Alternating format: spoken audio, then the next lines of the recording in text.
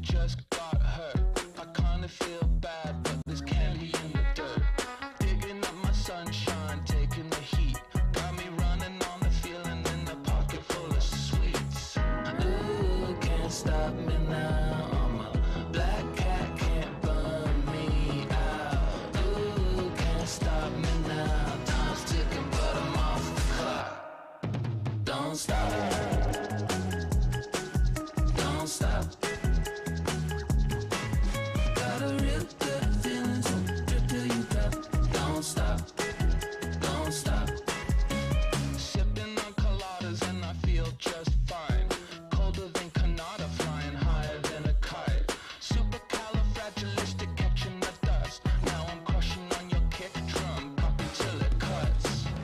Ooh, can't stop me now. I'm a black cat, can't burn me out. Ooh, can't stop me now. Time's ticking, but I'm off the clock. Don't stop. Don't stop. Got a real good feeling, so drip till you drop. Don't stop. Don't stop. Don't stop. Don't stop. Don't stop. Don't stop.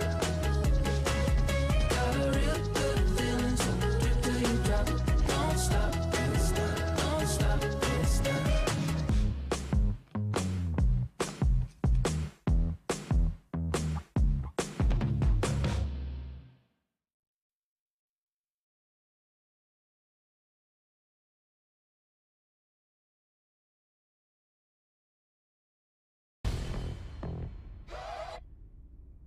Yeah.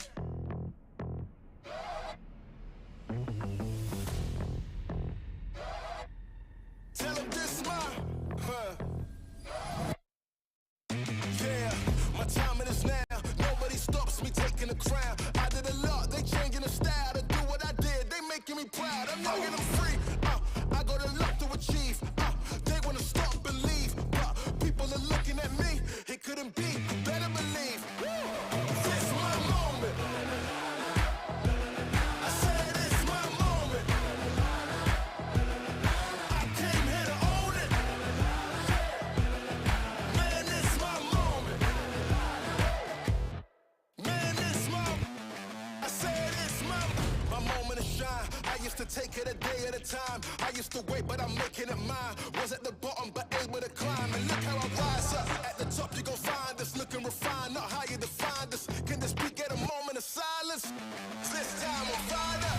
I give it my all. I said my moment is now. No laying around. I put my stick in the ground. Just so you know, ain't no mistaking it now. Forget what you make of it. Got my eye on the prize, I'm taking it. Got the fire inside, ain't shaking it. And I'm turning the tide, ain't changing it. I'm the main event. This my moment. I said it's my moment. I came here to own it. Man, it's my moment. Man, it's my. I said it's my.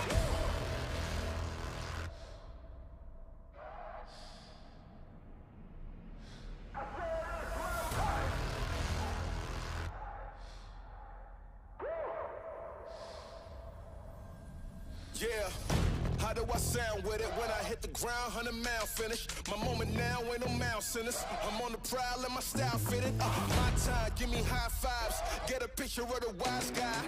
What's a wave to a high tide? Never stop when you my size. Man, it's my. I said it's my moment. I said it's my moment. I came here to own it. Man, it's my moment. Man, it's my. I said it's my moment.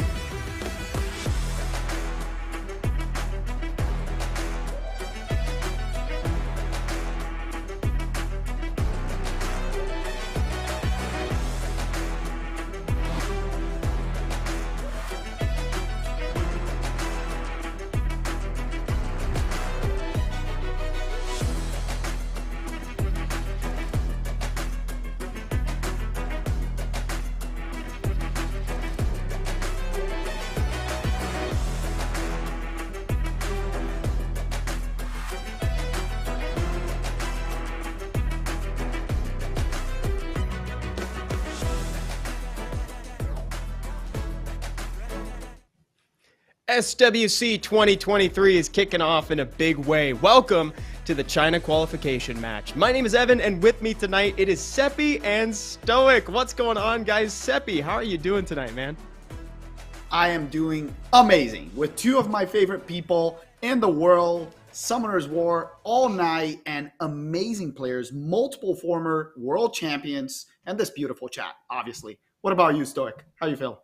Dude, I am pumped. It's back, SWC. I'm always excited when these come around here, and we're kicking it off tonight with the China qualifier. Like you said, there's some amazing players tonight, some really, really big names, and of course, there's going to be some really exciting things going to be happening with a lot of new units we may see coming in tonight. Oh, absolutely. There's a ton of big names in this bracket and a lot on the line. Tonight, these 8 players are going to be fighting for 2 slots to go to the APAC tournament later this summer. So there's a lot going on. We have previous tournament winners, like Seppi mentioned here too. We got Tars here. We've got Lest here. We've got the previous Legend tournament winner, FH, as well. And we have some new folks on the block as well who are going to probably be some sleepers here. Now, Stoic, just off the top of your head, what players are you looking forward to seeing the most tonight? I mean, how could you not say Taz, of course, like Taz being our last year's not America's Cup champion, jeez, our SWC champion. Like, he's just one of those really, really big names out there. But I think Taz and Lest, obviously being champions, are some of the bigger names. And we may actually have an instance tonight where these two might be facing each other earlier than they expected. Yeah, and Seppi, same question to you. Who did you mark as your prediction in the prediction event? Okay, let's have a serious conversation, chat. Mushroom is incredible. AJ is very strong. Tars, world champ, but I have to go with Lest. You know, I can't forget 2019. I can't forget the guy that brought Lauren, that brought Fran, that brought Bella Dion to the world finals. You know I love those free-to-play units, so maybe we'll see some of those recently buffed units or something that no one's expecting tonight. Yeah, the Bella Dion, I would love to see that make a return. And honestly, we might just see some weird niche picks over the course of the night because we're in for a long one tonight. We're going to be getting into the overview here shortly, which we'll elaborate on, but we're in it for the long haul. Not only do we have a standard bracket, but there's also a bottom bracket too. So once folks lose a game, they're not necessarily out. So don't cry if your prediction gets knocked out in the first round. You're guaranteed to see him again. That's exactly how this works. So this is going to be really cool. So Stoic, you mentioned earlier too that we may see some new units. Do you maybe want to give us a couple predictions, something that you're expecting to see in the meta here that we might not see in our standard ladder climb? Man, what are these new units? Pajama, the Indras. Pajama, yeah, we're going with Pajama. But the Indras are, I think, something that we're going to be seeing just a little bit of play tonight. And I kind of look forward to it because I think there's a lot of people out there that don't know how to use these things yet. But we're going to get a little bit of a showcase, I believe. Oh yeah, and what better way to get that showcase than on the tournament stage where so much is at stake here. We see the overview of the entirety of SWC 2023 ahead of us right now, and it starts today. That's August 5th, 2023, at least at the place where this is being broadcasted, all the way through fall in November 4th. With a total prize pool of 214,000 USD, there is a ton to fight for. Everybody wants a slice of that. And it all starts here at the China qualification match. And there's more to come too. And we have a lot to look forward to for the America's Cup as well coming up soon. I know we're all going to be doing that together as well. There's several preliminaries to look forward to. And this is all ahead of this SWC 2023 World Finals. So folks are going to leave an impression here, and we'll see who follows up Tars as the next World Finals winner. And who knows, we could be seeing them make their first step towards that victory here today. Maybe one of these two people who's joining the other players at APAC are going to be doing that too. They're going to be making that first journey. We could very well be witnessing history tonight. Now, here we go. Again, we see ourselves here, August 5th, 2023, for the China qualification match. We're going to be playing that SWC mode that we all know and love, the pre-ban mode, otherwise known as the Face Your Fears mode. So that means you can't consecutively pre-ban the same unit over and over again. So if you pre-ban an Oliver, the Oliver is on the table the next round. We got best of 3 in the early games, and then we're going to best of 5s later on. So here we go, guys. Are you feeling pretty excited about this tournament bracket here, Seppi? Super, Evan. And I just want to say one thing, and quoting a friend of mine that has great taste for glasses, a lot of colorful stuff. I don't like to call this double elimination, bottom and top bracket. I like to call it the redemption bracket. We've been through this. When people go down, some of those underdogs, and we're rooting for them, and they're making the way back all the way to the top. So I hope we got a very exciting finals for tonight with the redemption bracket. Someone stealing some wins, surprising everyone, and just wanted to send like a big kiss to everyone in chat, showing some love for all of us, and a special one to Monagua that just talked about how bald I look tonight. So appreciation in there. Salve Monagua, tudo beleza, adoro picanha. And also, guys, I'm hoping to get a lot of these SWC 2023 emblems. For the first time ever in an SWC, we have an exclusive currency. You can earn these via coupon code as well as participating in prediction events. So make sure that you watch every step of the way for SWC 2023 because you can turn those in for prizes in game. Now here we go. This is the tournament bracket that we're going to be dealing with tonight. This is the start of our journey. Quarterfinals is going to be FH versus Mushroom. Then we go to AJ and H.FROG, Lest and Peter. Finally, Tars and Lin. Once we're wrapped out with the quarterfinals, we will have filled out losers round 1, or rather redemption round 1. So FH versus Mushroom, guys. Off the top of your head, Stoic, what do you know about these players? We know a lot about FH, who's the previous Legend Tournament winner. I mean, we do know a lot about FH, and I'm very curious if Mushroom's got a plan for FH, because we bring this up on a lot of these broadcasts that we do here, and it's when you have lots of footage on players like FH, we know a lot, we've seen a lot, and we see like how someone may address other drafts that come to the table here. So Mushroom has the footage on FH. FH has participated in a lot of legendary tournaments in the past now, but we have not seen too much about Mushroom, and I really can't tell you too much about Mushroom myself. I want to know how Mushroom's going to be responding to the very good Veronica. Yes, Veronica got nerfed. That's cool. Veronica is still amazing, and we're still going to be seeing a lot of this unit. Oh yeah, Veronica's still really so strong. So strong. Yeah, Mushroom's making their first appearance today, and they achieved rank 103. So, Seppi, what do you think Mushroom's got to bust out in order to compete against this monumental opponent? I've actually seen a couple replays from Mushroom. I think both of them are going to be fighting for that first pick speed lead. Oliver has been nerfed once, twice, but still in the meta. Very, very strong. And right before the broadcast, we're talking about how CC has made a comeback. Stoic brought up how a lot of top players have been using Ganithor once again. And also, it's a very strong bruiser meta full of counter picks. We have seen a balance patch that brought 2 units that kind of fell out of the meta for a couple of reasons, like Chiwu, like Jogun getting buffed and being excellent against one of their hard counter picks, Vertihill. So maybe we get a surprise, people fighting for turn 1, and we see one of those 2 units tonight to try to contest, first turn. I don't think that that's the safest choice for Mushroom, but I would love to see him try. Yeah, that's going to be a tough bet trying to outpace FH in this case here. That's going to be a bold play. Now, whatever he tries to do in this first round is really going to be that statement for how he wants to carry through the opening games. Now, it is best of 3, right? So he has a chance to kind of play around and feel out FH, but he may not want to do that because, like you said, there's a lot of video out there, and FH has a lot of tournament experience here, Stoic. Now, off the top of my head, I can't think of like one of his LD Nat 5s in his arsenal or anything like that. Can you tell me maybe what FH likes to play? Do you remember any of the archetypal teams that he likes to use when he picked bans?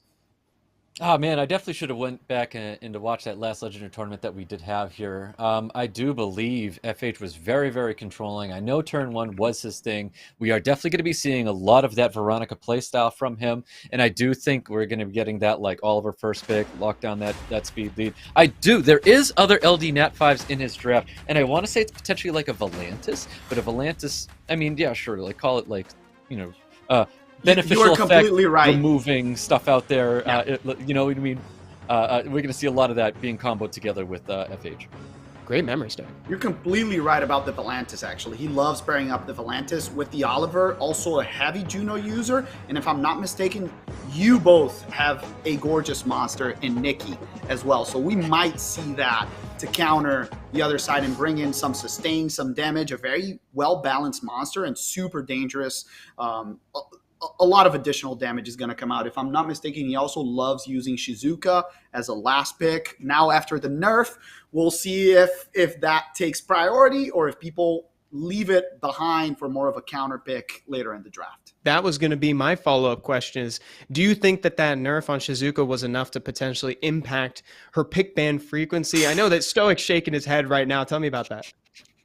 Dude, Shizuka is one of the best units in this game. Like, no matter what, the only way you can stop the Shizuka is to somehow limit her ability to grab everything that has happened onto the field. Negative effects, buffs, all of it. She handles everything on that field, and she's able to turn this around so well. It's not about reducing the cooldowns. It's not about stopping that second skill. Now, the second skill, okay, might I add, this did nerf one thing, and that's people that were doing these crazy revive combinations where it was Shizuka Kraka, Shizuka Vanessa, and it was stopping a lot of that kind of stuff here, but we're still going to see lots of Shizuka play. Shizuka's got some of the most impactful violent procs in this game, man. Able to apply everything in a moment's notice like that is wild.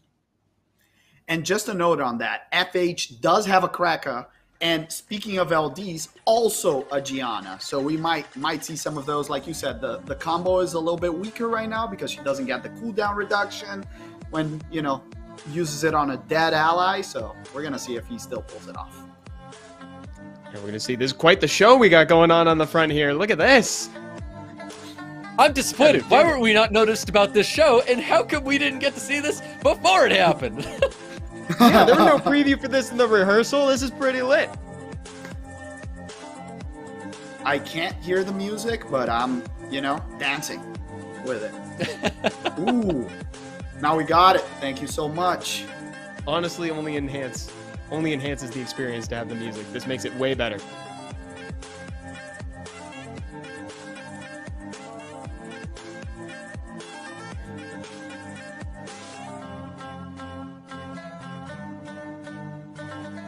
This is one of those reasons why it don't miss out, guys. If you have the time to make it to live events, don't miss out on it. You know what I mean? These are really cool things, and it's great to have showcases like this happening here. Obviously in China, but even when it comes to United States, Korea, all of them, these are great moments that you don't want to miss out on, guys.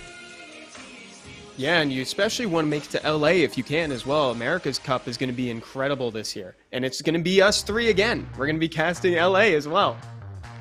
Yeah. In Again, person, don't miss out, we're going to guys. be able to hug each other. Yeah. That is going to be the best. That is going to be the best.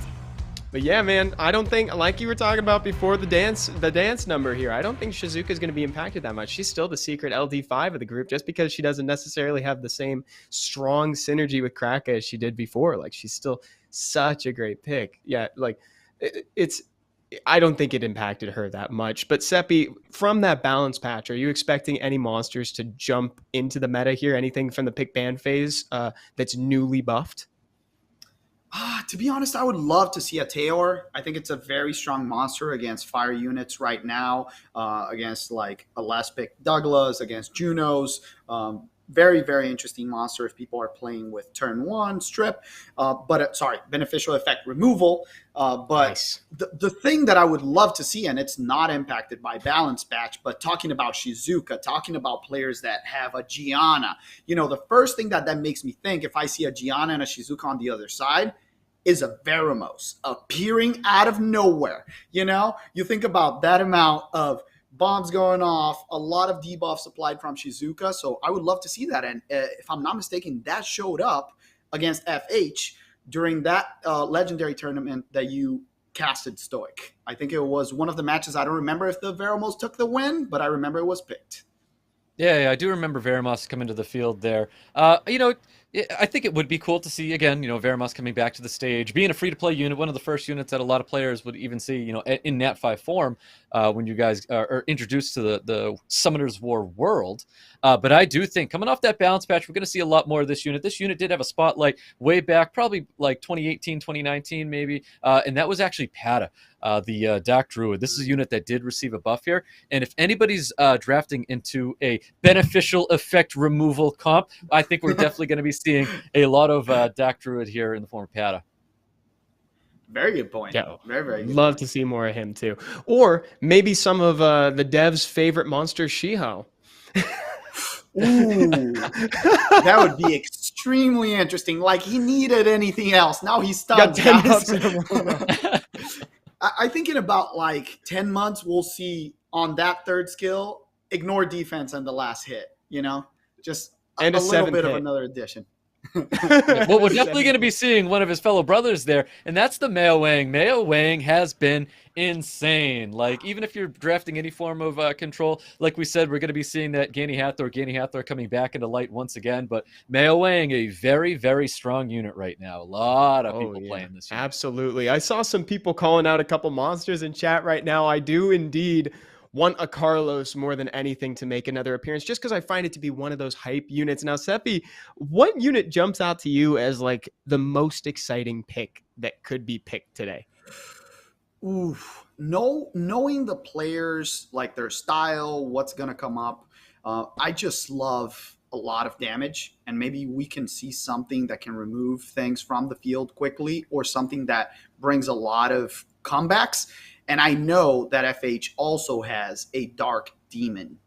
And that's the kind of unit that if it's picked very late in the draft and you don't have any reset, you don't have many ways to reduce attack bar, you just got to ban, Also, another exciting high damage unit that I know that Stoic loves, and he has the brother and hopefully pulls one day, the Dark Onimusha. That is an incredible unit that also picked as a third, fourth, fifth pick can create a lot of trouble. And as we know, a lot of players have close comps with it. The last one would be Carlos' brother, our good friend, his brother that has a speed lead, Maximilian. hits AoE, gains attack bar, and does a little bit of everything. What were people thinking when they created that monster? Just fun.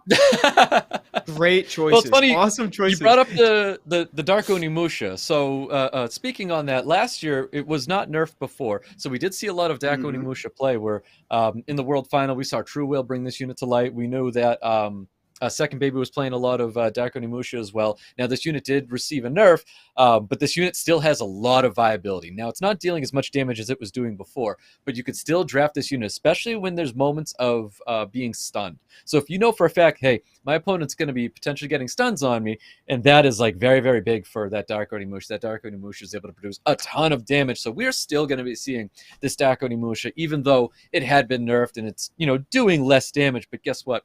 Unit's still viable. You can't take away first skill defense break, away from any unit, and that offers so much more than that too. Oh yeah, first skill defense break is basically a lock-in that you're going to be relevant almost at all times. And like you said, he's still totally relevant. However, he is more of a counter pick than he used to be. It's more of like a build around, like, you see the stuns are out, I'm going to pick my own Gyuki. I'm going to make sure that I'm going to put him in a tough spot. And guys, so for folks in the chat as well, I want to repeat for anybody who maybe wasn't here at the top of the show when we were going through the overview here. This is the first time in SWC history where we have an exclusive currency, and that's the SWC 2023 emblems. You can earn those by participating in the prediction event in-game, but you also get them via coupon codes just by watching the broadcast. So for each one that you want to make sure that you arrive and get those coupon codes. That way you can exchange it for in-game rewards. And there's some pretty valuable stuff in there too. So towards the end of today, you should be walking away with some SWC 2023 emblems. At least we'll make sure of it. And I'll take a screenshot so that I can redeem them too. Because I got to get some stuff. I just got a Chung Pung, guys. So it's like, I got to take care of my Chung Pung. Have you guys gotten anything recently? Now? What are you talking about? Stoic, did you get something cool recently? No. Oh, wait, no, that's a lie. Okay, and that's only because I wanted Shizuka so bad, and I still haven't pulled a Shizuka. Kinky was the newest thing that I did pull. I did get it just the end of last season, so I didn't have it when I was, really wanting to get that nice Omniuji transmog that I failed to receive for my beautiful Seimei. So hopefully, I'm able to perform a lot better, and I will say I'm playing a lot better right now due to this unit. But Kinky has been outstanding, and that is the only new thing that I pulled. And that's not something to, I'm like, oh no, poor me, but like, hey, it's a very, very good unit, but Shizuka's just so much better. Oh, poor me, I got a Kinky. You know what? Sorry, Stoic, but I have to follow up with a unit that I got, which was Shizuka. So sorry, dude. Just about that is a good that, dude. I got it a week and a half ago. You know, I'm happy. Then she gets nerfed. The story of my life, but she's still very good. So I would love to hear from the chat. What have you guys gotten? What's the less Nat 5 or even Nat 4 LD that you got that is amazing? I'm actually very mad at Evan right now because he didn't even mention that he got Tableau finally, and he has Tableau Jameer that I don't. Yeah, Jameer was my first Nat 5, so now I've got the combo all of a sudden. Here we go, guys. We got another dance number coming up for you. We got a performance while we await the first game. It's going to be a good one, and this helps to build up my anticipation. I see people in chat recently got a Ciara. I see someone was lucky enough to have gotten a Ragdoll. See, I'm just so lucky. I feel great that I got a Tableau and a Chung Pung. I'm on a quest to try to unlock the meta from several seasons ago. I'm trying to do the Chung Pung more. I'm trying to get Carnal in this. Like, I'm just trying to recreate the season that I wanted to play the meta of, but didn't have the monsters, guys. Like, that's me. Oh my goodness. I love that illusion. Those are always really cool illusions. It's like the Asura.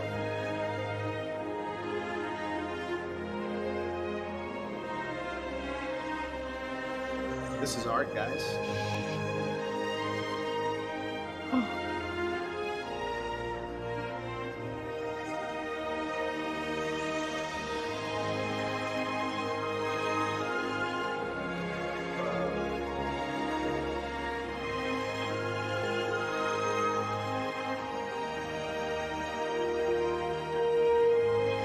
Definitely can't type with those fingernails.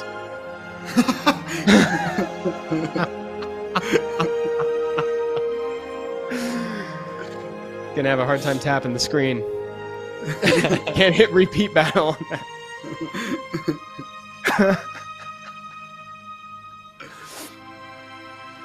They have plenty of hands to hit repeat battle, dude. Look at that.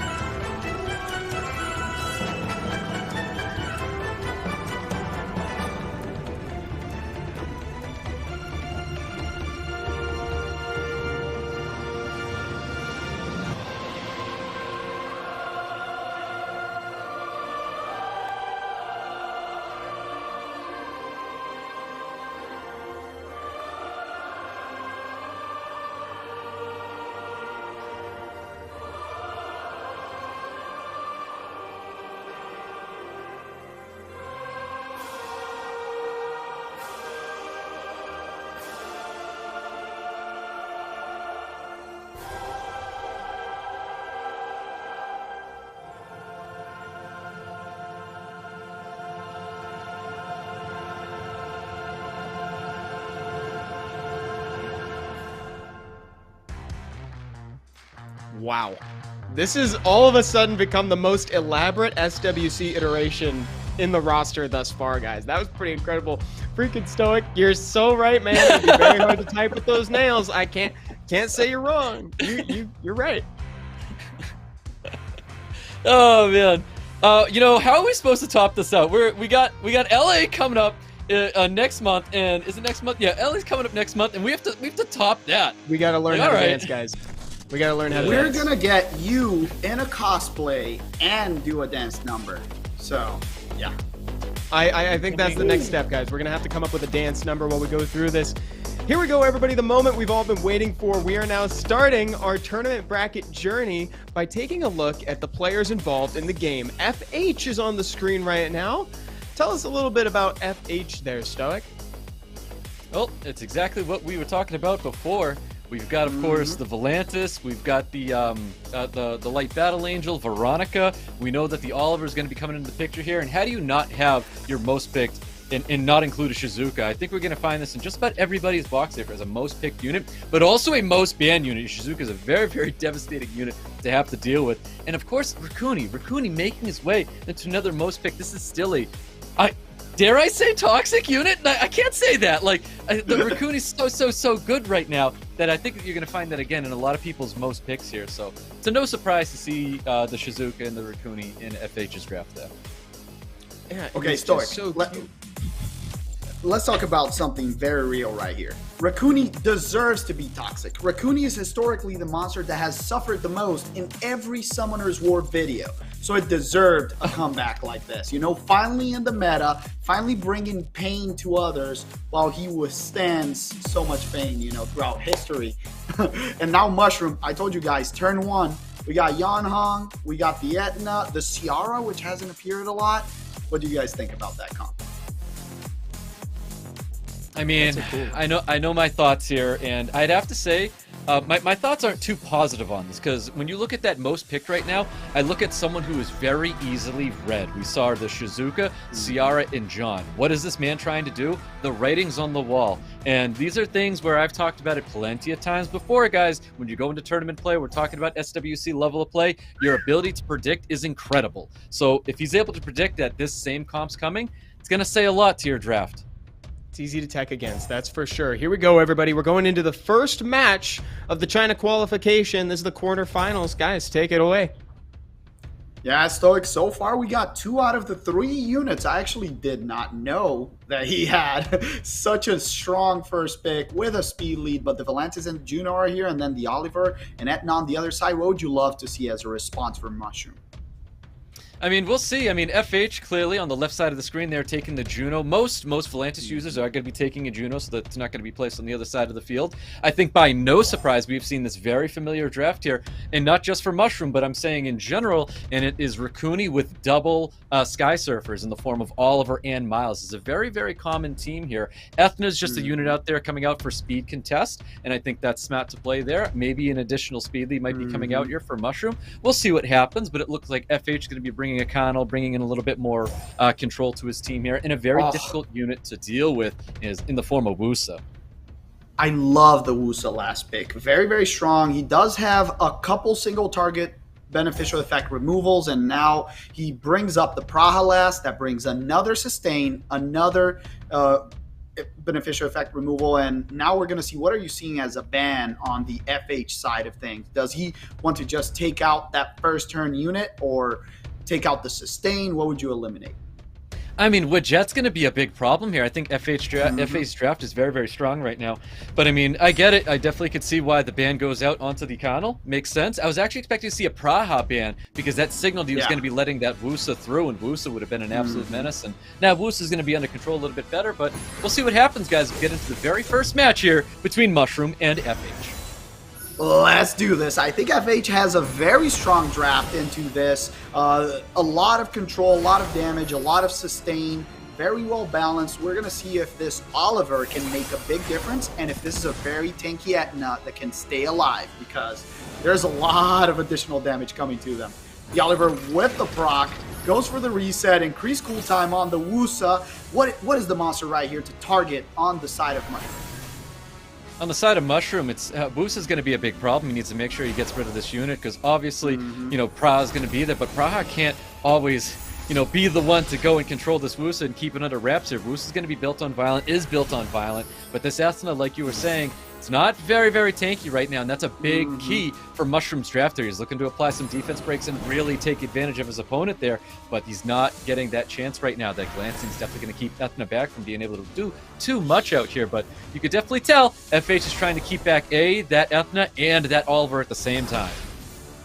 Yeah, if this Etna is off the field before the Pra takes a turn, that's going to be a big hit for him. A lot of damage coming in, and one monster down, 3v4. It's going to be really difficult to get damage in here. I think the Wedget would have been a way better ban right here. The amount of turns, the advantage that he's getting through this is going to be really difficult to get damage in and take that whole team off the field. Yep, most definitely. And like I said, just all those debuffs are definitely going to become a problem there. So it's like even in a moment where he really wanted to use that skill 2 and remove all these beneficial effects that are on FH's team there, he had to go with the skill 3, heal up his team. But in a way, you could say like maybe Raccoon could have been that form of sustain for his team there. But you could just see the kind of predicament that FH put on the field for Mushroom to have to deal with here with the Wusa, with the Widget. And I feel like removing one of those buffers out there was definitely the key, and I think just Widget's too good right now. He got a really, really good buff, and it's just a little bit too much for Mushroom to handle right now.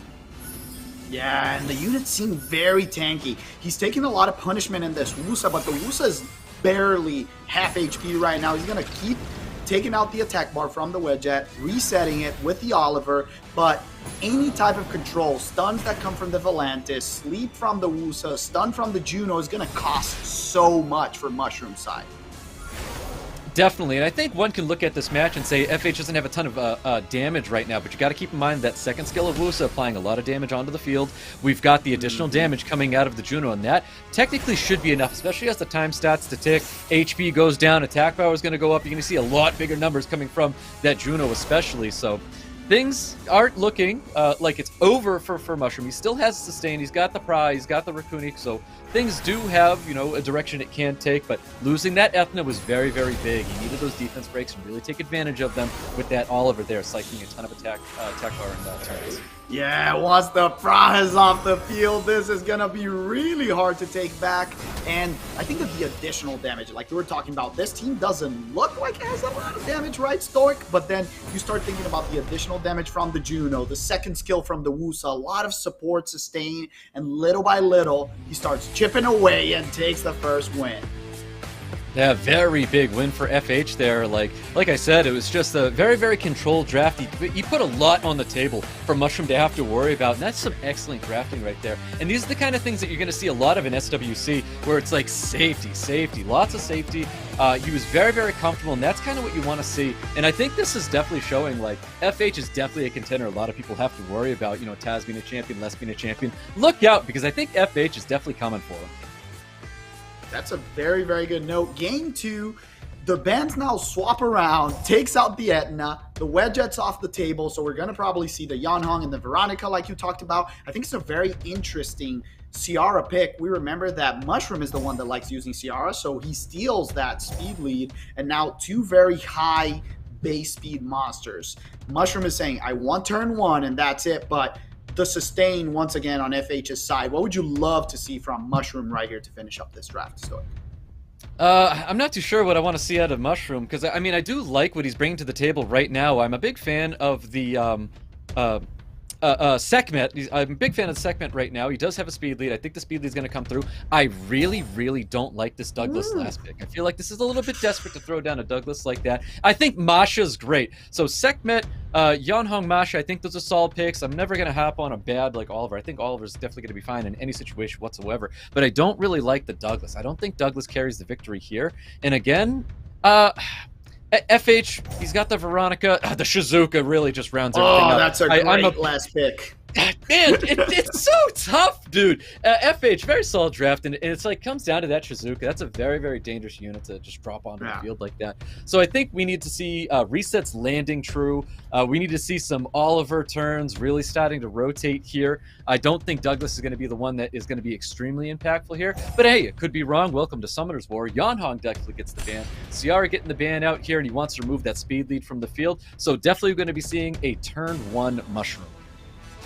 I really, really like that. I agree with you that the Douglas was a little bit rushed in this match. Doesn't feel like he can take everything, but he trusts Douglas. That's why he removed the monster that could blow him up. Let's see if he's completely right.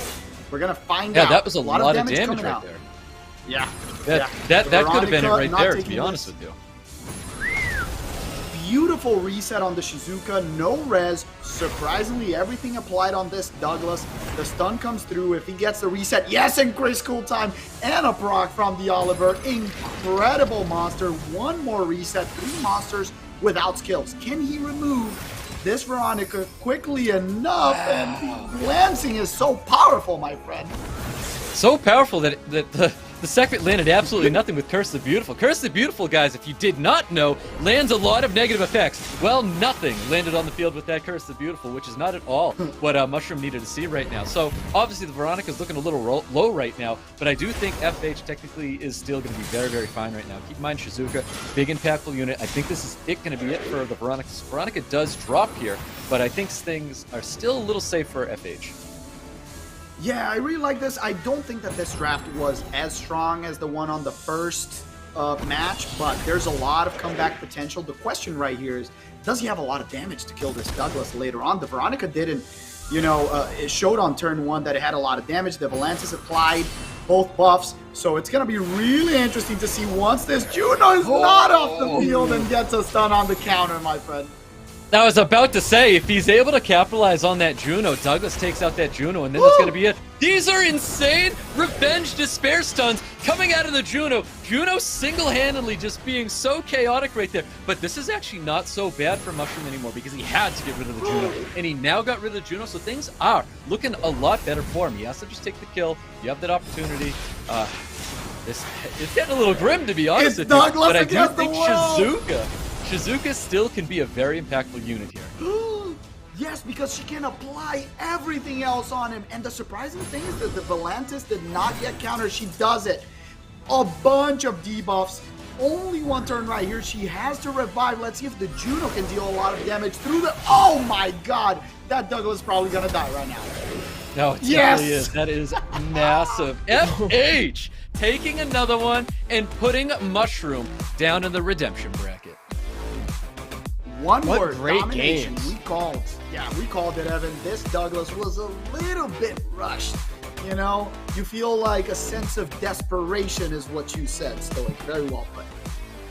Yep, that's exactly how I felt like. It just kind of felt like, Douglas. And I don't think that was going to be the answer there. And I feel like that's just where that experience comes in. FH, like we said, a lot of a tournament play. He's been a legend tournament contender for a long time. And, of course, a champion as well. A legend tournament champion. And that says a lot. And it really, really showed in his draft here. Shizuka last pick, incredible. Absolutely love the Shizuka. I'll always love the Shizuka no matter what. I think this is just one of those big, turning, impactful units, and he just didn't have an answer for it. A lot of composure, too. For me, it was very interesting to see the Oliver dominating early on for the first 7-10 turns, resetting everyone, taking control of the match, but the damage wasn't there. The runes, very tanky units, still being alive. Even though he took 2 down, Shizuka and the Volantis managed to finish it up, and the damage from that Juno is just crazy. I want to see those artifacts. I know. I couldn't believe the Juno. The Juno was crazy. FH did such a great job bringing an impenetrable defense against the aggression of Mushroom both times. Mushroom was really trying to be the aggressor in that one, but I totally agree with you guys. The Douglas felt a little out of place, and I feel like even Mushroom may have lost a little confidence in it when he saw the Juno so reliably land all 3 crits with all that damage. Like, at that point, we kind of knew the writing was on the wall, and the Shizuka was just the deal breaker. That attack buff was dooming. It really, truly was. But I really liked the game. Seppi, what did you think of the first opening match of the China qualification? It was very, very strong. A lot of domination from FH. Like Stoic said, the experience came into play right here. Both drafts were really strong. The first one, for me, the match was decided in the draft. And right now, I hope we see a little bit of a different style. And just looking at Chiwu right here gets me excited already. A lot of turn 1 reset. Let's see if both players are going for that turn 1 or if we're going to see a little bit of that mid-range comp similar to FH with strips with turn 1, but also with a lot of sustain and additional damage coming from the artifacts. And notably, no L&Ds present in that most picked, most banned area. All elemental stuff. Newly buffed Chiwu that now applies glancing. Taking a little note out of Risa's book for that one. And here comes the opponent, H.FROG, Stoic. Take a look at that. These are two very free-to-play players we're seeing here. There's just no premium units there, but hey, there's no problem with that. No, very similar drafts for both these players, but I think it's very interesting. We see the Chiwu, the Ganymede, the Wusa, the Ethna, all very, very impactful units. These are great units that you will always see in the mix of ATA match, especially Ganny. Ganny's coming back into the meta, which I think is really, really cool, because he's always been a very, very good unit, but then we just became a world of just additional damage. But now we're seeing Ganny come into the picture and help, I guess, ventilate into all of these units that get to do so much more. So we'll see. I think this is going to come down to who gets turn 1 and then who is just more aggressive in general, because we're seeing some similar drafts out of both these players here. I love the pre-ban on the Wusa, to be honest. I think it's still one of the most underrated units. A lot of the top players still using it. Shout out to El Mimo, which is a bruiser player like you, Dragon Knight player that uses Wusa a lot, and even Vanessa still. So we see the Masha coming in with a more Chungpong on the other side. A lot of interesting turn 1 units. Let's see if we see speed lead right here. What do you love right now paired up with that Chung? Shizuka. That's what we like to see. No matter what, the Shizuka's got to hit the field. I think this is a unit that you can't let your opponent take. If you know your opponent uses Shizuka, just take the Shizuka. It's going to work out for you. Chungpong Kanal, great draft, but a very, very confident Sagar and Escher being drafted there. He's been used to this. I think also with the Abellio hit into the table, this will probably warrant a Ganny. Oh, he brings in the Leo. Leo, an interesting change. I'm still very, very motivated to see a Ganymede right here. Very strong against the 2 water units against the Chungpong. The only problem is that the Leo hit in the field. Playing with a turn 1 like this, you probably want to remove it, but then the Cardinal becomes a big problem. What do you think about that, Stoic? I'm a big fan of the Ganny. I think if we do see the Ganny hit the field, I think Ganny's still extremely impactful, especially with the draft with H.FROG here. Ganymede against no immunity. Well, you know what? Oliver's almost playing that exact same role, minus the exactly. The reset does the same thing, just resets and attack bar speed lead. Yeah, exactly. And I guess he really wanted the speed lead just to confirm that he should be going turn 1, but I think that says the Leo gets banned out anyways, so.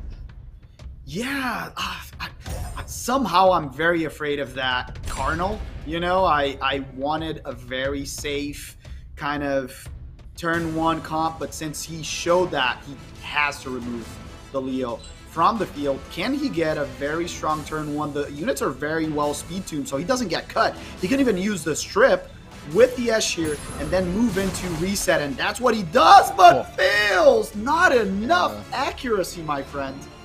Yeah, that's really rough, and I think he's got to stay into that Chungpong as well. Make sure he lands that. He does, gets the provoke as well. If he just capitalizes on it, could remove this unit from the field. No defense break. That would have been a dead Chungpong right here. And with the multiple resets that he has, I think he's able to lock down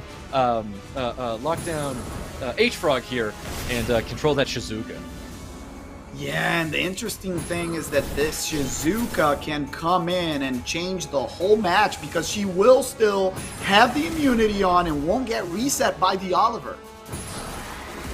Yeah, exactly. I mean, we're going to see... I mean, I was going to say, Shizuka should still be doing that 3rd skill. Folks are coming out there. Oh, and it's the worst. No, obviously beneficial to H.FROG, but Shizuka feels very much like a Wusa with that the additional turn, able to get that cooldown less on that 3rd skill, because it just feels like that 3rd skill pops out so often. But it's a great violent proc for H.FROG to help get the cooldown off of his 3rd. But that's a very dangerous proc for AJ to have to put up with. I love that. The res on the Chungpong is very, very key, but the Cardinal pick is super strong right here because you have 2 wind units. If he gets rid of them, 2 water units can take care of Masha late. So any second that this Chungpong stays on the field means that he whittles down at that team, and the only sustain is Escher. And Escher is pretty short, and she resists the attack bar reduction. Here comes Cardinal. He can even skill 2 into skill 3. Oh, another proc to seal it up. Can he get rid of this Escher right now? Yeah, definitely. I mean, I don't know if you noticed it again, but Chungpong there on Despair. It doesn't really matter now that he's removed from the field, though. But those are really, really impactful Despair stunts that he was pulling off onto the field here. And I think we've got a great opportunity to take a unit out. Goes for the dismount on the Masha, which I think is a good decision. Still remove that defense break from the field. That's pretty big. Isn't it greedy though? He let the Escher stay alive. If he doesn't, if he doesn't provoke, I was gonna say he was gonna pay dearly for that, but gets the provoke, brings back the Chongas, but not with the. Imagine the nerf is so powerful that he would have had skill 3 right now, right, Stoic? Yep, that's right. I mean, it's so tough. It's so tough right now for AJ because he's definitely going to be down 2 minutes very, very quickly. Because we know for a fact this is not a violent Escher, so we're not going to see a violent Escher pop out, get a big heal, save his team here. That's just not what's happening. We need to see a couple of violent procs come out of this Masha, and that's not at all that we see. So he's got to take lives right now. So if Escher's going to die, he's got to take it. That, in my opinion, was a little greedy, but Khan will very surely greedy. Move. Again, he might pay for it. I kind of hope. Oh, he didn't get it. I kind of hoped he paid for it because he's been very, very greedy. He can get a kill right now, but the Masha, no! Oh, man. Oh, that's a lot of additional turns coming out here for H.FROG. Kill him. So even if H.FROG does like play things right, you know, and I think he definitely played fine here, it's really, really tough to come back from all those additional turns coming out of H.FROG. So very, very tough game. A little bit one-sided, but it is what it is. We've seen this plenty of times here in SWC. Yeah, that one definitely got away from him. I still really like the draft, the way that he played. On the other side, very greedy from H.FROG right here. Maybe if he continues to play like that, we'll see that AJ understands, you know what, my draft was solid, was consistent, I played well, escaped from me. You know, I didn't get a little bit of luck in there, but it's going to be an interesting match too. If the Oliver keeps proccing until the end of days, he might be able to solo this. He's whittling him down. It's about time, to be honest with you. Oh no! He's still coming Lansing, back. though, I mean, Lansing, kill the Shizuka. The game owes AJ so much right now. No, but go for the Shizuka now, my friend. Now you have to go for the Absorb? Yes, Yep, and kill the that's great. Shizuka. He has to stay on the Shizuka. Keep that thing Yes. back. He needs to make nothing but right decisions and additional Shizuka, turns don't go on here. the Abelio. Yes, he played it right. Wait a minute. Get the kill. He did. He did. He needs to. Wait a minute. Oh my God. AJ. He deserves it. AJ's still trying to hold on. Don't crack. AJ deserves Dude, he so crit- much right now. He needs the attack bar pushback. Get it. Additional turn popping out here. He needs one more shot. It's over. Oh, I am so happy for AJ right now. The RNG gods made it back. AJ, you deserve this. You drafted very well. Done. You played it right. And the greediness. Earned. Stoic. He paid Earned, for it. man. Yep. That's it, dude. That's what it came down to. We saw greed, but we also saw additional turns out there. And it's so much wrong happened to AJ, but so much right happened at the very end. You love to see it, dude. Love to see it. Okay, I just want to say to anyone talking about violent in the chat, the H.FROG proc like 7 turns in advance, so all the Oliver procs were due, my friend.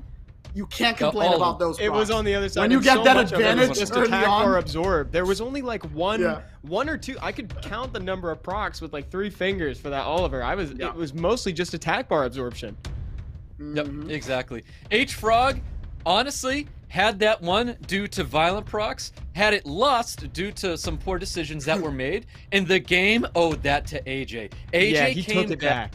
And got that win. I'm very happy for AJ because honestly, not a lot of players come back from that amount of violent procs. And I give all the credit to world to AJ for not quitting out, because that bottom left option, that is always there. And he did not let the tilt get over him. And he came back and took the victory. You're so right, because it would have been so easy to give up once Oliver was the only unit remaining, but he knew he had a chance, because that's the thing. He saw this line. He was like, if I can just absorb enough attack bar to incrementally damage them, we'll be good. Take it away for the next match, guys. You know who's probably smiling in chat? The luckiest Summoner's War player of all time. Say hi if you're there. Everyone send love to YKazamaG, because he's seeing that, you know? Seeing the luck come back right there. Love you, Pat. Very strong comp now on the side. You want to of know what's H.FROG. happening right now, Seppi? I think H.FROG's trying to play to the crowd now. He's trying to play to the crowd, and he's bringing out the Veramos. So Veramos is in the called field the now. Tiana today. Did you see that? Oh, you are right. It's coming out. Yeah, Tiana's out as well. We'll see what we've got. A Sean there as a last pick here, so there are some LD Nat 5s out there when we saw very non-LD 5s being drafted in their most picks here. So the fact that he had a Neftis is actually very surprising that was not in a most picked. I think this is a phenomenal unit. I also think Sean's a phenomenal unit as well. I give a lot of credit right now to AJ's team. I think AJ's got great synergy. I think he's got awesome sustain. I think Riley's definitely going to be a problem for H.FROG here. But again, Wusa, it's a very, very troublesome unit, especially when you don't have anything to beneficial effect remove.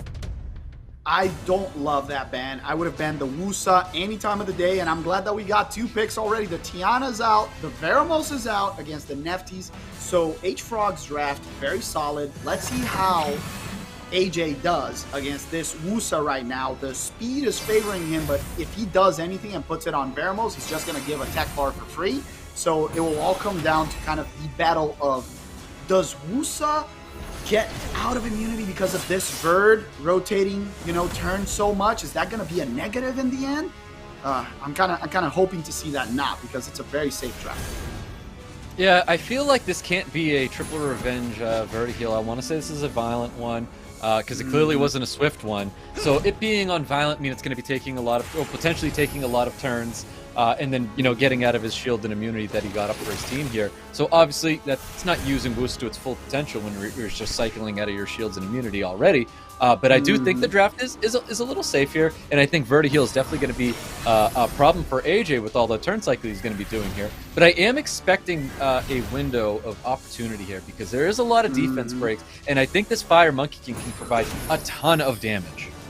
Yeah, that's a really good point, Stoic. I think that like you talked about, the window of opportunity is probably when Neftis manages to land a Death Break, and then the Fire Monkey King has the skill too.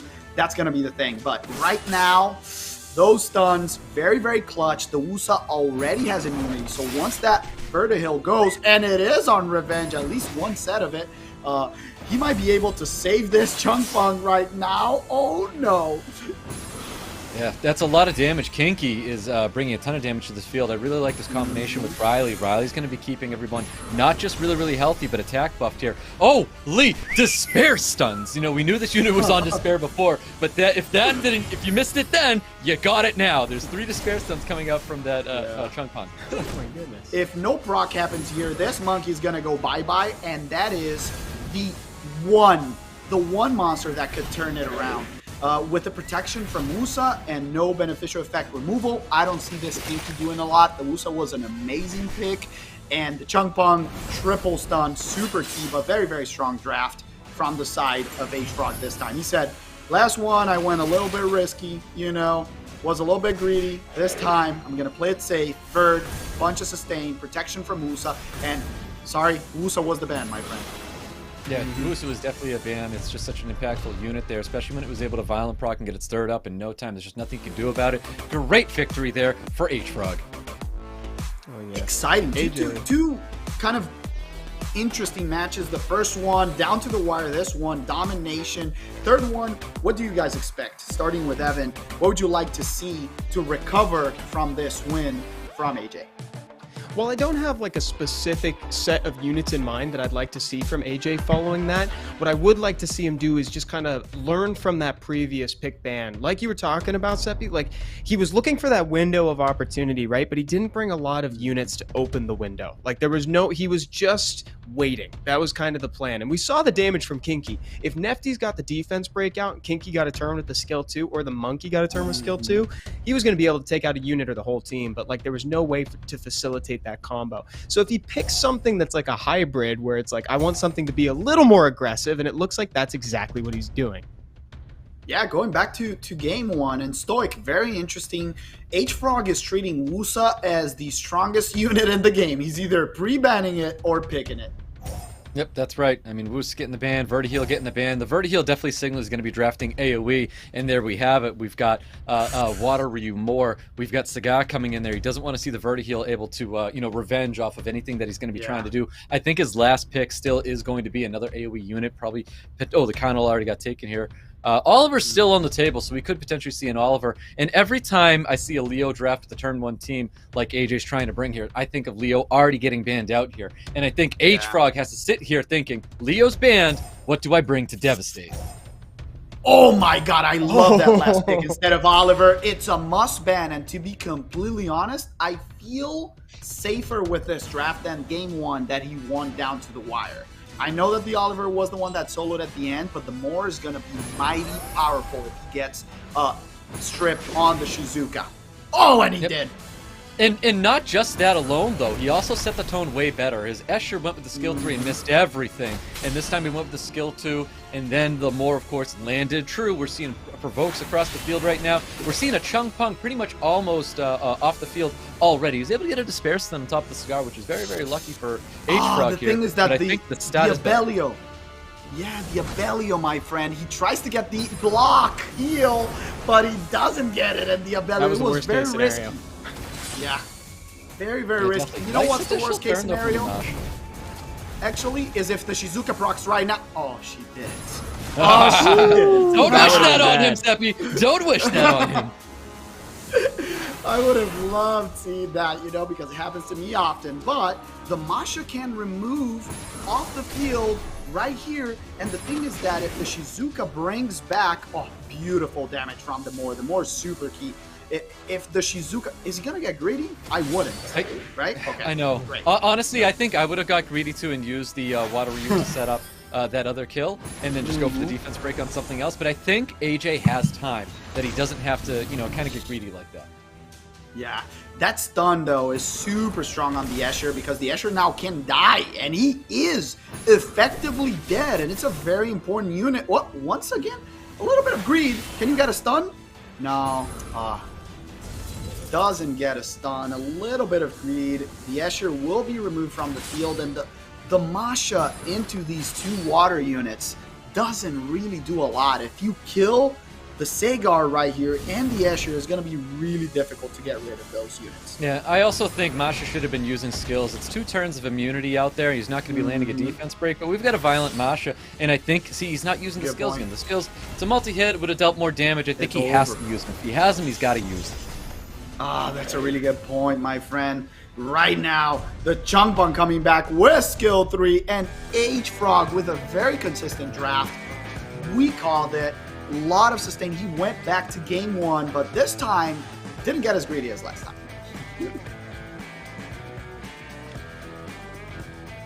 Oh yeah, H.FROG really took it back on that one. AJ got his time to shine at the beginning there and took back the match where it deserved to be his, but then H.FROG proved that he deserved to be the one to take the whole set. And if you liked what you saw from AJ, I want to remind you guys that we still have that redemption bracket later, so we'll get to see if he can pull it off again. I think that was a great showing, and I really like the way that H.FROG was confident in the draft from the first time, but he just changed the way that he piloted it in that 3rd match there. What did you think of that one, that last round there, Stoic? I mean, again, Shizuka's win rate just gets even higher. He won that match with Shizuka the other time, and then he wins it again. Yeah, set 2, Shizuka, big victories. Set 3, Shizuka, big victories. I think people just need to make sure that they have a great answer for all the things that Shizuka could bring to the table. Because to be honest, the 2-turn immunity popping up after Shizuka used the skill 3 is ultimately like what keeps everybody so safe. And the opportunity of where the Masha had skill 2 available. Chooses not to do it. Yes, I get it. The immunity and the shields, or at least the 2-turn immunity was going to be up there. Chose not to use it, ended up violent proc, just skilled 1 again. So it's like, use those violent procs, use those skills so you have them up. That skill 2 deals a lot more damage than that skill 1. But then again, it doesn't matter. The Shizuka is what kept that unit alive, and it stopped a player like that. You know, he looked at it and said, I can't use my skill 2. I can't apply defense break. I want to hold on to this. But you know what? It's that Shizuka, man. Shizuka just applying so much value to this field. And again, just like, it's a winning unit. It's a winning unit. It is, and it shows that even in the wake of like that nerf, right? Like she can be slammed down in a game and still change the landscape of a match. Can I talk about the unsung hero for a second? Please. You know, this Chung Pung just kept taking punishment. He triple stunned the other team. He was the monster that added the death break on the other team to kill the Escher quickly, to kill the Sagar quickly. So a very interesting, you know, first pick that was brought in consistently and came through. And with the Shizuka, speaking of the MVP, always a reliable way to bring back the Chung, even though you know the Masha's on the other side. She can kill the Chung, but you can still get the value of those skills once you bring it back. Absolutely. Now, Seppi, you were looking forward to seeing less games, right? my favorite player, my friend. You saw the Jameer right there. A great counter to the reset. You see the Ganny. We know he has a very nice balance of excellent bio runes, excellent Swift runes. But right now, one of the monsters that I wanted to see the most today on Yuki, we see a Ragdoll, we see a Shizuka, we see Nana, we see Brasso, very bruisery. I don't know if Lest is going to come in with that full control turn 1 comp, or if he's going to actually adapt and bring in a more bruisery play style, bring in his Julianne, you know, recently buffed. Let's see if we see some surprising picks. Oh yeah, Peter not only has a great pick and ban, it seems, but he's also got the most unassuming name in the tournament. Being his premier is just a name. It's still like one monster stood out to me in there. You noticed that like he was banning out your Jackson. Jackson's a pretty nasty unit right now. You know, when you're trying to do so much attack bar pushback, Jackson kind of just says like, no, like here's 20% more. It's a very, very good unit, especially when it's like enabling things that are able to gain attack bar at the same time. Like Jackson's super impactful for a lot of those situations. It's clearly something that he doesn't want to have to deal with, because he might be pushing back some attack bar himself, and that's why he doesn't want to see this unit on this field at all. But let's see what happens. We've got Peter, I believe, on the right side, and we have Lest on the left side. Yeah, with the Squirtle gang, let's go. Showing off what the Chihuahua, what is going on in here? What in the Chihuahua? They know each other. Has this, you know, this rivalry been around? Or remember I told you guys that Les likes to bring stuff that we've never seen. Are we going to get surprised? Are we going to get shocked? Is this a disconnection? What's going on? No, I think maybe he's like, you said what? You said She-Ho was buffed? I thought you said She-Hua. I think these two are friends, honestly. I think they Yeah. know each other, and it just might be a play to each other. We've seen, you know, players do this in the past where they would, you know, flash something where it's like, oh, it's kind of like a haha joke between the two of them. So I think that's what I'm gonna guess, because I feel like we don't see a Shiwa come to light here. But maybe I get proven wrong. We do see the Shiwa. But that's doesn't look like what's going to be happening. So I do like the cigar a lot better than the Shiwa. Chiwu in a Chungus, a Chungpung. Wow, I did it again. Chungpung on the other side of the field here. Yeah, and the quick response with our beautiful water art master, also recently buffed. And I love to see the holy trinity of elements right there in the first 3 picks from Les. Keeps him open, not easy to counter right away. He has a couple counters on the field, and always the question, is this Sagar a very fast, you know, swift unit, or is it a Vio Sagar? The Volantis comes out, Juno comes out, and now it makes him have a choice. What are you going to bring? A lot of damage? Are you going to really fight for that turn 1, but there's no speed lead on the field? And do you feel that this Douglas is, you know, the right choice early here? About time. Yeah, I think this is finally a well-drafted Douglas. It's very obvious, in my opinion, where we see the 3 AoE units. Douglas now fits the bill. Juno, I think, is still a very, very dangerous unit.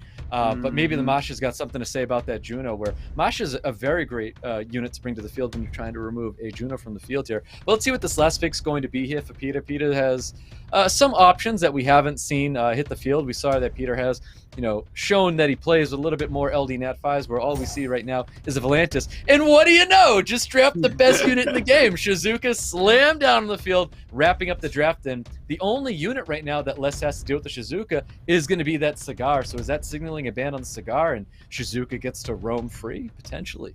Yeah, good point. I do like a Shizuka ban right here, to be honest, because a Hagang ban is also very hurtful, but he respects the Douglas. You called it. Very good Douglas pick. He takes it out, and I think Les was not expecting that. You know, like you said, the Sagar got through, so very interesting. We're going to find out, and it's a Vio. It looks way slower than expected, and the turn 1 is going to go 100% to this Chiwu, removing and then trying to get a reset going with a chunk pump. Yeah, there should never be a world where a player thinks like, what do they bring here, and not expect to see like potentially a Shizuka. Like that should never be a surprise to anybody. Always prepare for it. This is looking very, very good right now for Les, though. Yeah, that's why you banned the Shizuka. No revive for you, my friend. And the Hagang, I called it. I don't know, the Douglas ban. I don't know if I would have done that. This Hagan coming in the clutch, making the whole team cut in, not get reset. damage coming in, and like you said, the Masha, super strong against the Juno, and now he just needs to try to remove this Chunk Pong right here, or does he get greedy? No, he's going to be going for, I think, either the Chung Pong or the Chiwu. Totally fine here. You save that Juno for last. You're not going to be too worried about it.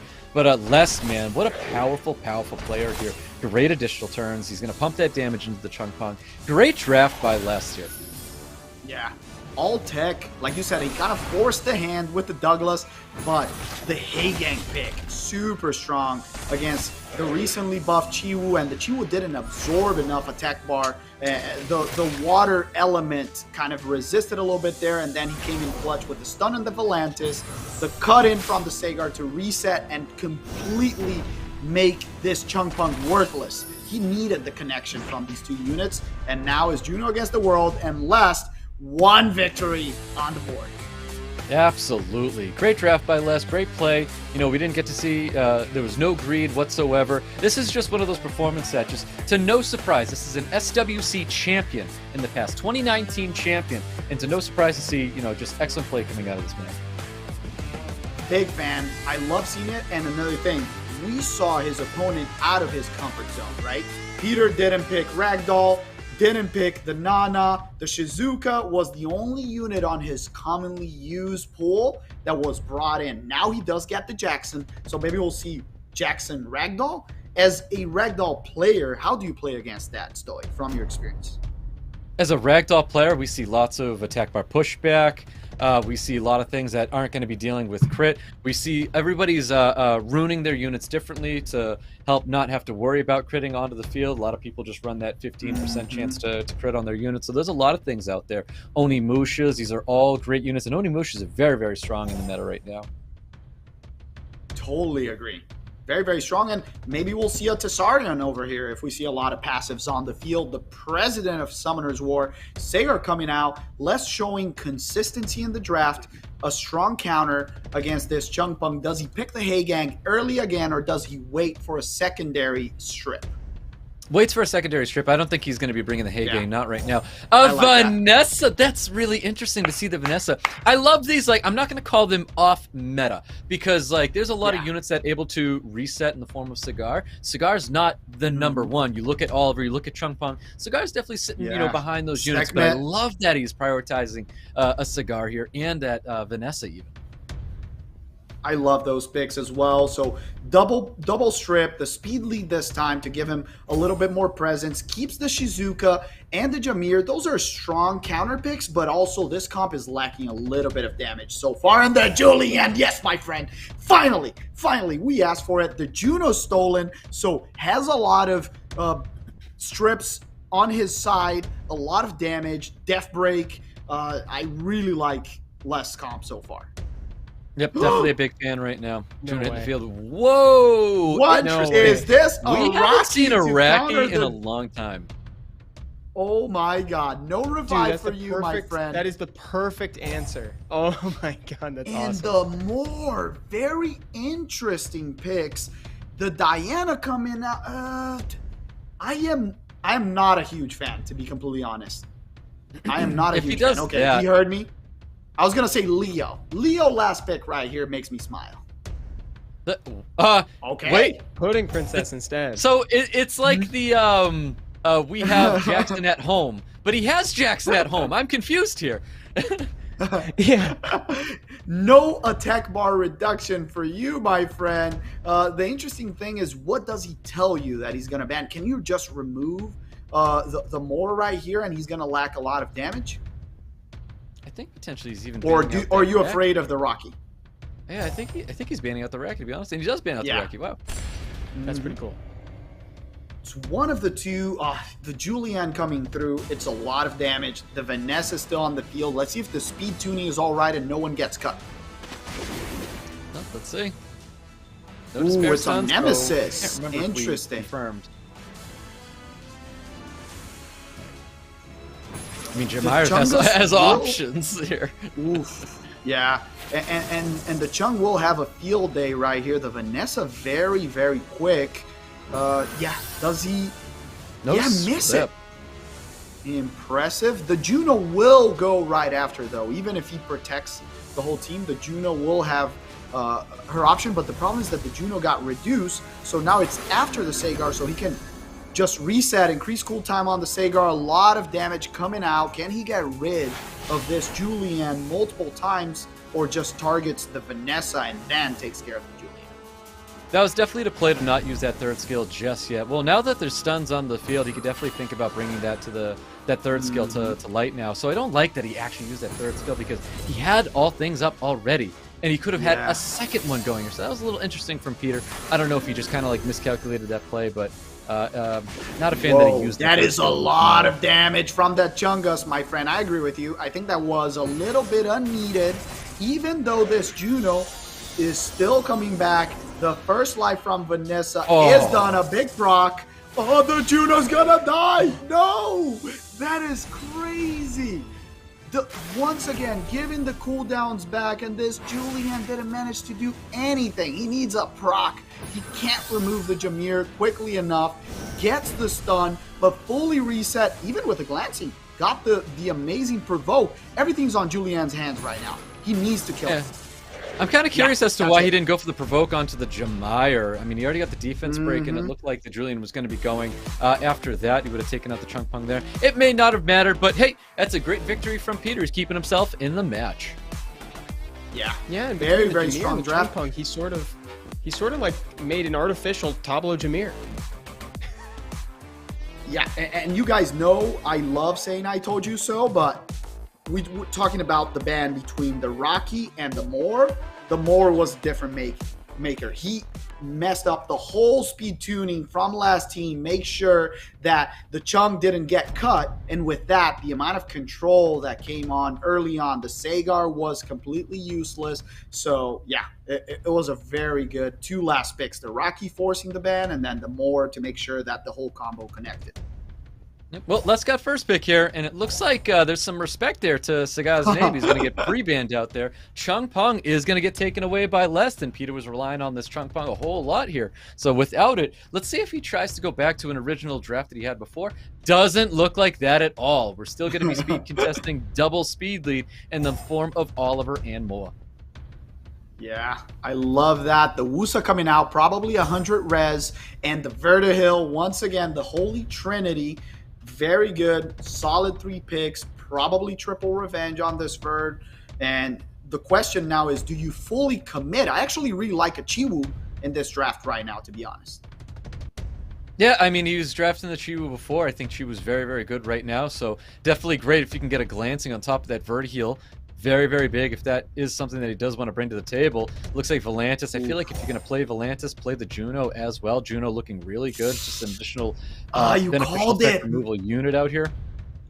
Yeah, you called it. Maybe Les just picks the Juno right now. The Juno really strong into this combo. The Sean also is another unit that is good against removing that, but he says, no, I don't care about turn 2. I'm going to steal the Chiwu right here so you don't have it, and the Juno. Ooh, this just made things very interesting, Stoic. What do you definitely like very removing interesting right here? Oh, wow, they're really quick on the bans, and the Juno is super obvious that was going to get banned out when you slam down a Volantis, but we've got the 33 speed lead getting banned out. These two are speed contesting. 24 speed lead for both players. This is round number 3. Les looking to keep himself in here. Peter looking to change the past and get a victory over this SWC World Champion. Did you see that amazing play? He forced the Sean to go ahead, but now gets the connection. He needs to resist with the Wusa resist, but does he resist the provoke too? He does. Oh my god, the Chung Pung with a sliver of life resetting. The Wusa can get the protection from the team, and that was an amazing play turn 1, but still almost got his whole team dead. But now no removal from this protection given by the Wusa. Oh, wow. I didn't think the Chung Pung was going to be staying alive there from the Shan, so that's actually pretty big for Les, because clearly it's not over just yet. Chung Pung is going to be dropping here. More sustain's going to come out from that big skill too. Oof, the additional turns from Wusa, pretty rough there. Shan staying alive. Big Squall staying alive, but great revenge. He is glanced though. Goes to the big skill too. Does not drop the Shan just yet. Oh my god, this game is so amazing. He got rid of the most dangerous unit. The Vertihill refuses to die, and the Wusa might bring this back. This is looking like a last where the Wusa can just protect the whole team.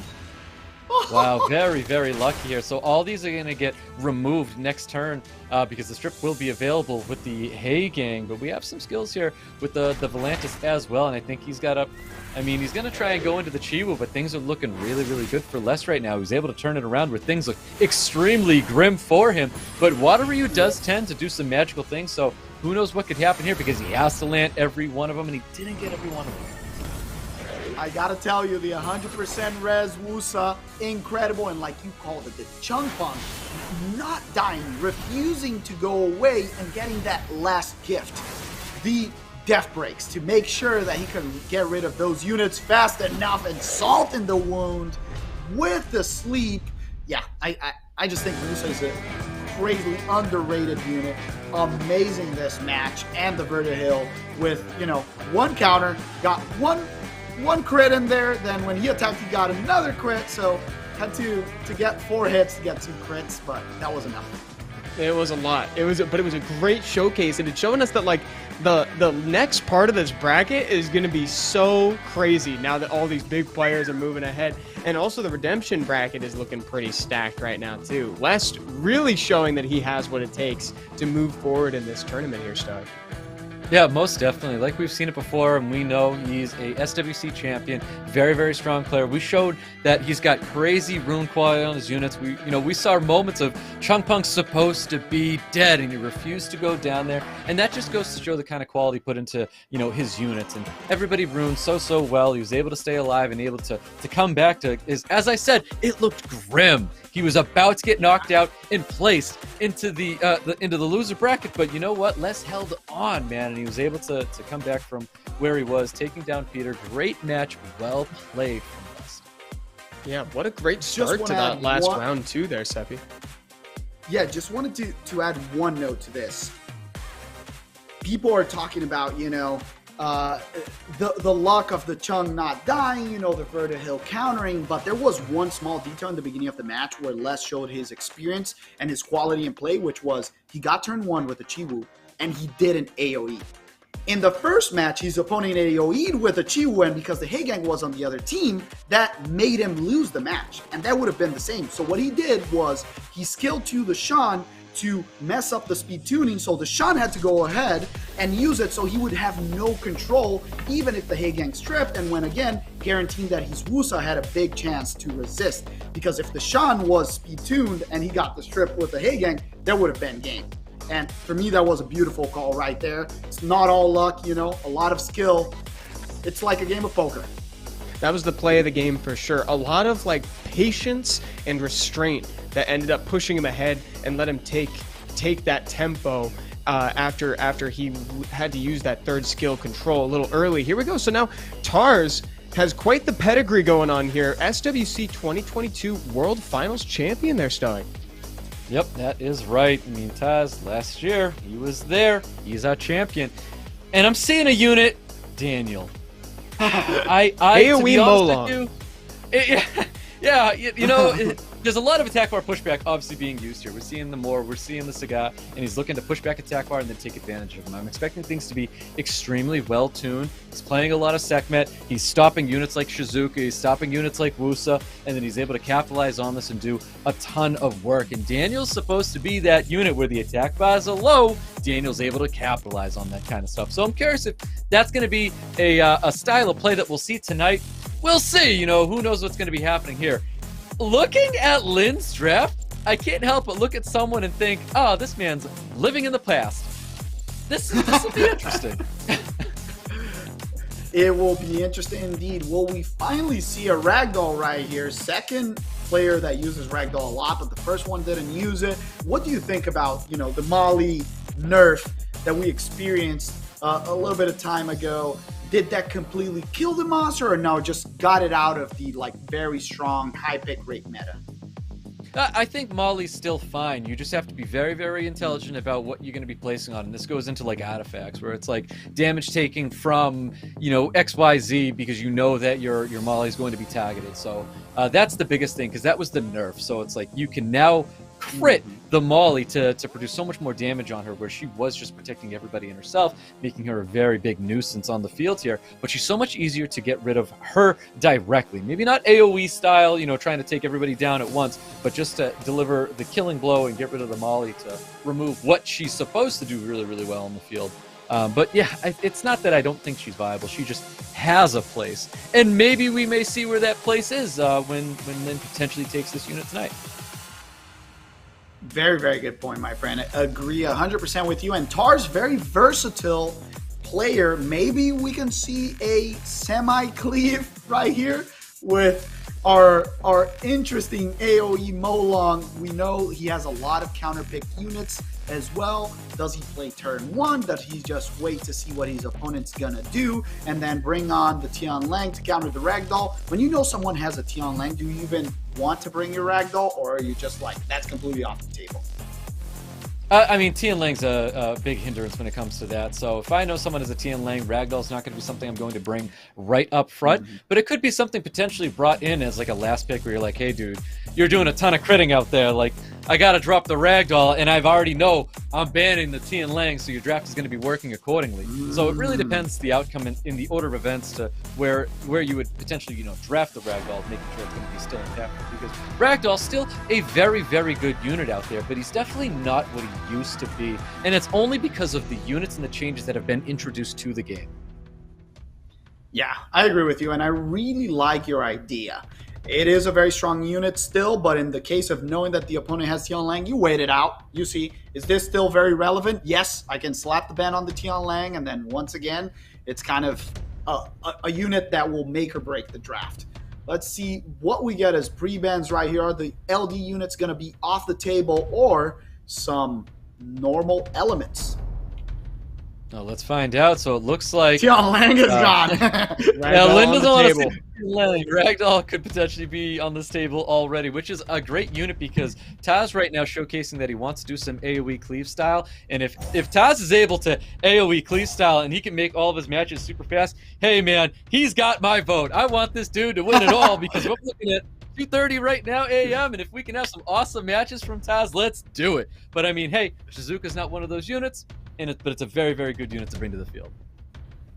Yeah, I love the Shizuka, but interesting pick into Ganymede. Also, Gianna early on, giving his opponent the opportunity to respond with, you know, a lot of counters. We know that Hagen's very strong. We know that Veramos also can come on, but it's a little bit early. I would love to see more damage, more units to counter this Shizuka so he doesn't have to worry with them. What do you love to use against Shizuka, or do you think there's nothing really? The ban option is the best thing against it? I think Sekhmet still is a great option, but it's really, really tough when the stat of your match, your Sekhmet goes first and then misses everything completely, because you might as well just bottom left quit when your Shizuka, when your Sekhmet pulls off a move like that. But I actually have been taking notes from a player named Levert, and I draft a lot of Seimei now when I see Shizuka. Oh, I love that. And the Jackson coming out, the Fire Monkey making another appearance, very strong into this draft right here. Even when we see more as a water unit, when you play against a Fire Monkey, you get super scared.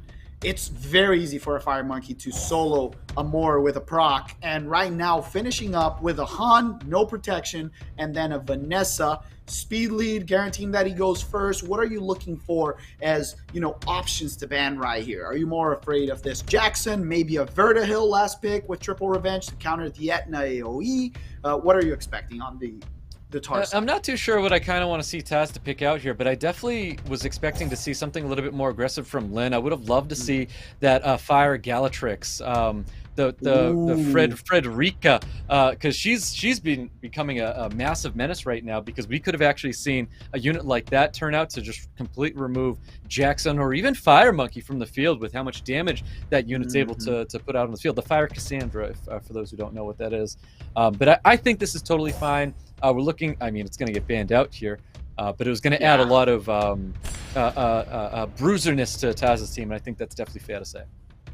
Yeah, the Han is a must ban right there. The rest of the comp, not that strong, and the Jackson getting through, it's kind of a little bit weird for me, because with Jackson through, the attack bar reduction from the Moore and from the Ganymede is not as strong, and you get cut in exactly. So I don't know. I would have loved the ban on this unit. The Cardinal was also a great pick. Any fire unit as a last pick right there would have been amazing. But now you kind of have to get the choice. You have to try to hit this Shizuka very hard, and you got to pray that she doesn't proc. Yeah, Lin really needs to definitely confirm some serious damage and able to take units out here, because that's really got to happen.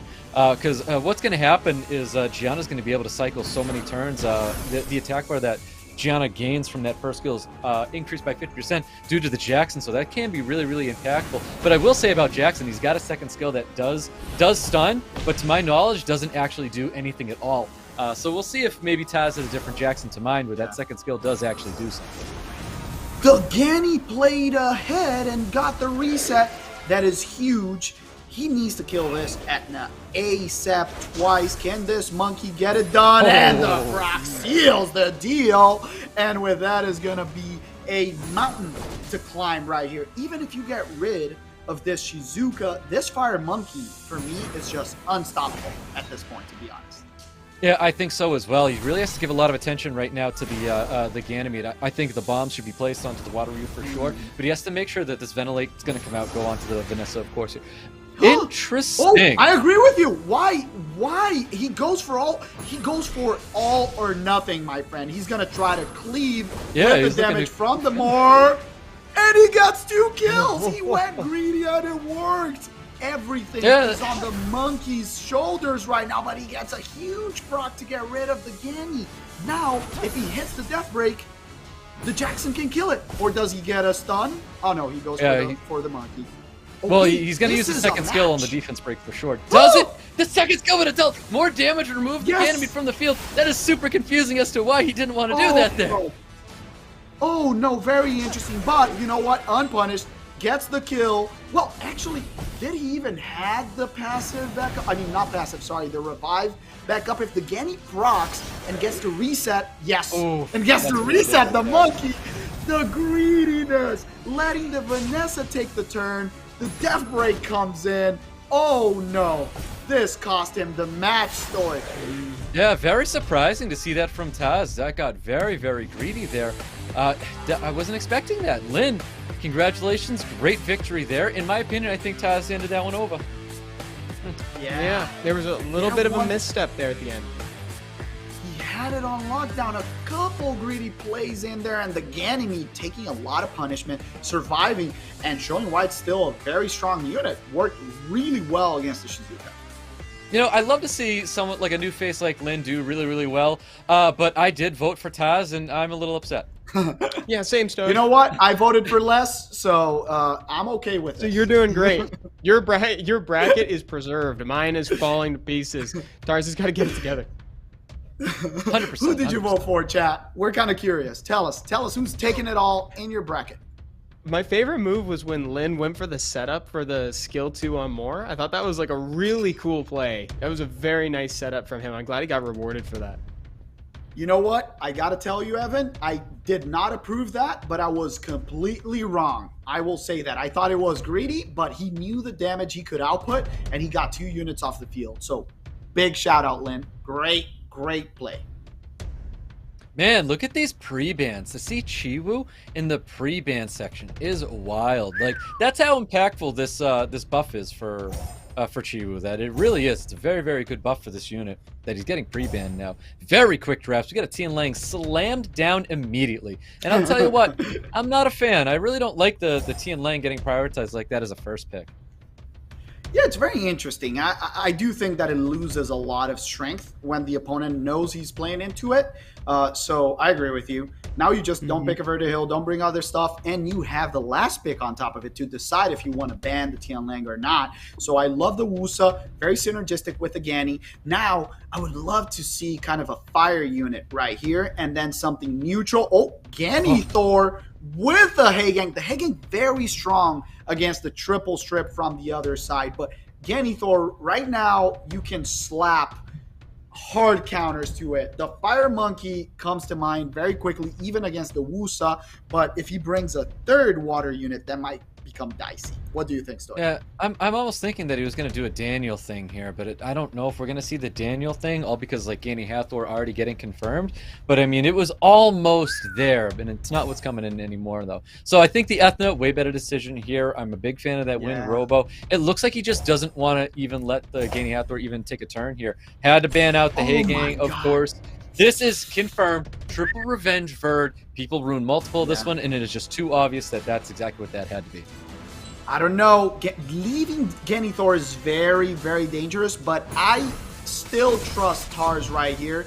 He picked into this, feels comfortable, pray to not get countered right now because he's going AoE. Double glancing. Oh my god. Don't do it again. Just go for the stuns, my friend. Go for the safe choice. Yes, thank you. Okay. No. Yeah, yes. Big stun. Counter through the stun. Wow. God. Get the reset. Don't even risk it. This is the moment. The reset for me right here is on the Hathor. Yes, not on the Wusa because you got the strip from the Robo still. You try to remove this Vertihil from the field. The Death Breaks comes in. Who would you remove first here? That's got to be the Vertihil. You have to remove that thing before it decides to wake up, potentially do all the wrong to you. This is a well-played draft from Taz. Like it's night and day compared to that very first match here. Yeah, very, very well played. Luckily didn't have the problem and played it right with the Etna. Lots of damage, and the Robo came in the clutch, to be honest. If that Robo missed the stun on the Bird, we saw that counter pop up, and it would have been bye-bye, my friend. Yep, that's right. I think what we actually needed to see here was like a swift Wusa, and then just pray that, you know, he doesn't land all of his strips there. And I think that could have been like the only answer to what Taz brought to the field there, because Taz basically said, guys trying to Gani Hathor him, and he's going to outspeed. And he came in, clearly outspeed, took full control and full advantage over Lin on that match. Very good point, Stoic. I love that tech. You know, units that you expect to be ruined some way, and then they're another. So, yeah, that would have been amazing to see. Now the question is, does Tars continue to pick in this different manner? And does the Ganithor still come out from the other side? I mean, Gani's not a horrible first pick. It's definitely like an older mindset like we've seen in the past before. And it's kind of like what I brought up before, like is Lin living in the past with his first pick on the Gani. I mean, definitely changing here. We see the more we see the Ethna guy really, really wants his turn one. But of course, Taz showing that he's got a 33 speed lead on the field and a segment, and he's demanding turn one when he lays down a unit like that. That's a great pick. I just love the segment. I think it's very strong still, super high base tech speed, and now the question is, do you bring another turn one unit or a fire unit? He brings a Cardinal, very strong against two of the three units on the field. Now you force the hand of the opponent. Do they pick another speed lead and a second turn one unit? Yup, second turn one. Now we need another speed lead to guarantee that turn. Yeah, so I really like that he pre-banned that Wusa, because I'm looking at the draft right now, and that's kind of like what Lin needed to bring to the field. But the Wusa pre-ban, it's so ideal that it looks like Lin's just trying to bring aggression. But turn one right now, it's confirmed and is going to Taz. It's just nothing that Lin can do about this. And I think that Chiwu, excellent last pick. Strip, speed lead, glancing coming onto the field. And we may even see just the Dak Robo ban out here. Maybe even a Water Ryu banning out the speed lead in general. I don't know. Maybe the... Oh, yeah. If you ban the Water Ryu is solid, because then the Edna doesn't have a speed lead. Yeah, that's enough. And by the way, shout out to LNSW. Thank you for the raid. Big hug. Thanks for the and raid, big hug Alan. to everyone in chat. Yeah, we still have 4.5K people on YouTube. A lot of love for y'all. Yep, so that's a 33 speed lead, and we're going to see a very, very fast segment. Obviously going to be taking turn one here. Reset's got to go out on probably that Dark Robo, and it is going to be the Dark Robo. Does land true. Glancing coming out here with the big strips, of course. And there you have it. Like, we're just not going to see any damage coming out of this Han. Han's going to get attack bar reduction, and it's just like, how do you stop this now? You know what I mean? He used the third skill, get immunity back on himself to help stop the game. We're not able to use that third skill. Looking so good for Taz right now. This is the kind of play style that we do expect. Wait. Resisted, my friend. Did you see that Etna? He can now ventilate the Robo if he likes. The Etna has all skills Okay, that's what he does. Useless proc. Reminds me of old Tiara with a lot of immunity. Very awkward. Can Not a lot to do.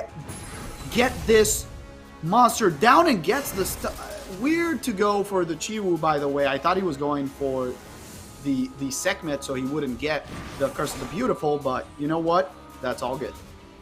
You can use that skill to get the third skill up sooner onto the Sekhmet. I think that's really, really big to just keep up with the resets there. Goes right back to the Oliver, which is quite interesting. A little bit of damage getting poked at that Doc Robo, though. And again, he has the reset right now. I think this match is about to turn, friends. I'm telling you, he gets rid of one. The Genny has the reset. You can reset the Oliver. Yes, now all skills are back on the Robo, but the glancing, unfortunately, is in there and didn't let him do anything. Can he get one Death Break? So there's a lot of damage coming out from this Han. Definitely. Not landing the attack break, though, onto the Han, which is kind of big, because obviously not a lot of damage will come out with the glancing. So we'll see what happens. I mean, if I don't want to call it. Okay, no cast to curse right there. So no additional turn coming out of Shizuka. Big skill 3. This might actually be the turnaround right here. Yeah, I told you. The Ganny coming in the clutch. First pick, he ran out of the immunity, got free from it. The missed reset again costs so much. He has to bring the Oliver back, but the nerf, no skills. You can't even kill this Han. The Han is going to deal a ton of damage and removes from the field. The Shizuka is going to have very salty loss, and Tars falls to the redemption bracket. What a surprise. Yeah, well done for Lin there. My prediction! My prediction! Exactly. I can't help but say it. Like, goes back to that first round where it's like, it just felt such like a throw in that very first match there, and that's really disappointing because you don't want to see, or maybe some people definitely want to see it depending on your predictions, but to see, SWC champion Taz, lose a match like he did in that first round and then such a commanding victory in that second round there. But good on Lin, because to be honest, he played his match in that third round, so I give a lot of credit for Lin for hanging in there where things, did look like, it wasn't looking good for him, looking very good for Taz there, but obviously the resistance comes out there, you're not landing things that you needed to. We're missing out on an attack break that should have landed on the Han to help minimize some of the damage there. The resets on the Ethna that didn't happen there. But yeah, no, it was still a really good match there for Lin. Yeah, it was, and quite the psychological win too. Very, very interesting, because this shows other players too that some of the favorites can lose, right? So Evan, how would you feel like this? If you're a player that you're an underdog and then you see probably one of the two main favorites lose, the current champion, how does that make you feel? Oh man, if I was in Lin's shoes right now, I'd feel incredible. If I was like a player who, like you said, is kind of an underdog. I've only ever made an appearance in the China qualifier, and I take down the previous world champion. Now that's a confidence boost going ahead. So now you're going to ride that tempo and maybe think, hey, maybe I do have a shot at this thing. Maybe I could take it to go. And I'm so glad that Tars still has a chance to make it back up, man, because my predictions are never going to recover after that. So hopefully Tars can get the redemption he needs. Everybody, we're going to be going next. We're going to be going into the losers bracket next to check on that redemption arc potentially. But before we do that, we're going to take a brief break. So stick with us because we've still got many more matches and some codes just ahead. We'll see you right back here after a 15-minute break. Yeah. Well, back to that match there when we watched, it was Lin. So after that second match that we saw where Taz just took a very, very commanding victory over him, I do think Lin learned. And I think this is really important as Lin progresses throughout the match here, where he came in, confirmed that he was going to do some Gani Hathor nonsense there. Yeah, how much do I like Gani Hathor? That he played the Gani Hathor in that second match. It was very, very clear that Taz went and just took turn one.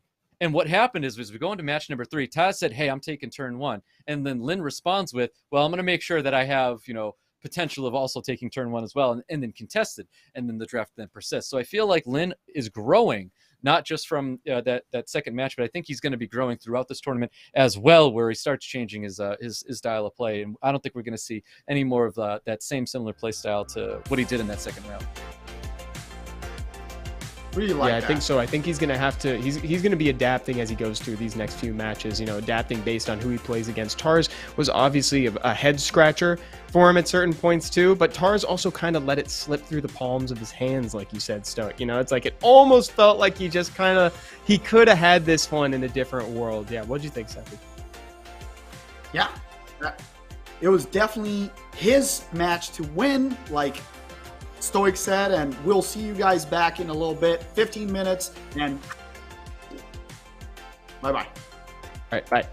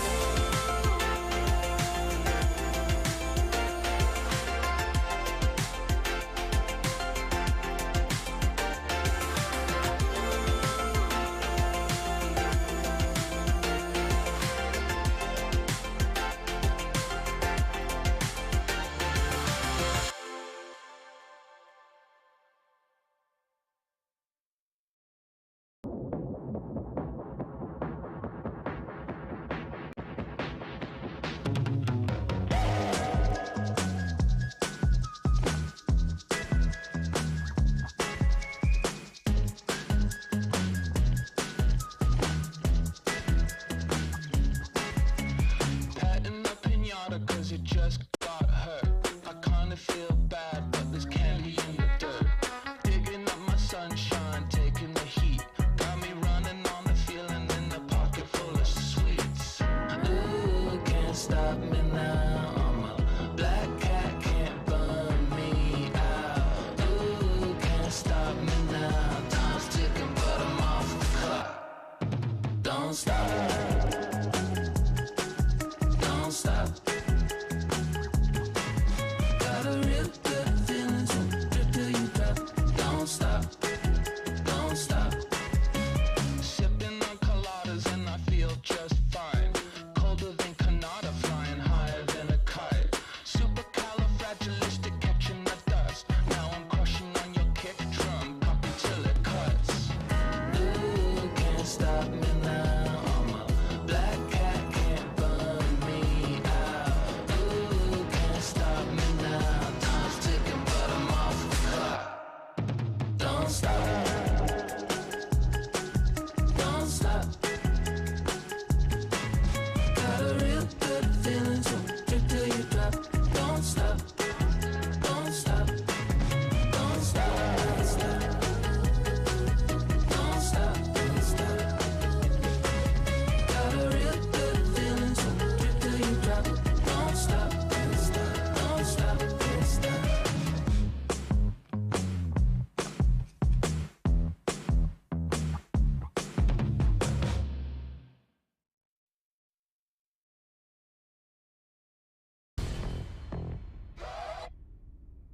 Yeah.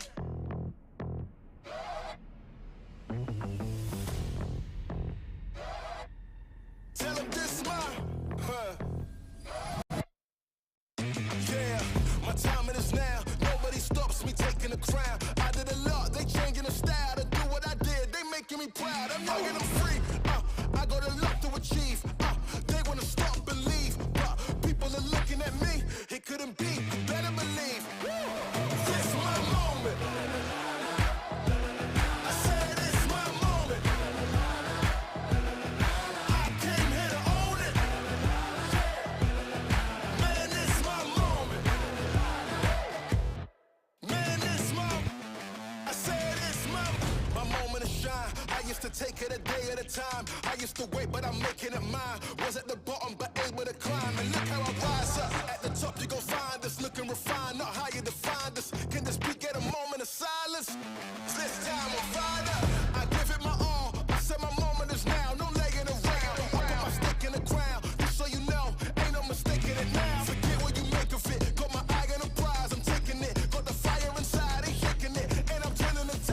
changing it. I'm the main event. This my moment. I said it's my moment. I came here to own it. Man, it's my moment. Man, it's my. I said it's my.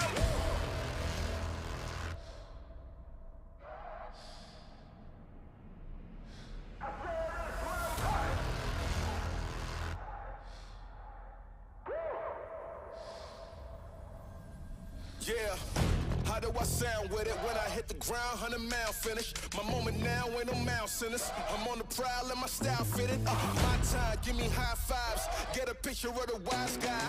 What's a wave to a high tide? Never stop when you my size. Man, it's my. I said it's my moment. I said it's my moment. I came here to own it. Man, it's my moment. Man, it's my. I said it's my moment.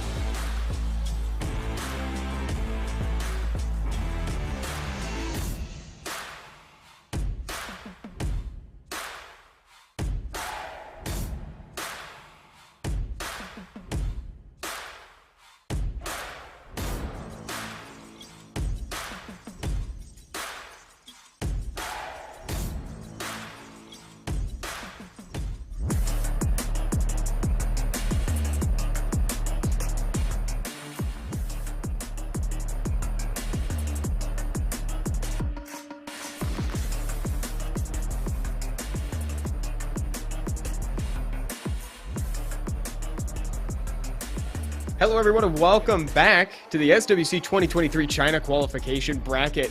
This time, we're about to go into the losers bracket, otherwise known as the redemption arc. It's been a fun tournament so far, right, guys? What have you thought so far, Stoic? I mean, it's been super exciting. We had some wild matches and moments with FH and Mushroom. We had incredible things pop up during AG and H.FROG. We watched Les just honestly be pretty dominant. I know we didn't get the full 2-0, but honestly, it was really dominant play from Les, and we saw even upsets where Taz didn't actually make it through. Yeah, a little disappointed about that, but I believe that he can make his way back through the redemption bracket here, Seppi.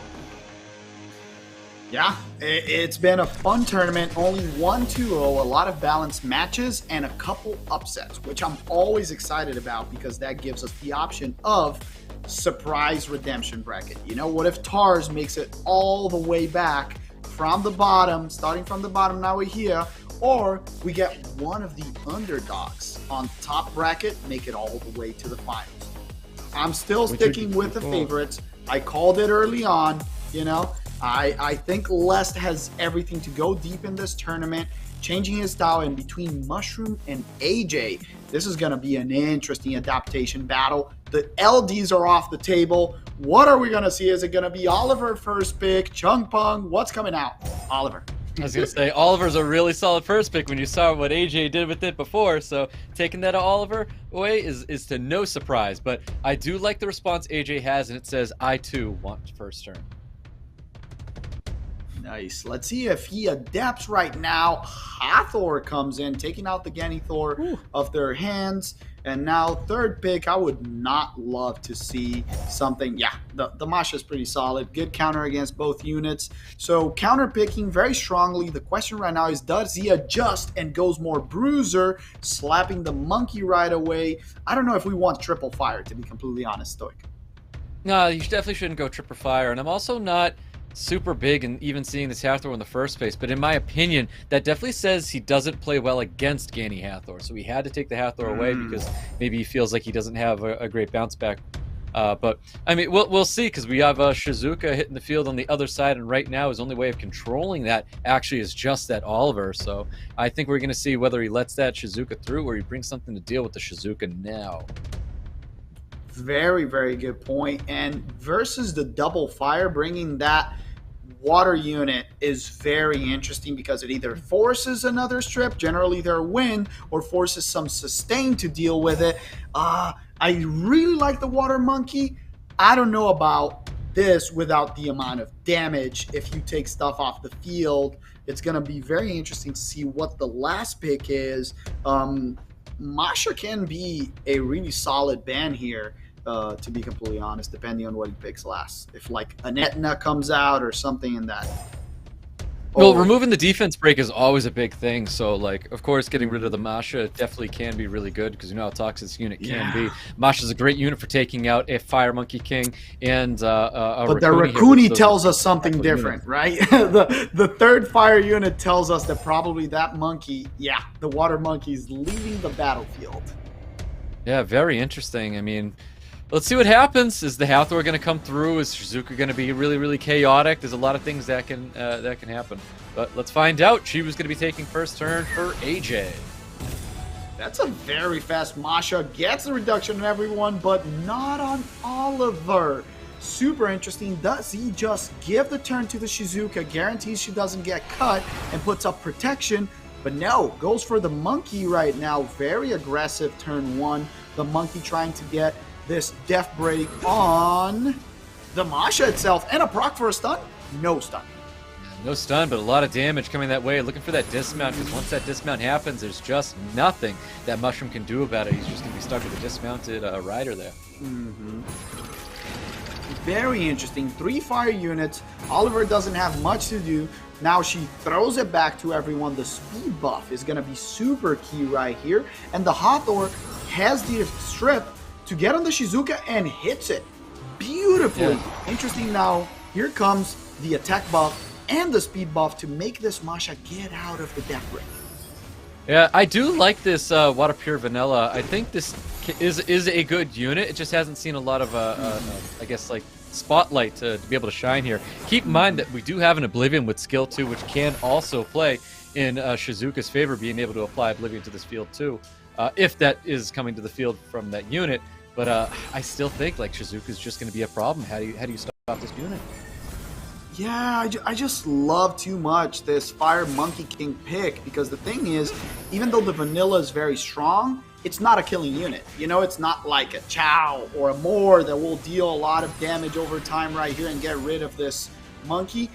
It can bring in the Oblivion, but it has to hit it. So it's very difficult to guarantee that they'll have enough damage to kill this. The comp just a lot of CC, but not enough damage.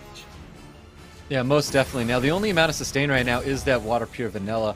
With first skill, it does have a little bit of a heal to it, but you really can't keep up with the heals when this Fire Monkey is able to produce so much damage like that. He can go right back into the Fire Monkey, just remove it. Doesn't matter, man. AJ with a very, very good draft, bringing up the win rate for Shizuka once again. Well done, AJ, taking round 1. Yeah, AJ really showing what a tight drafter he is. Once you know, he knows his way around a pick ban phase, that's for sure.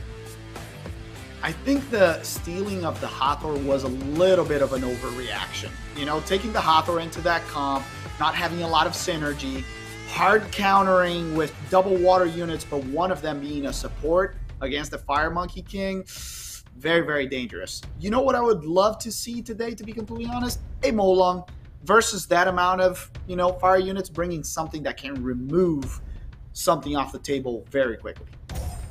Yeah, definitely. I think that's really, really good. Any of those high volatility, high damage units, Molong, Daphnis, Fire Cassandra, Fire Galatrix, whatever we want to call her, Frederica. Great point. Those units that are able to do that, I think those are extremely impactful. If you have them, you can tune them well for those kind of situations here. But let's see what happens. We got a 24 speed lead, Nephthys being drafted. We've got Tiana coming back for AJ. But I do really, really like Mushroom's draft right now, because we have a very high-speed team right now. Yeah, he's definitely in his comfort zone. Speed lead, 2 very high base speed units. The question right now is, does he bring a third one like a Sekhmet to have the 4 elements right here? Oh my god, thank you for hearing me. Nice call. I really like this draft. Yeah, definitely. I'm siding with you. I think Mushroom is looking really, really good right now. Nothing I like better than a best of 3 going to the full length of games. Curious to see what AJ is going to be bringing here to counter the high speed that Mushroom's bringing to the field right now. Yeah, let's see what would be the interesting pick. I would get another beneficial effect removal and some attack bar reduction, but he goes for the sustain. In this case, it's very, very interesting, because I would love to see something like an Abellio less pick right here. So some Bruiser sustain into this comp. I don't think he needs the double speed lead, because if you ban one of the units on the other side, you kind of kill the whole synergy of the comp. So yeah, would love to see some sustain, but oh, he goes all out on kill. That tells us, does he trust? Yeah, he bans the speed lead. I don't know. Can you kill this monkey? I would have banned the monkey once again. I'm a little bit afraid of that fire monkey. We do have Curse the Beautiful, and I think that's going to be really, really impactful. We'll see what happens here. I think if we can keep up with the glancing with the Yon Hong, that'll definitely limit the damage from that Fire Monkey King, but we'll see what happens. Oliver is going to get boosted up here for a 3rd skill. And second question, is this a trap Tiana? Is this... because she's fairly slow right here. Gets the reset and hits it, and now, ooh, the Lagmaron hits hard, saves skill 2, can go for a reset. Resets all around. The Oliver dominating. Can she get a death break right here? Oh, it lands. I love it when they pay attention to that Raccoony. Obviously, he's got negative effects on the field, and he's looking at the attack bars right now. So either keep the attack bar low of the Raccoony, or try to get another unit lower with the HP so that he can be able to keep up with it. All right. I mean, guaranteed crit. The guaranteed crit with the buff was incredible. That was a lot of damage. Can we get a replay, please? So yeah, so much damage. I missed the number. I didn't see what it was. Yeah, not a problem whatsoever. Did anyone see that in chat, please? Oh, that was some really, really big God. damage there. Yeah. The game's pretty much over now. Bringing it back, Mushroom got in his comfort zone. We said we liked the draft. Trusted it. my- Another removal. That's so And it's a satisfying, 1-1. man. Lag. The lag Thank is you, the thing Garlies. to tie it up. Yeah, it's so cool to see that. Like, well drafted for Mushroom there. We saw that he really wanted the turn 1, brought high volatility, brought high aggression, and just removed units. Awesome, awesome last pick there with that Lagmaron, able to just do huge amounts of damage to the point where, you know, we thought, yeah, Fire Monkey is going to be a little bit troublesome, but no. And you called it. The Curse of the Beautiful was the enabler because it landed a lot of debuffs. That was gorgeous. Yeah, it really was. Let's see if we're going to see a similar draft here. Obviously, Neff just getting the ban. Yanhan getting the ban out here. Obviously, still going with that Oliver 33 speed lead for Mushroom. AJ responding. And we're looking like we're going to speed contest once again. I kind of hope that he doesn't go down that Hathor route, unless that really does confirm that he just doesn't know how to play against this Hathor stuff. Shizuka being taken by him. And the Hathor as well. I think the Shizuka is a great take because that's a big enabler for AJ's team. Yeah, great point. I just don't know about the Hathor again. I think it puts him in the comfort position of picking Fire Monkey X right here, and then being able to bring a Raccoony last pick. Wusa Fire Monkey, yeah, that's pretty solid. And then maybe Raccoony last pick brings the. Oh, I love the Kali. This time he does not lack the damage. So that is an excellent adjustment from Mushroom. Now, if he brings the Raccoony and you ban, you know, one of the starters or the Fire Monkey, it is a completely different match. Yep, most definitely. I do think maybe Wusa might be on the table for getting banned, unless this fifth pick here is just insane. I think we're looking at a moment where we're watching. Shizuka's still so good, and it's like she hasn't even done anything yet, and I still look at this and I'm like worried about what Shizuka's going to do to this man. Yeah, I like the aggressive draft, but I don't know. Hathor still just doesn't fit. She doesn't do anything right here. It's just fear of playing with her off the field with the leads. The question now, who has the best Swift runes? And I don't know. I got my money on Etna destroying this monkey. What do you think, Stoic? Definitely, I think Ethna takes the first turn. He's got the accuracy lead as well, so it should be landing true. So it comes down to accuracy res. Does Ethna get what she needed to do here? We'll find out, because that capture is coming out right now. Does get that stun. A lot of damage happening right now. Got that second skill. Does not land, and that's where the turn of events pops in here, because now it's like you had a game plan. That game plan is absolutely shot now. Yeah, and why did he even go for the Ganny? That is a huge proc. You can't, like, you just... Oh, he doesn't reset the Hathor because he has the Wusa immunity. Plays it even with a little bit of greed right there. The monkey's going to be removed from the field with... no, the strip... Well, the strip from Etna can take that out. Yeah, he needs it, and that's why he did that ventilate back onto the Ethna, because Ethna's got the crazy utility. Can he get the right? Yeah, he got all the right. My word. Yeah, that's insane. I mean, even with this here, is it going to be enough? It's not even enough to take out the Fire Monkey. That's crazy. Wait, my friends. We got an interesting situation. I don't know. The Kali might be able to bring this back. It's a fire unit versus 2 wind. I'm surprised that he brought back the monkey instead of giving the turns back to Kali, because now she'll be off of immunity for 1 turn, but then she'll have stuff back on one more turn. So it'll be very interesting to see if he can get rid of her in that. Oh my god, she's done. That's insane. Yeah, that's crazy. I was almost thinking, like, if he went with the ventilate back onto the Wusa and just got skill 3 again, and it's just like, it's really tough to deal with all these shields and immunity popping up there. But you know what? That's the right play. We had a lot of damage coming towards that Kali, and you can tell Kali's not going to get any more skills up, because that is the nerf to Shizuka. Yeah, good point. But the Hathor has a big opening right here. She can bring back this, so Shizuka can have the way to bring Kali back, and Kali will have the ignore defense, but there's shields up, and she won't have a tech buff. So very interesting position that he's on. He has to wait, can't use that skill 3. You need to sleep the Etna, because the Etna is the damage. Goes for the Ganny, sure. I don't know about that choice. I don't agree with it either. That's gonna hurt. Double procs as well. That's crazy. So Wusa procs helping to get that 3rd skill right back. Ganymede, of course, getting additional turns, popping out. Doesn't land any of the glancing. This is actually kind of nice. Oh, she does get the kill. does! Look, is Very that it? splash. Is that the game changer? Because if we can get second skills out there and drop this Hathor, Shizuka still is an insane unit, and it's to reset the Gotta Shizuka. reset the Shizuka. Yeah, he made the right call this time, but one proc from the Hathor. That was gonna be an interesting proc. Now Genny got it on lock. Oh my lord!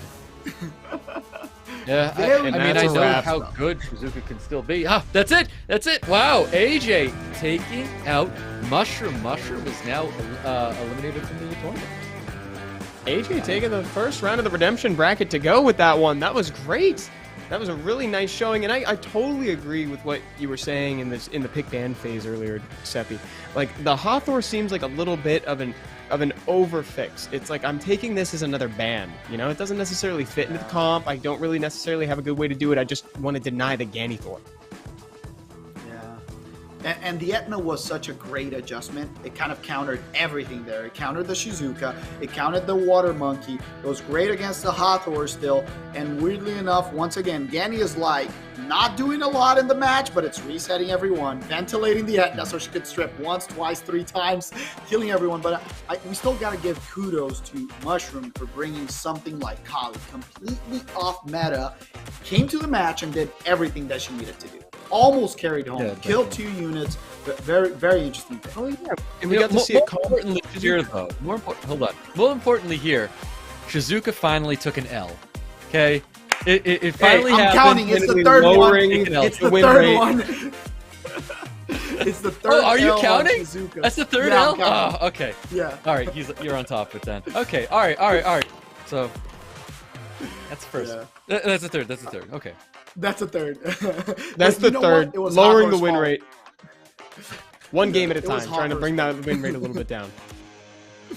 We'll get there eventually. very We'll get there eventually. But I think so, if you had to say what the MVP monster of the night has been so far, what would you throw out there? Is it Ganny? Is it Wusa? Let's start with Seppi. What do you think, Seppi? MVP of the night, it's a difficult one. I think there's a lot of variety so far, but I'm going to say that something that has not taken a lot of, contests yet, that it's very difficult to counter, has been probably the Volantis. The Volantis has been so strong. We've seen them on 3 matches already, very dominant. When you pick it together with a Juno, there's kind of like nothing you can do about it. So that's been probably the MVP for me. What about for you, Stoic? I mean, so I actually thought you were going to say this unit here, and it's because we've only seen it a lot more than the Volantis, and it's Chiwu. I thought you were going to say Chiwu. I think Chiwu is actually coming up as a unit that was just recently buffed. Chiwu's coming in as an absolute powerhouse, to be honest with you, and landing glancing in some of the instances where it just threw the match through a loop. That I think Chiwu actually might be the kind of monster of a night. But like again, it's Shizuka in my eyes. And it's really, really tough. I had a feeling you were going to say it was Shizuka. And honestly, I mean, we've seen some great gameplay with Shizuka. Like, even though that last one resulted in a loss, I thought that the combo was really cool between her and also Kali. I think it worked profoundly well. I'm going to throw a hot take out there. Okay, sure. And hold your horses, everyone. Which is, Wusa has been as effective as Shizuka tonight. So I agree. That's another one in the agree. running for the MVP. Has been super strong, and that pairing of Wusa Ganny even stronger. Really, really good synergy between them. So yeah, those are very interesting. Like this units. trio. If you guys have them home, ruin them. Yeah, this trio that Tars picked in the beginning there with the Wusa Ganny and the Chiwu. That's for me. Those are the 3 MVPs right there. Yeah, very, very strong. And I can see a less pick, something else to counter this Jameer. He could really take this home. If we don't see like Leo Verd right here, on Tars, I love the Pater. Oh. I did not. Oh my God, the double Druid slapping in the face. Now everything changes, right? So the Juno's a solid pick. But you got to take that Pater out, right? I think you do have to take the Pater out. But so Pater signals that he's letting the Chiwu through. And then the Volantis ban, he knew that his Juno was going to get banned out. But this is crazy. Even with the reset, you have Jameer that can't be reset and can give the cooldown back. So how long can you keep these attack bar reduction coming? Like, I don't know. This is going to be an interesting match. This is going to be a very interesting match, and sadly, I think this is also going to be a long match as well. We're in for a ride, guys. We're in for a ride here. Yeah, there's not a lot of damage being presented, to be honest. So this is going to take a little while. Yeah, for sure. A lot of poke damage coming out. I don't know why he didn't reset the Pater. Yeah, I'm interested in the explanation of what's going on. Out of all one Taz wanted to see right there. Missing a skill 2 strip there, sleep onto the Jameer, of course, and big skill 2. I think removing Jameer from the field is very, very important for Taz, and we'll see what happens. Because I think Wusa will be the unit to do that. The targeting is very good. You can...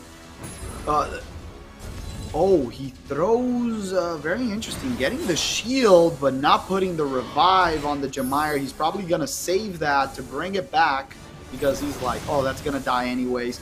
I don't know. Does he have enough damage to withstand this for a little bit more? Man, it's just going to be a ton of poke damage right now. Yeah. You can see he really wants to get rid of this Jameer as soon as possible. He's got that second skill up once again, so there it is. Nice additional turn, though, with the Jameer. A little bit of damage. See how he's using his skills? Even though he knows immunity and shields are up there, he's still using his skills because he's got all the time in the world to go. Well, Jameer doesn't have a ton of time right now because there's not a lot of sustain there for Papita. But he is using his skills no matter what. Yeah, skill 2, no, try to go for the stun. Nothing can happen with the Hathor yet. The skill 3 that was ventilated didn't do much. I just don't know. I think he rushed a little bit with the skill 3 from Jameer, because now when he revives the Jameer, because Jameer is going to eventually die, he won't have a way to give back the skill to Shizuka and then continue doing it again. So you got to put the revive. Yeah, luckily it didn't get killed right there, but now it will die twice. Yeah, but there's a skill 2. Skill 2 should have been enough to kill it. Yeah. I think he was hoping that he was going to proc there and get that kill with the second skill. But I mean, it's still going for the third skill's got to have value here, no matter what. Yeah, Hathor can strip, same way, gets it. The Ganny doesn't even need to do anything right here. You can go safe and even ventilate. Yeah, I was going to say, you ventilate the Wusa. Great additional turns, man. That's so crazy. Yeah. Such an impactful unit to violent proc with. But yeah, you ventilate back into the Wusa, so the Wusa's got more preparation to keep your team safe as well. And especially yeah, now you have the strip. He had the second skill up already.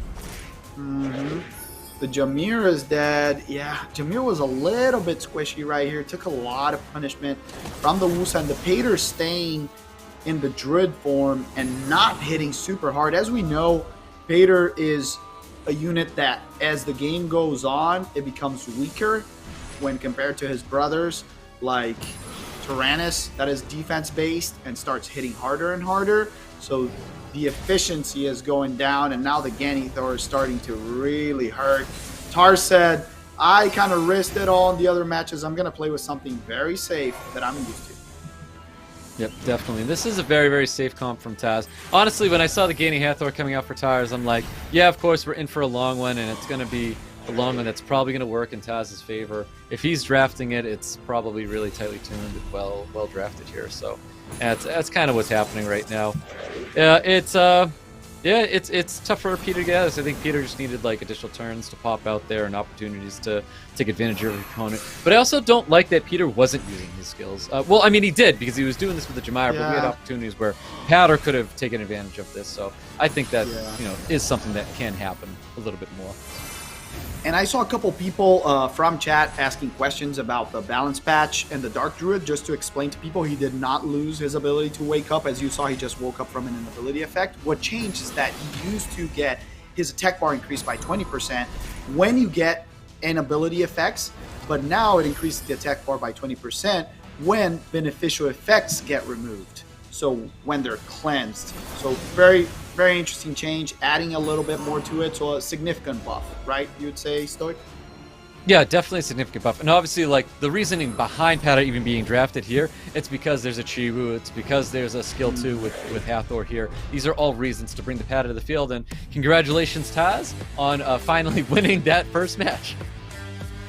He took it very Got safe. the win. Very Yeah. safe. Yeah, he went with a super classic control comp, right? Like Ganithor's been with us since like 2017, thereabouts, you know? Yeah. The question is long? right now, is he going to let it through again? You know, he saw what Ganithor can do in 2023. So are you going to let that through again? I never let it through unless I know that something's dying turn one, you know? Yeah, I'm with you. I don't like staring down the barrel of a loaded Ganithor. I think that's kind of scary to me, and like, especially, you know, hanging on for dear life there wasn't a whole lot of threat to even capitalize on a window where your whole team's awake there, Stoic, you know. So I don't know. I think I need to see something very different come out of Peter, and maybe just a different pick ban philosophy even. Yeah. Yeah, I mean, what we've seen from Peter's drafting before, I believe Peter was into the Nana and I'm pretty sure Peter was Nana and Ragdoll and Dak Onimusha. So I don't know if that's the kind of bread and butter you bring up against Taz, because we know Taz to be very, very fast, and then clearly showing a well-tuned Gani Hathor in his arsenal as well. So let's see what happens. I think we might see like an Oliver claiming that turn one already, and he did this last time, and it didn't work out for him. The Tian Lang first pick. Oh, the first pick Tian Lang. Yeah, you're right. Interestingly, right, I was going to say a player, when you're playing against someone that you know has a Pater, they have a Ragdoll, and that's not coming out. Ragdoll, Pater, Leo would have been super strong against that Ganithor comp, and now he's playing into the turn one from Tars. I don't know. I just think he's choosing kind of like a game strat that is not as reliable, you know? Stealing the Chiwu, great, but you're going to fight runes against the world champ, you know? It's kind of a little bit dangerous. Yep. Anybody that has a Volantis, they're always drafting that Juno as well. So it's no surprise to see these two being drafted right after there. But like to go back to Taz's draft here, just look how good his draft would look if he already had a Water Ryu as a first pick and not a Tian Lang, where he goes Water Ryu Sekhmet, having an opportunity to bring in maybe that Miles right next to the Sekhmet, and then like two last picks. I feel like there's a lot of picks and a lot of units inside Taz's box that he'd much rather bring than technically like a Rakuni and Fire Monkey King. He could have had way more units that to bring. Well, one more unit to bring if he didn't bring that Tian Lang in the first place. I actually really like the triple fire into this comp. It's going to be interesting to see what he'll bring. I don't know if the Riley is it. I would love a change. I think, something that heals but gives a little bit more damage. It's a force ban. I really like the ban either way. The Fire Monkey is going to be a big problem right here. There's no Lagmaron on this side, my friend. Yeah, interesting ban on the Tian Lang. I didn't think Tian Lang needed to go there, but obviously maybe it was just the consistency of the unit in the first place, because people who force a Tian Lang doesn't necessarily mean it's a horrible pick there. I think Taz's team could have been just a little bit more tuned if he didn't have that unit, but hey, he saw threaten it and removed it from the field. Yeah, great reduction, and misses the strip right there. Gets nothing reduced on the fire units, no death break. This is a very interesting moment. You can protect right here, giving your turn back to yourself and cleansing the Water Ryu, which I think is the right call. Great job. And now the Fire Monkey just needs to rotate out of this glancing and start chipping away, getting rid of everything of that one by one.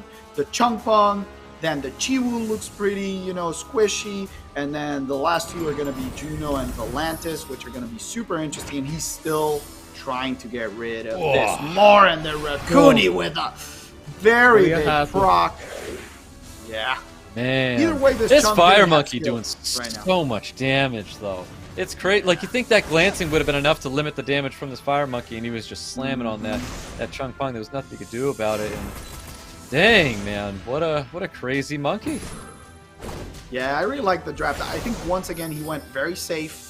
The team on Peter's side lacks a lot of damage, especially against a Rakuni and a Fire Monkey. Like, even if you kill them more, how do you get rid of this Fire Monkey right now? There's the only death break was a wind death break. That's very unreliable. As a control player myself, I can tell you, Chungpung is 50%, 75% chance of applying those debuffs against fire units. Very rough. Yeah, that is very, very insane. Rough. Well played for Taz. Well drafted. even though I wasn't the biggest fan of that Tian Lang, well, he proved me wrong, and that is last year's I keep saying America's Cup champion. This is not America's Cup, guys. He is last year's Even SWC crazier, champion. the World Finals. Even crazier, the World Finals. Yeah, he had been, at the very least, he knew that the Tian Lang was going to soak up the ban there. Dare I say, 2 very clean wins from Tars there. He kind of redeemed himself after that first match that sent him down here. I saw a couple comments in chat saying try hard. Definitely. He definitely tried hard on these series. This is the place to try hard, to be honest. If you're in the redemption bracket. Consistent. Yeah, he was not playing around, my friends. No, I love the Fire Monkey. I think that really earned my respect. The Fire Monkey earned my respect in those games. I mean, I already love the Fire Monkey going into this, but I feel like that he had the damage, he had the anti-control. That was everything that Tars needed to kind of lock down the game. Because what did we see consistently from Peter? It was that he kind of lacked the threat to carry himself into a win, even if the window presented itself, right, Stoic?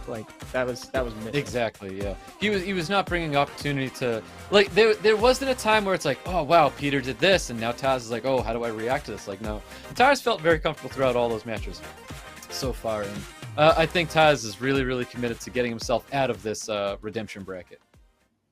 Yes, I think so. I think Tars is like, if I'm going to try hard, this is the moment to do it, because I got to get back. I got to get to the point where I can get to the semifinals and lock down one of those 2 slots at the end of this thing to carry me into APAC. And he's got to do it. He has a lot to live up to right now. And it would be so cool to get to a point where we have a world finals with the former world champion there too. So that way they could have that narrative, fight for the belt. Like, can I maintain the title? So I'm a little bit biased when I say I do really want Tars to move ahead here, just to at least give us a cool finals here. What are you looking forward to in this next round here, Seppi? Yeah, to be honest, I want to see more of this. I think this was a free class for everyone. If you want to know how to play Ganithor, there's a great class, game 1, how to play Ganithor, what to pick it into, what to ban. And then game 2, he was like, oh, I know how to play against CC too, so take note of that. So if you don't know how to play against CC, try to bait people into making sure that they're going to ban something else, and then move to the Meihoang if you have one, the Rakuni, the Water Lich is also a great option depending on the elements on the other side. Stoic is like, Water Lich, what? Yeah. Antara is also an amazing option against that if you want a fire unit for it. We all love it, we all hate it. And speaking of good things, Code Evan, we heard. The first code! Look at this, guys. I know you've been patiently waiting for it, and here it is at the bottom of the screen right here. Get yourself 2 mystical scrolls and some mana just for joining us, hanging out, watching some great RTA games to kick off SWC 2023. The meaning for this one, I'm being told, is SWC comes to Shenzhen. So I think this is cool. I'm excited.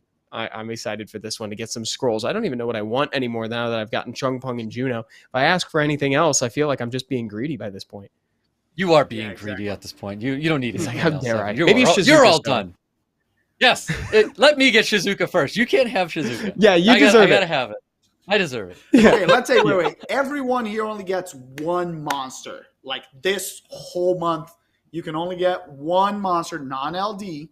This is a question for chat too. Wait. What would it be? You got to pick, It's like, I know what is yours, right, Stoic? I would get 1 monster a month? I'm ecstatic, Seppi. That sounds incredible. Oh, my God. Wait, you don't? I'm like, are you summoning enough, my friend? Like, I see folks in chat saying things like Zibala, Illusion. So humble. Humble. I appreciate the humility. Oh, Etna would be nice. Leo, if you don't have a Leo, that's a unique monster to have.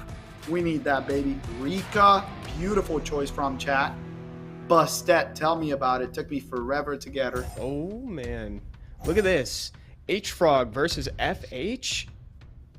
This is going to be pretty exciting. I love the Cigar action, by the way, guys. We haven't really talked a lot about Cigar lately. I feel like he fits really well into that sort of like Ganymede architecture there, where it's like you just want to reduce attack bars, but he also comes with that strip. He's a great monster. I love him. Yeah, he is. He's a very, very good unit here. But you know who else is a good unit? Is that, oh my God, the Light Amesty. I was going to say Amesty. It's not Amesty. Woodjet. Thank you. Thank you. Woodjet, Light yeah. Woodjet, a fantastic unit. Great buff to him here. And he's being paired up with the Wusa, and that's a lot of buffs. And what we're seeing is the only thing to be removing those beneficial effects is going to be that Jogan on the other side of the field for FH. You know what? The MVP for me is over there. Volantis coming up with the Juno paired up. We've seen this comp very sustaining. A lot of turns like you talked about, Stoic. It doesn't look like it brings a lot of damage, but the rune quality and the additional damage plus the Wusa skill too really make a difference. But let's talk about Jogan. Finally appearing in the main stage, and look at that, the Wind Battle Angel. A one-turn kill. He wants to remove something from the field, and does this look like a Wedget ban for everyone here, or is it just me? The last time I saw this, I really wanted to see the Wedget ban, and they ended up not doing it. So I feel like maybe it should be finally a Wedget ban. Yeah, let's see if the last pick is something that can give him turn 2 as well. It would be interesting to have an option like that. The speed lead to guarantee it, but I think if you don't get rid of the Hey Gang and they ban the Wedget, you are dead in the water. Do you potentially ban out the Jogun, though? The Jogun is going to be adding a lot more attack power to this Sonya, and the Sonya is going to be able to kill stuff more often. But he got baited. That's the thing, because if you ban the Wedget, then everything cuts you with the Hey Gang, right? So you gotta ban it. I thought that was the ban too. He let the Wedget through, though, and I think that is super dangerous. I would not like to see this comp. He's playing very comfortable into the thing that he always does. He can try to remove stuff of the field right away. The Volantis will get his turn, and he can just provoke everyone right now without any interruptions. Oh, gets the glancing though. Is that enough? Yeah, we'll find out. No despair stun, a little bit of damage coming through. That's some big glancing though to have onto that Sonya though. To stop that unit from doing a little bit of damage though. Gonna get a big reset there. Oh, yeah. With additional turns as well, which is pretty nice. Not getting the, I think that was skill 2, no defense break. Yeah, the glancing saving the match right here. I think this Battle Angel is going to be little by little being taken down. Very squishy monster. The Wusa with the 1 HP. She has the skill 2. Crit. Oh, that's a lot of damage. Brutal, The man, free absolutely takedown brutal. on the clapback is hilarious. I gotta be that's honest really with cool to you. see. I think this is a very solid comp. Everything makes sense. Even though the Masha is very strong late game, we know how hard this Juno hits. We know how many turns the Wusa, the Salt in the Wound, and the Wedget will give you. So I don't know. I don't see this coming back unless this Masha starts rocking like crazy, my friend. That's exactly what needs to happen here, because that's a great defense break and a great opportunity to show that all Masha really needs is to take advantage of a defense break, and that can be it for the Juno. And we'll see what happens, because Masha can be the unit to do this. Yeah, it's going to be very difficult. It's going to be 1v3 because the Wusa is going to remove someone from the field. He goes for the Masha. You know what? 2 units are stunned. You can just put the damage there. The Wedget just gives you such a crazy turn advantage. It's like a better bird. Yeah, I was going to say, he really needs to start showing attention to that Masha, because he was so focused on trying to keep the Jogun in that Saga back, but it's like, you really need to get that dismount. So now if he wanted to go and, you know, show some love to something else, by all means he can, but I think he's going to keep hammering away. Never mind, he is going to go show love to other units. You just need to get rid of that defense break. Yeah, the only thing I'm sad about is the Jogun didn't get to do anything. It got stunned, it got slept, it got destroyed this match, and now the Masha needs at least, you know, a couple procs and didn't get one to remove the Juno. GG, you let the amazing player, the champ that FH is, play with his 4 preferred units. It's going to be very difficult to beat him. So you got to take him out of his comfort zone. Yeah, definitely. I really liked FH's draft here. Very, very powerful. I think the Wedget, that's a tough unit, man. I'm really liking his first pick on Wedget. I think there's a lot of people out there, a lot of Wedget owners can learn a lot at what FH is bringing to the field right now. I think he's definitely going to be a weapon in today's tournament. Oh yeah, and Totally especially paired with something like a Wusa, you know? And it's like in that last game, I like Sonya in theory, just because I feel like we've seen a substandard amount of like snipe units so far, but in the application, it just wasn't right there. Yeah, it's when you're playing against a bruiser comp like that, you don't want just something that kills something, right? You want something that has staying power, and yeah, it becomes really Very tough well to said. play into. And like we talked about, the clear ban was Wedget for me because then you would guarantee at least cutting into the turn one, and we knew that he was going to ban the Hay Gang, right? So once again, picking two of the comfort units. The Oliver that was picked last, now it's picked first because he doesn't have the speed lead from Wedget. So very good adaptation. He only steals the Wusa. I really like the Fire Monkey King pick. And the Hay Gang's still very strong because there's no attack bar gain. Here we go, Stoic. What do you think of Nikki over? My girl, Nikki. I think Nikki's an incredible unit. One of the better LD and F5s in this game, I would even say. It just brings so much utility in what it does and can provide so much damage at the same time. In attack buff Juno, look out, because I think Juno's going to be pumping some serious numbers in there. We saw this Juno hitting around like 2.4 K per hit, which is really, really nice on a triple hit like that. So who knows what we're going to be seeing after these attack buffs coming through here. I do kind of like the Jamire. Kind of. Kind of too. I think this. I think the Hay Gang's gonna be banned again. Pretty sure that's the ban. Otherwise, you get cleansed either way. You don't have a tech bar push. They might try to take out the Monkey there's King double because it's the reset. only damage is the other option there too. It's like there's very little except for Jameer. Yeah, the thing is, Evan, with the Hay Gang, nothing gets through, right? That's the problem. Like, you have Jameer and Hay Gang. If you remove the monkey, they, strip you, try to reset you, then Jameer gives everything back, and you're just like 100%, right? I think he trusts that there's enough damage in this Nikki together with the Volantis, getting the glancing, like you say, glancing is healing, so we'll see. We'll see. Can he get the I reset do think right now? that's very true. And I saw her still cooldown, resist in there. but- Yeah, a lot of cooldown times in there, just that one resist. Oh, he doesn't give it back. I think that's a little bit greedy. Yeah, that was reset. Oh, he can just ventilate. Okay. That's Okay, so That's good. that's one of the That's resist units out there. Interesting. So maybe he caught that where he notices Wusa didn't get resist, so he didn't bother doing the third skill with Jamaya. Yeah, but the remove comes again. That's why he saved it. So he can cleanse everyone in case this happened, but it gets stunned. Can this monkey That's a tough one to predict. beat the saving grace? Ah, here comes damage. Ooh, no proc from the Jameer. The Jameer's just gonna die. No. Wow. TOA. Yeah, Dots. TOA'd, my friend. Absolutely. You see, Evan? The monkey was not very scary. That Hay Gang, I got to give it to you. The Hay Gang was absolutely the ban. Yeah. Yeah, that's a tough Very, very situation, strong. man. Yeah. Very, very But strong. a commanding clear victory, line. though. Yeah, Oh, it yeah. really was. FH is looking like an absolute powerhouse, and honestly, making me regret even choosing Taz as my guy to win it all today. Because Yeah, he's looking FH so could have good. what it takes to get up there and take the whole thing, to be honest. He's really a powerhouse. Yeah. And He's you know probably what? the cleanest Juno- player that we've had tonight. Yes. What's Yeah. that about Juno, Seth? Double 2-0. Double 2-0, definitely the cleanest. I was going to say, and FH has a lot of units that are very strong against Ganithor. So I don't think he's going to be the kind of player that's going to fall for that. So, yeah. Very, very strong.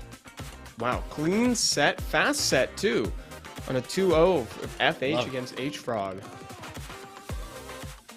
Yep, well, that H.FROG is going to be moving down to the Redemption bracket. I believe he's going to be playing the first person, that first match in the Redemption bracket. I can't remember who that name was, but I believe that's where H.FROG should be going next. Yeah, it's probably, was it AJ that took it? Yeah. Is it AJ that won? Because then he would be playing AJ in that first Or match. Mushroom. Was it Mushroom or I AJ? think AJ. No, Mushroom it's- should have Look been at the us, second dude. Can match. you tell that it's late? That's how you know it's. Yes. Can you tell It's after not midnight? almost 4 a.m. Dude, Stoic's a trooper, man. Every time I get tired, I look over at Stoic and I was like, I got it easy right now, dude. Poor Stoic. It's nearly 4 in the morning for him. It's a crisp 12:44 a.m. and we're just getting started. We still have so many great games ahead of us right now and more codes ahead. Looking at Lest here too, and that's 64.4% win rates, one of the highest win rates amongst all these player profiles I've noticed here, Sevi. The champ, my guy. The guy that brought out the Sagar. Sagar pre-banned. I did not wake up this morning and think I was going to see that. So that tells you about the powerhouse, the absolute beast that Les is. And this is going to be a very interesting match because Lin beat the actual world champ from this year. So now he can put a second badge under his name at like, I beat 2 world champs. Or is Les going to show, you know what, I'm better prepared than Tars? Yeah, this is actually a really big game right here, to be honest with you. If Lin wins this, like, that's very, very impressive that he takes down 2 previous world champs. So we'll see what happens. That's a Veladrul. I love Les. A Veladrul, friends. Okay, I just want to see Veladrul in chat. By the way, we have our very own real Veladrul right here with us. Evan, tell us about how did it feel being Veladrul? It was an incredibly sweaty experience. 60-pound suit, wings hooked up to garage door openers on a remote control. You got to type in a code. You got to whisper a secret into the remote control to extend the wings. What a day! And you were very skinny at that time. And oh my God, thank you so much. I was. Thank you. I was probably 40 pounds Didn't I lighter. tell you guys that Les was going to bring some different stuff? He always brings some spice. You know, he has surprises for us. 2 units that we did not think we were going to see here tonight. And what this tells me is he's not afraid of what he's seen. I think he's going to ban this Fire Monkey, and he's just going to have a ball. Let's see what's the last pick. That's some left field stuff right here. Like, I was not expecting this from left here. This is really tough to predict. Yeah. Oh my God! Oh my gosh, where was this hiding? So wait, this changes things. Is he banning Etna then? Ethna's the tone setter here. I think you do have to ban out the Ethna because I think both players are going to get speed leads unless you're banning out the speed lead. Yeah, I think he bans out speed lead. He just bans out the Chiwu and then removes the speed lead from the field. But does he guarantee first turn? He does because the Escher gets through. I'm actually surprised that the Escher gets through. Now it's going to be all 2 runes. Both Escher so and does the Ethna. Very high. Exactly. Both of them have very high base speed. Who's going to take this turn 1? Gotta give it to Les. I can't help but think, yeah. I think Les has the better rune quality. I'm going to say that Les is going to be the faster player. And maybe we'll end up putting our foot in the mouth when Lin takes turn 1. we are always surprised, and it is. Oh my gosh! Oh my God! How tanky is this Escher? He goes for it, and the answer is very tanky, my friends. Here we go. Yeah, most of it. Oh, okay. Look at that. Slow. Here comes the reset on the Wusa. Does he hit it? 3, 2, 1. Oh, what? Oh, he resets the Juno to not get stripped and trusted on that provoke. I'm very afraid of, missing that provoke, so props to you, Les. I believe this the Dark Pure Vanilla has a Oblivion as well with second skill too, which could be really good for keeping this Juno back. And lands the Oblivion for 2 turns, man. That's rough. On crit damage? Yes. Let's go. There's no way he's drafting that thing in the spot. Oh Juno's not dead. Okay, Juno's dead. Juno's confirmed dead. Woos is still provoked here. Looking very good for Les, bringing something just extremely unique. How can you not like the guy? He brings 3 units that no one was expecting, and the best part is they work. He's prepared. You're 100% right. I think I got bitten by the Les bug. I'm telling you, I gotta share it. Someone in chat said Juno got punished. So satisfying. I share the same feeling as a light Monkey King user. Here's that skill 3 strip as well. What a great unit. Like, I don't know how many people actually have this Dark Pure Vanilla, but I think this is a very, very powerful unit here. I think it's underrated. I think it needs more action. I know we did, I can't remember what year we saw it in, and someone brought it to the table, and it was devastating. I want to say Raigeki played this unit. I think it was last year's America's Cup. Speed.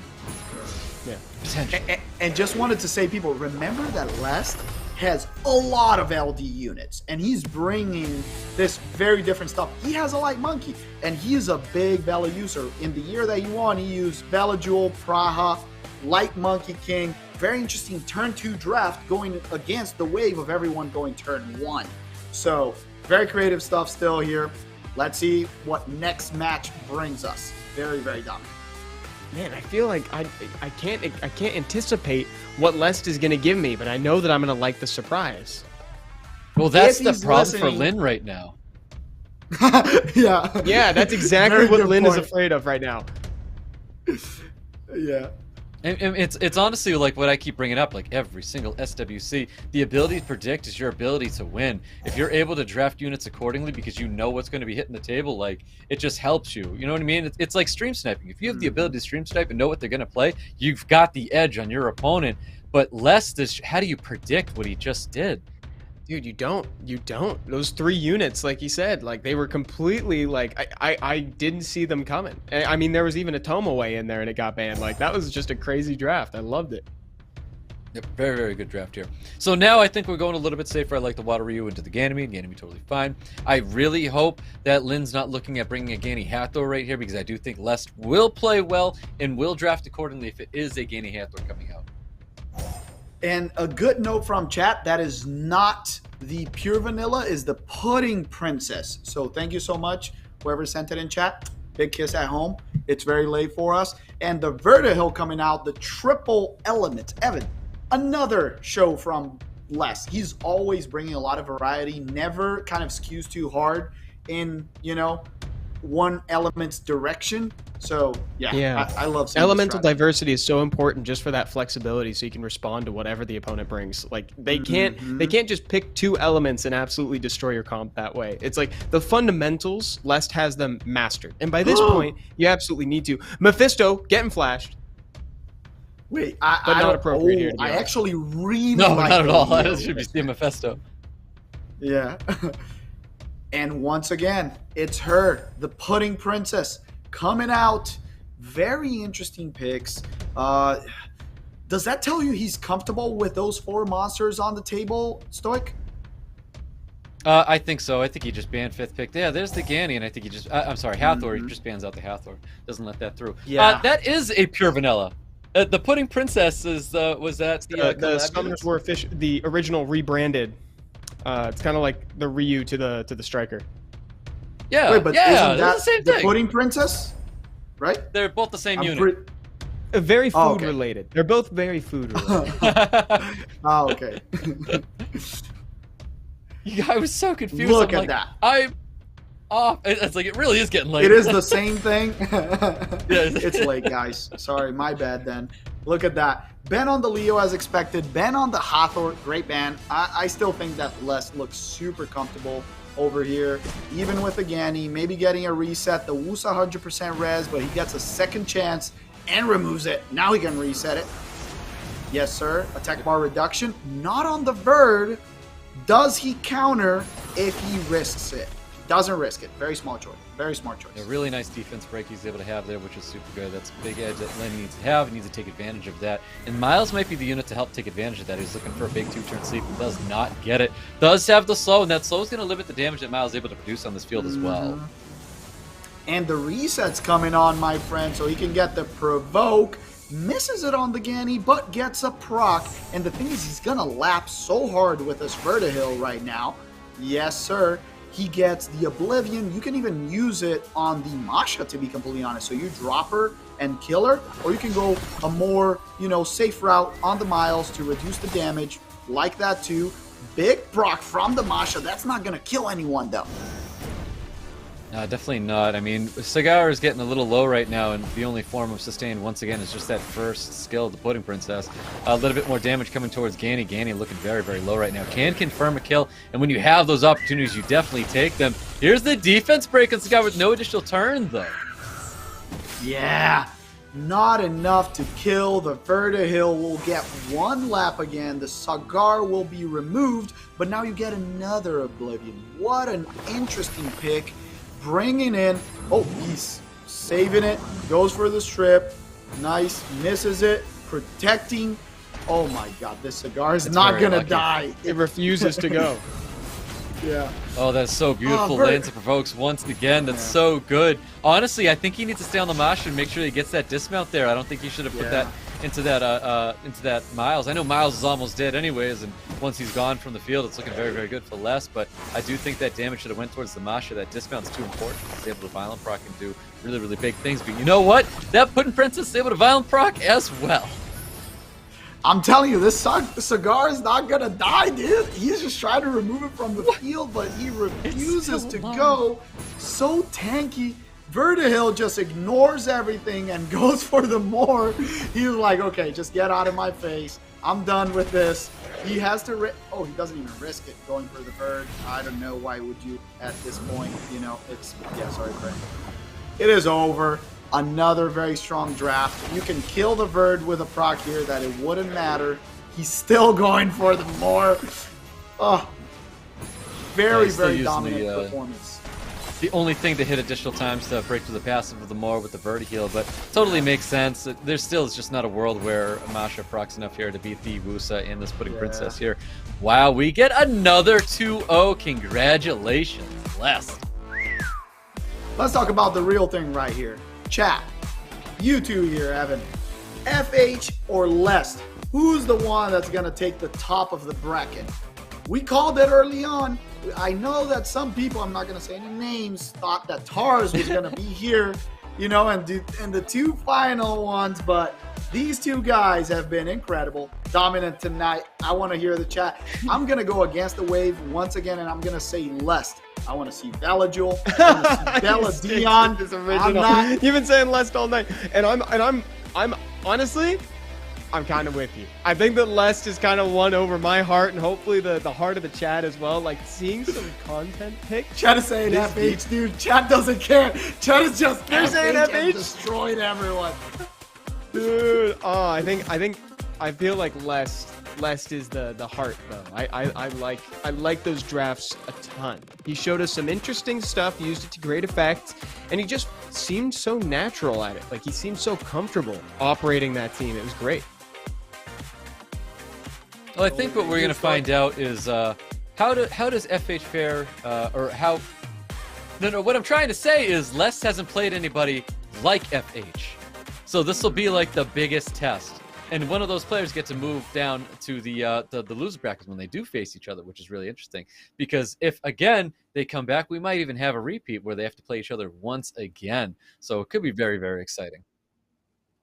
Very good point, Stoic. One thing I will say, though, FH has not been challenged yet. He's been playing in that comfort zone of Wedget, Volantis, Juno, then some Wusa, you know, and no one has shown anything different. The question right now is Les prepared? Yeah, very well said. Does Les know how to counter that? That's the thing. There's some players that are just very used to some play styles, and maybe you're a little bit stronger because of stuff that you like to play, right? So, or maybe you're way weaker, you know? So we're going to have to find that out. Has he prepared? This is about knowing your opponents, studying them to the T, and maybe this guy have crossed each other a lot in the top ranks of RTA. So I'm very curious.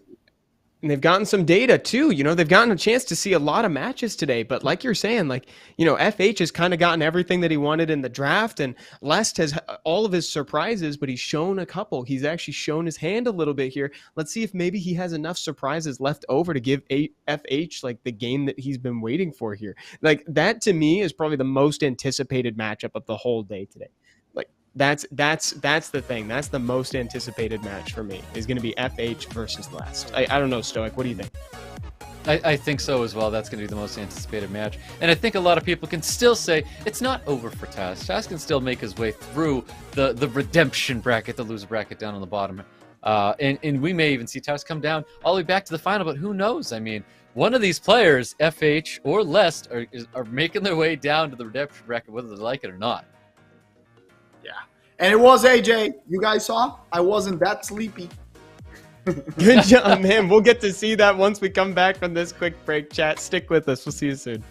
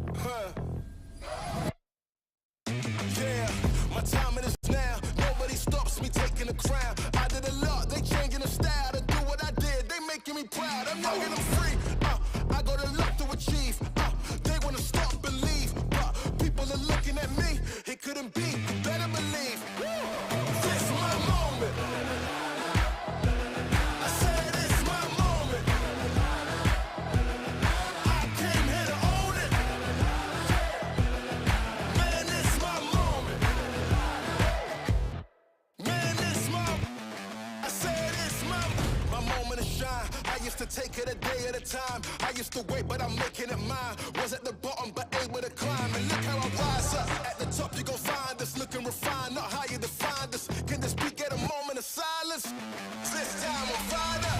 I give it my all. I said my moment is now. No laying around. I put my stick in the ground. Just so you know, ain't no mistaking it now. Forget what you make of it. Got my eye on the prize, I'm taking it. Got the fire inside, ain't shaking it. And I'm turning the tide, ain't changing it. I'm the main event. This my moment. I said it's my moment. I came here to own it. Man, it's my moment. Man, it's my. I said it's my.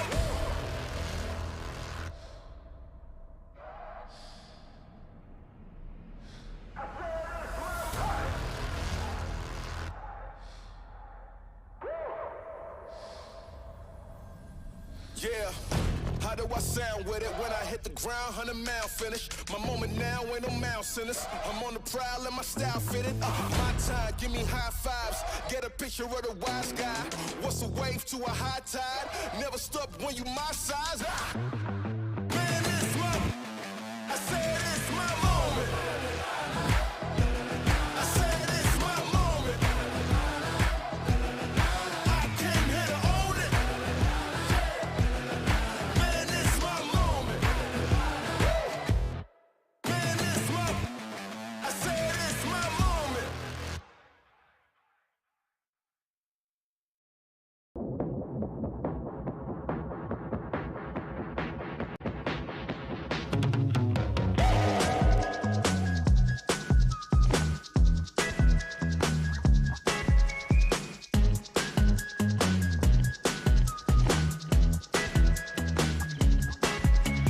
Patting the pinata cause it just got hurt. I kinda feel bad, but there's candy in the dirt. Digging up my sunshine, taking the heat. Got me running on the feeling in the pocket full of sweets. Ooh, can't stop me now. I'm a black cat, can't burn me out. Ooh, can't stop me now. Time's ticking, but I'm off the clock. Don't stop. Don't stop. Got a real good feeling, so drip till you drop. Don't stop. Don't stop. Sipping on coladas and I feel just fine. Colder than Canada, flying higher than a kite. Supercalifragilistic, catching the dust. Now I'm crushing on your kick drum, popping till it cuts. Ooh, can't stop me now. I'm a black cat, can't burn me out. Ooh, can't stop me now. Time's ticking, but I'm off the clock. Don't stop. Don't stop. Got a real good feeling, so drip till you drop. Don't stop. Don't stop. Don't stop. Don't stop. Don't stop. Don't stop. Got a real good feeling, so drip till you drop. Don't stop. Don't stop. Don't stop. Don't stop.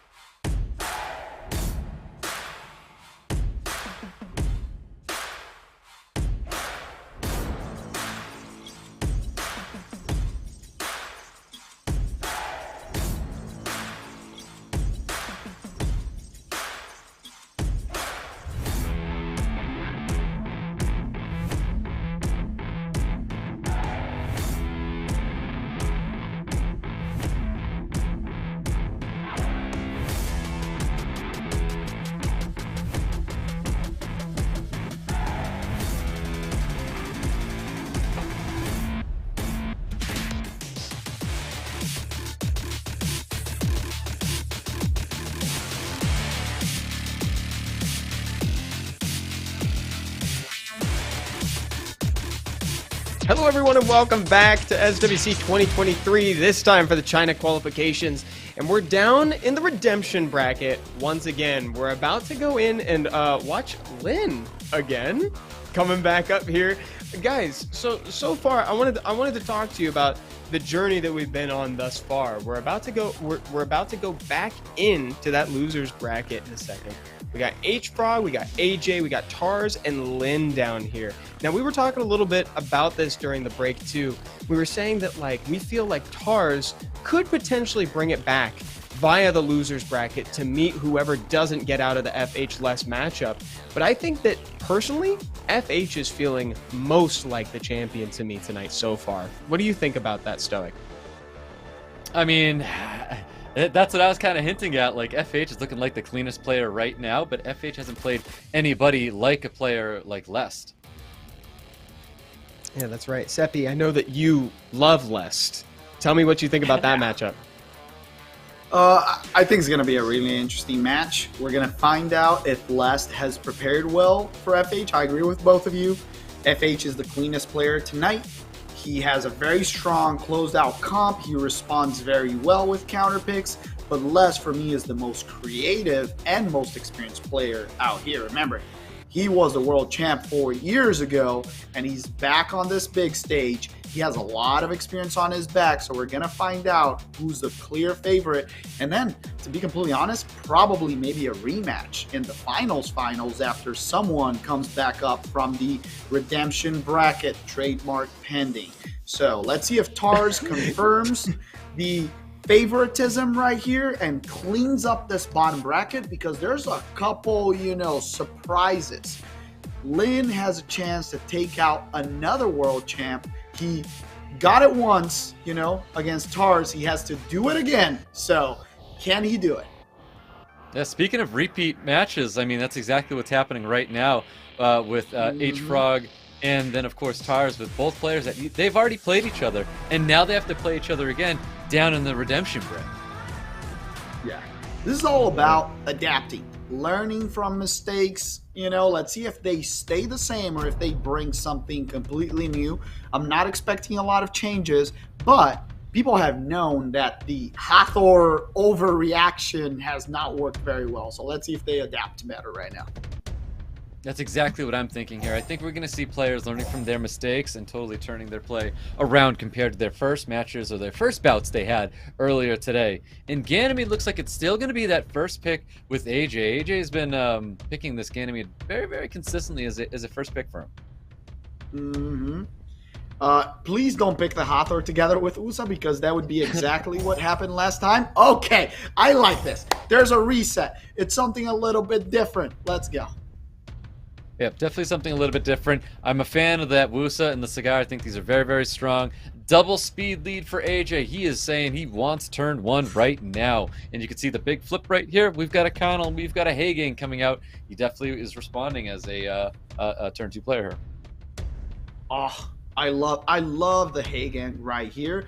The Cardinal is solid into the double wind. I don't know why he took it out, kind of thinking, playing around with that turn one thing, but now he slaps a very fast unit in Zabala. I don't know if I love the Etna. I preferred Cardinal. You could have played it differently. Now the question is, do you go speed lead? That just gets banned, or he bans the Etna also is an option, because now he has a tech bar reduction. So who would you ban on that side? Is it the Dark Robo, the thing that really, kind of annoys you? I'm not too sure. I think you have to ban out the high volatility speed, and it might be the Zabala here, which is kind of like the tone setter on AJ's side of the field, and it is going to be the one getting banned out here. So after H.FROG put down the Tomo, he basically said, I'm going to speed contest now. And I also think maybe that 24 speed lead should have been the target for the ban. I don't know. I don't like that ban. I wouldn't have banned that Hagang, because you have the Dark Robo. The Dark Robo reduces more than he's going to gain, and you don't get cut. Same thing. Chiwu right now got the reduce. He can have the reset comes in. Now there's only Chiwu with a tech bar. Even though he got the Dark Robo, it's at a very costly price. Yeah, it really is. Let's see what happens with Oliver, though. Oliver's able to do amazing things, and I believe Oliver and AJ's hands did do amazing things in the past. It's all for Tomo. Tomo right now needs to get this and try to stun people. Is it on despair? Apparently not. No stuns around. Nothing gets extended. Just, oof. The important thing right now is everyone's reset still on his side. Yep, and the Kama is definitely acting like fantastic suppression as well. No player is going to want to have to use anything because they use these skills at a great cost of life and cooldowns as well. So Kama is very, very powerful right now for H.FROG. Very good point. Very good point. Since everyone's reset, he doesn't want to do it. Does he sacrifice since he's already very low? Yes, sir. Oh my god, here comes the dots and the stun. Very interestingly. He definitely goes for that there, the especially kill. when he has a Ganymede on the field with the Ventilate coming back if he needs to, but I don't think that's going to be around long enough for it to really matter, so definitely takes that unit out when he can. Shizuka, Ethna not dying to dots just yet. Yeah, that was very, very close. She got a lot of value out of it. Now the Oliver is stunned. He has to try to get rid of this Tomo, get rid of those 2 units quickly, but the thing is, do you risk it with a glancing? Only gets 1, but in the most important unit to get, now you have to try and remove this Tomo. Can you get it? I think he can. Is he even going for it, or does he go for the Sagar? No, he goes for the Tomo. He gets the sleeve! That was gorgeous. In what world And does that he land proc that seals it. sleeve? Yeah. That's so crazy that just happened. Resisted though. I just go for the glancing right here. Yes, I think he played it very well. The glancing is super powerful. Even if he goes again, glanced again, get rid of the Tomo right now. Don't even risk it. Oh, wow. Very fortunate right now for AJ. Yeah, very fortunate. Yeah. Resisted, but even with that, there's so much damage lacking right here. The reset from Gani is so oppressive.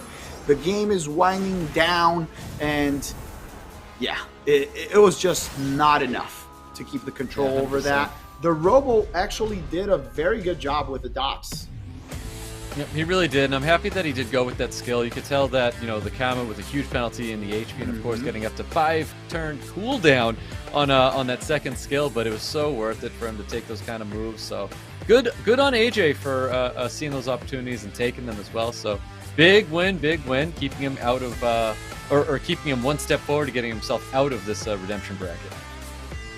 Yeah, very interesting. Let's see how H.FROG adapts for this second match right now. The fight for turn 1 has been very interesting because a lot of the times the player that has gotten turn 1 has gotten turn around later on and lost the match. Let's remember that Etna was the one, you know, starting off this one and taking control over it. So very interesting to see how he's going to respond. Does it even matter that much for him? Does he bring something more bruisery, you know, Raccoony, Fire Monkey? Now a little bit of a swap in style. The Chung Pung comes out and the Hey Gang is pre-banned. Yeah, it's a really interesting ban there on the or the pre-bans on the Dak Robo. I think if H.FROG was going to ban anything, it would have been the Zabala, you know, being worried about these units, like, you know, like he had pre-banned it before, but maybe it was just situational that the Zabala would have been it and not the pre-ban coming in here, because wow, that's interesting. Barbara. We're seeing a Barbara. It's the first time we've seen Barbara in an SWC in a while, it feels. Yeah, it is in a long time. But the interesting thing is he went with the 3 elements. He wants turn 1. Apparently, he needs another speed lead if so, but brings in the Veramos to hard counter. The Nefties love that. And the interesting Tiana in here is probably the ban. It's looking like it, but I would still bring another unit here to connect this. If the Chung Pung gets banned, that's going to be a very interesting game. You know, I'm not a big fan when I see one unit being drafted just to... Oh my god. That's the bomb version, isn't it? Puppeteer, it's Kavarsi? What is his name? Kavarsi, I'm pretty sure. Yeah? I forget his name. Can someone in chat? Kavarsi. It is Kavarsi, right? Kavarsi, and the other one is Zenisegs or something. I think it cleanses on skill 3 and increases attack and attack bar. So it's an attack bar booster. Very interesting unit. Let's see. Let's see what he has prepared. The Very Leo interesting gets that we're through. even seeing it right now, to be honest. I mean, I'm kind of hoping we're all about to, I hope I learned something right now, because I don't think this is going to be super impactful. Yeah, I don't know why. Like, the bans are very weird in this match for me. The Veramos is through with the Nefties and the Tiana, and then you pick Leo with a Tiana, which is a little bit weird, right? Gets the attack bar increase. Everything is looking good for this. Oh my god, look at the protection. Yeah, I don't know. I think it was an interesting choice to pick that Leo right here. Only if he thinks that the Leo can solo and carry this match. He can give attack bar. Skill 2 is the one that decreases the cooldown time and increases the attack bar by 50%. Oh, and he's going to drop the Barbara. Almost, but the reset coming in. Yeah. Let's see what happens. Veramos looking a little bit of poke damage coming towards Wusa. I mean, you can tell he really wants to get rid of the Wusa, and I think that's a very, very impactful unit he wants to get rid of. Improvise, boosts up attack bar with second skill, pushes the Chung Pung. Chung Pung you going in. Not landing any defense breaks at all. The glancing, it's really, really big to get the glancing on top of that Leo there, but I think the defense breaks would have been a little bit more what he was looking for. The weird thing is, if the Barbara is dead and with Leo on the field, how does he get damage out, right? This is not a damage monster. Is everything going to be on Chung landing, death breaks, and, you know, trying to get the reset? It's going to be everything on Chung. If he gets rid of Chung right now, game's over. Yeah, we'll see what happens. Wusa is looking a little bit low right now. If he can Violent Proc get that second skill back up, it's not looking so bad. He's going to keep pushing up his team with that third skill. Chung reset is super key right here. Yeah. Very, very big right there. Gets one stun. Yeah. Oh my god, that stun on the Leo is huge. You can reduce the cooldown on the Chung. The death breaks might come in. And this Tiana was completely made useless. It didn't do anything. Yeah, I feel like we didn't do anything. Yeah. Didn't do anything. She's gonna die right now even if he wants. I wouldn't risk the Leo, to be honest. But he does. Oh my god. Does it kill? He's dead now. Woo! It kills. Oh my god, great call actually. Risking it a little bit, but gets the biscuit. Yeah, it definitely does. I do like how much Veramos did shut down the Nephthys. I know I was saying I'm not a big fan of seeing one unit to counter another, and like that's all that one unit's going to be doing there, but that just got the big victory there with H.FROG. Can we say we give a lot of credit to Light Puppeteer here? I'm sorry. It was definitely a good. It was definitely a good redundancy, I'd say. You know, like the immunity, the attack bar boost came into play. I don't know. A friend would have done something similar. Sans the. What about the cooldown time reduction on reduction? Chung? Yeah, that was the only solid thing. That was pretty high. I just gotta say, you know who was the difference maker this match? It was his opponent picking Leo with his comp and not banning the Veramos. That was like. Yeah, that was very weird. Leo, Tiana, with a Nefties, you're kind of like destroying yourself. And there's like picking Leo it didn't really while fit too using well. Light Monkey King. Yeah. But let's see. I feel like right if I was in the position of drafting a Light Puppeteer, I feel like I would just bring an Ileana. And it would just feel a little bit more I wish I had an Ileana. Great point, actually. Because she can give the full turn. Too. Yeah. Yeah. A little bit more protection, invincibility, Yeah. a little bit more toxic. But, I mean, who are we to say? Guy won his match. And here we are picking that losing, right? I don't think the nitpicking Light that one. Puppeteer should have been something that... Kavarsi OP, okay, chat? Kavarsi OP. Yeah, there you right? go. Everyone if you have agrees. one, be proud. It made it. It won a match. And it's Kavarsides. Benedict. Oh. Yeah. Yeah, and we're gonna see now if some adaptation comes on because the Chiwu now is seeing a lot more play. This Cigar has completely been reborn, like the rebirth of Sagar tonight, and now finally more is reappearing. We see the Fire Monkey King coming out, but I don't know, feels a little bit early for him. It's not so bad. I think the Fire Monkey is just a little bit too early. I mean, it enabled why he's going to be bringing Amasha to the field right now. I really do like how much Cigar we're seeing, and I know we already talked about it. Units of the night or units of like the tournament, big standout units, and I think Cigar is like actually becoming one of those standout units right now. He's I making agree his with way you. up there And as, very as a candidate. unexpected as well. Yeah. Yeah. Very, very I've always interesting. loved Cigar. It's really cool to see him picked so frequently and surprisingly in the first pick slot for folks, you know? Like, it's crazy to see him Clara, pick yes. so fast. Finally, something unexpected. The speed lead, the strip, the stun. I love that. But the problem is, what if he bans your Ganny? Like, how do you deal with this right now? You need another source of follow-up right here. Oh, I don't like that. Sustain with O'Reilly. I don't know. Yeah, I don't like that. Now you can just ban the monkey. Yeah, I don't love that. Just ban the monkey. Yeah, in my and opinion, if you're gonna bring in the Clada in there, it's like Clada better be coming in there with where's the rest of the aggression? You know what I mean? Like after Clada's done her thing, like I wanted to see high volatility after that, Josephine. and that's not what we're seeing. Josephine's yeah, I don't know. There's a lot of interesting picks going on in here. I was gonna say he could bring basically anything and ban this Fire Monkey that he would have gotten. Like even a Vertihill gets through here pretty easily. Vertihill plus Masha, very strong into this. So yeah, interesting pick. Does that tell you that he's banning Ganny, or is it just a bait with the last pick? I was under the impression that it was going to be a Ganny ban. Yeah, right? Because you don't pick Josephine Wusa into Ganny double strip and let it through. Correct. Right. Yeah. There's no way. Yeah, There's no world that a Josephine hits the field and you're like, yeah, I'm gonna let that Ganny through and then just totally waste my last pick right there. So I Right? think that's Exactly, kind of because what that's the one thing that she's weak against is going to be that cooldown time reduction or increase rather, the antithesis of what I said. Yeah, I think that's going to be signaling a Ganon being banned pretty sure. Yeah. But one way or another, You know what? the game got paused for a second, so there could be something. What's up, Seppi? Yeah, you know what, Evan? In Brazil, they say the voice of the chat is the voice of God. So I'm going to ask the chat. Chat, yay or nay for Ganny getting banned? Banny, yay or nay? Let's see. I think yay. You think yay? Okay, Yep. like it makes sense, but the chat knows. The chat is inside the mind. The chat's player, in sync. Yeah, the chat will have the answers. Banny. They say Banny. Let's see. I see a lot of nays, my friend. Some yays, a lot of nays. And if The no chat- who, chat. Yeah. And if no who. Yay. The yays now are growing. Yay movement taking over.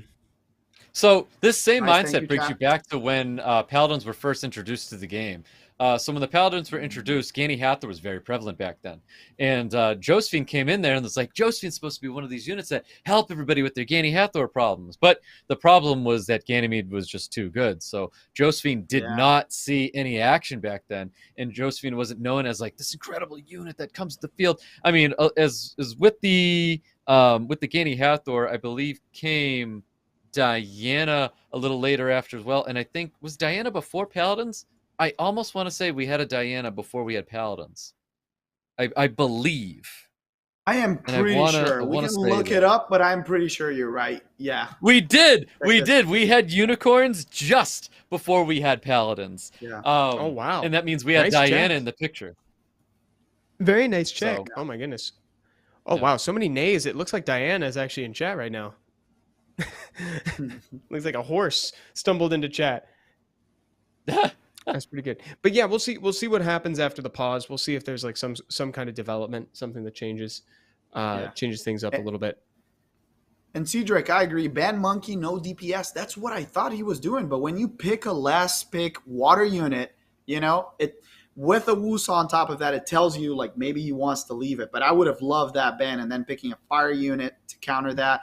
Something interesting that we haven't seen in a while, just in RTA and in the tournament today. And I don't know, maybe you've seen it, Evan or Stoic, and can tell us a little bit about it. But a last pick Rika. That used to be one of those like kind of leg breaking last picks. You don't have a Juno out. You don't have anything else going on. No immunity. Rika slaps and you're just You like, punish with oh a my Rika. God. Yeah. Yeah, we haven't Rika seen. used to be one of the best picks. I'm trying to think of something equivalent. I think the closest thing that we've seen to that would be like the Dark Robo, and then like the Volantis kind of does something similar with the skill 2 in the B. You know, that's the closest thing that we've seen. But you're right, Seppi. I miss the days of slamming down a Rika to punish no immunity. I think it's viable still, but it's just not in these players' pockets right now. Well, you want to know what that Very is? rare. Those were simpler days. You know what I mean? Simpler like days. the things Maybe that the we're- only thing we had to worry about was like a reset from Ganny, getting 2 turns slept by Hathor. That's like not what we have to worry about. We're worrying about all the attack bar reduction and gain they're about to get with the defense breaks and all the additional damage they're about to pile onto the field. And then like it's just everything under the sun happening. And then Shizuka does a 3rd skill and tables get flipped and there's just so much more happening nowadays, you know? Your table gets flipped. Well, Stoic, you know, Every honestly, since they were simpler times, by the way, where Rika could kind of flourish, I would assert that perhaps we're making moves back towards the simpler times. I mean, Ganny Hathor's here all of a sudden. Woos is suddenly back. That is legitimately 3/4 of a full Good team point. from 2017. Good point. Yeah, We're just you are missing right, a you are Molong in there. Yeah, once we get the Yeah, I Molong know. in, you know we're like late 2017, 2018 draft. That is like Can't do much. Am I right? Dude, with the Veramos, actually, because Veramos saw a brief moment in the spotlight to counter the Jean that was super prevalent around the same time, actually. Yep, And it was kind of that like a is half true. counter back then. It's like a half counter. Yeah. Just because he would John was a cleanse very after the interesting provoke. monster. Yeah. You know, asking the chat, what was your favorite kind of point in time? You know, the meta that you like the most. I know that people identify with different things. I hold very dear in my heart the Fran, Lauren, Verd, Elucia meta. That Oh, would man, like, dude. and sorry, Was that around the time Stoic, of- I know that Elucia was Arda's biggest Oh. counter. So I'm still your friend. Arda I never still love recovered. you. Arda never Still hasn't recovered. recovered. That's so funny, dude. That is hilarious. Oh, chat. Oh my goodness. Yeah. Arda never recovered. Seppi, is that the same time that Ager was in the meta? Is that around the same time? You remember that? Yeah, I think Ager a was there, little right? bit, like maybe a couple months later, a season after that, and that's when we got the I think you're right. actually I the think you're right. 2019 SWC, where in the finals Ager was picked by Thompson. He had like, I forget how fast at the time. It was crazy. I don't remember, like plus 190 Vio Ager at the time, or like 180 something, because we didn't have as many ways to get great runes at the time. Like nowadays he probably has over 200 Vio speed, right, Stoic? Right? A lot of them. 200 violent speed is the average. Okay, that's all it jeez. is.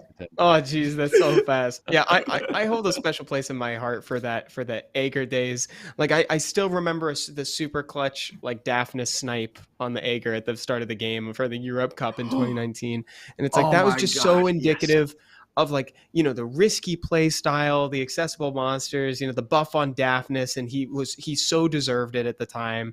And then I think that was right around the time where we started the joke of like Shiho is the dev's favorite monster. Like Shiho kind of came up around that same time too. It just felt like a renaissance for some of those like lesser used water units, Lucia, Shiho, Ager, and then also you had the standout hits like Daphnis, who just got a buff too. It was cool. I like 2019. That's a good question, Seppi. What about you, Stoic? The days of Ada Rag, because those days are definitely over. It's not something that you're gonna I see knew anymore. that was coming. It was just such a good time for me. And it was Those just days- before 2019. Yeah, those days are over. Whether you like it or not, guys, you can't just draft an Ada Rag and it just like carries you through the world. But You boy, know was what? it nice when it was good. I'm going to be a great success with chat right now. I think everyone's favorite time was pre-crit rate fix, when everything critted. You had like 53% crit monsters, and it's like crit. And Dude, then when Miho was out in the wild. Exactly. And people were like, there's something wrong with this, It's I remember, like, that everybody folks would did the ask. math. That was so- Yeah, that's how bad it got. Like people actually were like, this is nuts. Like what is the math? But I People, remember let's when go. people asked, like, how do I ruin this bruiser? Or how do I ruin this damage deal? It's like you only need like a minimum of 75 crit rate, and it's like that you crit all the time at 75 crit rate. It's beautiful. And like there's no world that like you run anything under 90%. Like if you're running a 90% crit rate anything at all, you're like, wow, you daredevil, you like I can't believe Yeah. you would do that running be at careful. 90% crit rate. You're insane. 99. Oh, dude, watch out Yeah. for that one, dude. It's gonna come at you. I love the sentiment from chat right now that everybody kind of my feels the God. same way. The experience. Yeah, I miss the days when 50 meant 75. I think that was that was a time that I personally miss because my crit rate has never recovered from that. That was a really funny time. It was really funny. That was a good era. That was a great era. Guys, I think we have a couple highlights as well coming up here too, so that way we can check it out while things get resolved for those pauses here too. Stoic and Seppi, you want to walk us through this as we watch the H.FROG and FH games? Yeah, for sure. I mean, this is one of those matches or one of those times where FH just looking like an absolute powerhouse. This is someone that we keep praying or keep talking about how clean he's been doing, how clean he's been playing. Like his drafts have been absolutely outstanding. His play has been absolutely phenomenal. And I think this is definitely going to be the person to beat. We're looking at FH as like the epitome of the China qualification right now. It's like, if you want to play well and you want to make it, you want to be, a contender for SWC, you got to have that FH style of play. Yeah, I think so. The confidence, everything. The second favorite, Evan, Lest. We're gonna find out which one of these two is going, all the way to the finals. Yeah, because it feels like FH has that confidence, but Lest is got the surprises. And like I said, I think he's won my heart, but also the heart of the audience with all these content picks coming out. I mean, we're seeing the Dark Pudding Princess coming out here too, and the clutch Oblivions, the strips, everything, the cigar that just would not perish in this game. Cigar lasted until the very end there. I practically thought that Lin was going to dump skill 2 just out of protest for how long that cigar had lasted in the game. It's like, just die, cigar. Oh my god.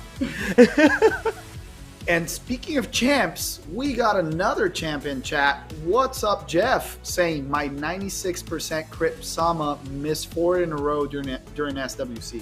That's what I call Jeff. A crit rate fix. You got to go 100, my friend. Fixed. How are you doing, Jeff? Successfully solved. Do you remember those days? And it's one of those prime examples of like the changes that was made. And it's like, because I ran a 90, it was a 98 crit ragdoll, and the amount of times that ignore defense torrent comes up, and then you miss crit at 98%, and you lose the match because you didn't kill what you were trying to kill. And it's just those moments where you see that shining skill, and then I'm over here just like, yes, like we got it, ignore defense, and then just like he lives, and you're just like wondering, how did we get here? And it was the 98 crit rate. I definitely keep my Magnum ruined at 99% crit rate, and there's gonna be a day. There's gonna be a day where that comes back to bite me. I'm pleased to say that it hasn't yet, but like there's gonna be a time where it hits me, and it's gonna be just the most rare occurrence possible. It's gonna be. What are you saying? It's gonna come to bite you? It has already happened. I was playing and it missed a crit. And we almost threw the phone. So you forget quickly, my friend. I'm glad. There's nothing I can do about that. There's nothing. I can't find that 1%, dude. I've looked. It's not there.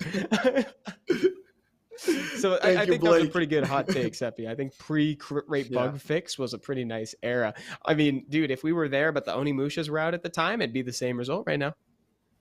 Yeah, good point. Good point. Another happy time I want to ask chat, like, do you guys remember, when was that first time, like that first big milestone that you reached in the game that made you really happy?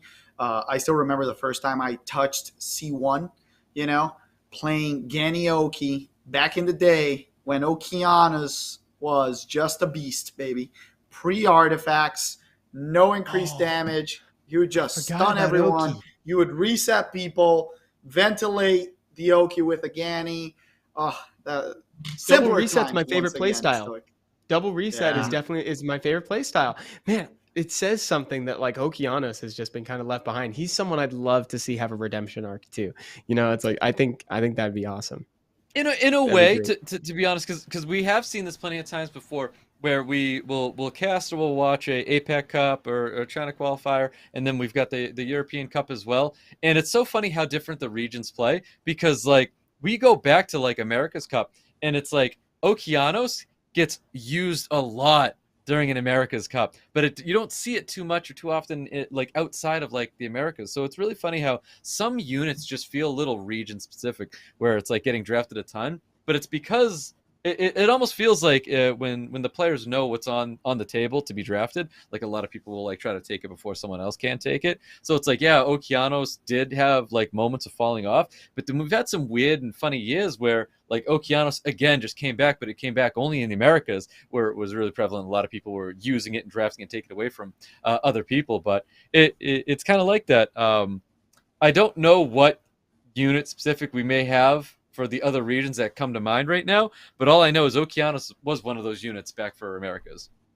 Yeah, that's a really good point. That's one of the reasons why SWC is so cool. Like, I love getting a sneak peek into what the other units are, or what the other regions are drafting as far as units go. It's like, what does their meta look like? I mean, maybe it shares themes like in broad strokes, but how they execute on it is going to be a little bit different.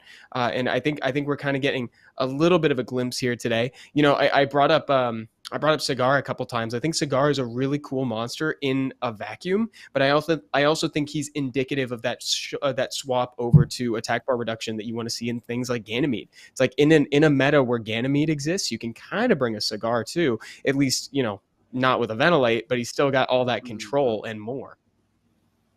Yeah. I think in a way, one of the things that we've seen like today, in my opinion, I think Ganymede's a good example. Like we're seeing a lot of Ganymede tonight. I don't know how much Ganymede we're going to see outside the China tournament, because I feel like if we went to the US, I feel like we're going to see a lot less Ganymede, if not any Ganymede at all. Yeah. And in EU, how much Ganymede are we going to actually see in EU? Yeah. Chung is still getting a lot of representation. Yeah. Every region has their own play style, and I feel like over the years, for example, EU always has had very strong bruiser players, even when it's not a bruiser season. We've seen people like Levert. We've seen who was the guy that used the chroma a lot? I'm trying to remember. A lot of players that have that play style. And then you go to APAC, and especially the Japan side of things, we see a lot of fast play style.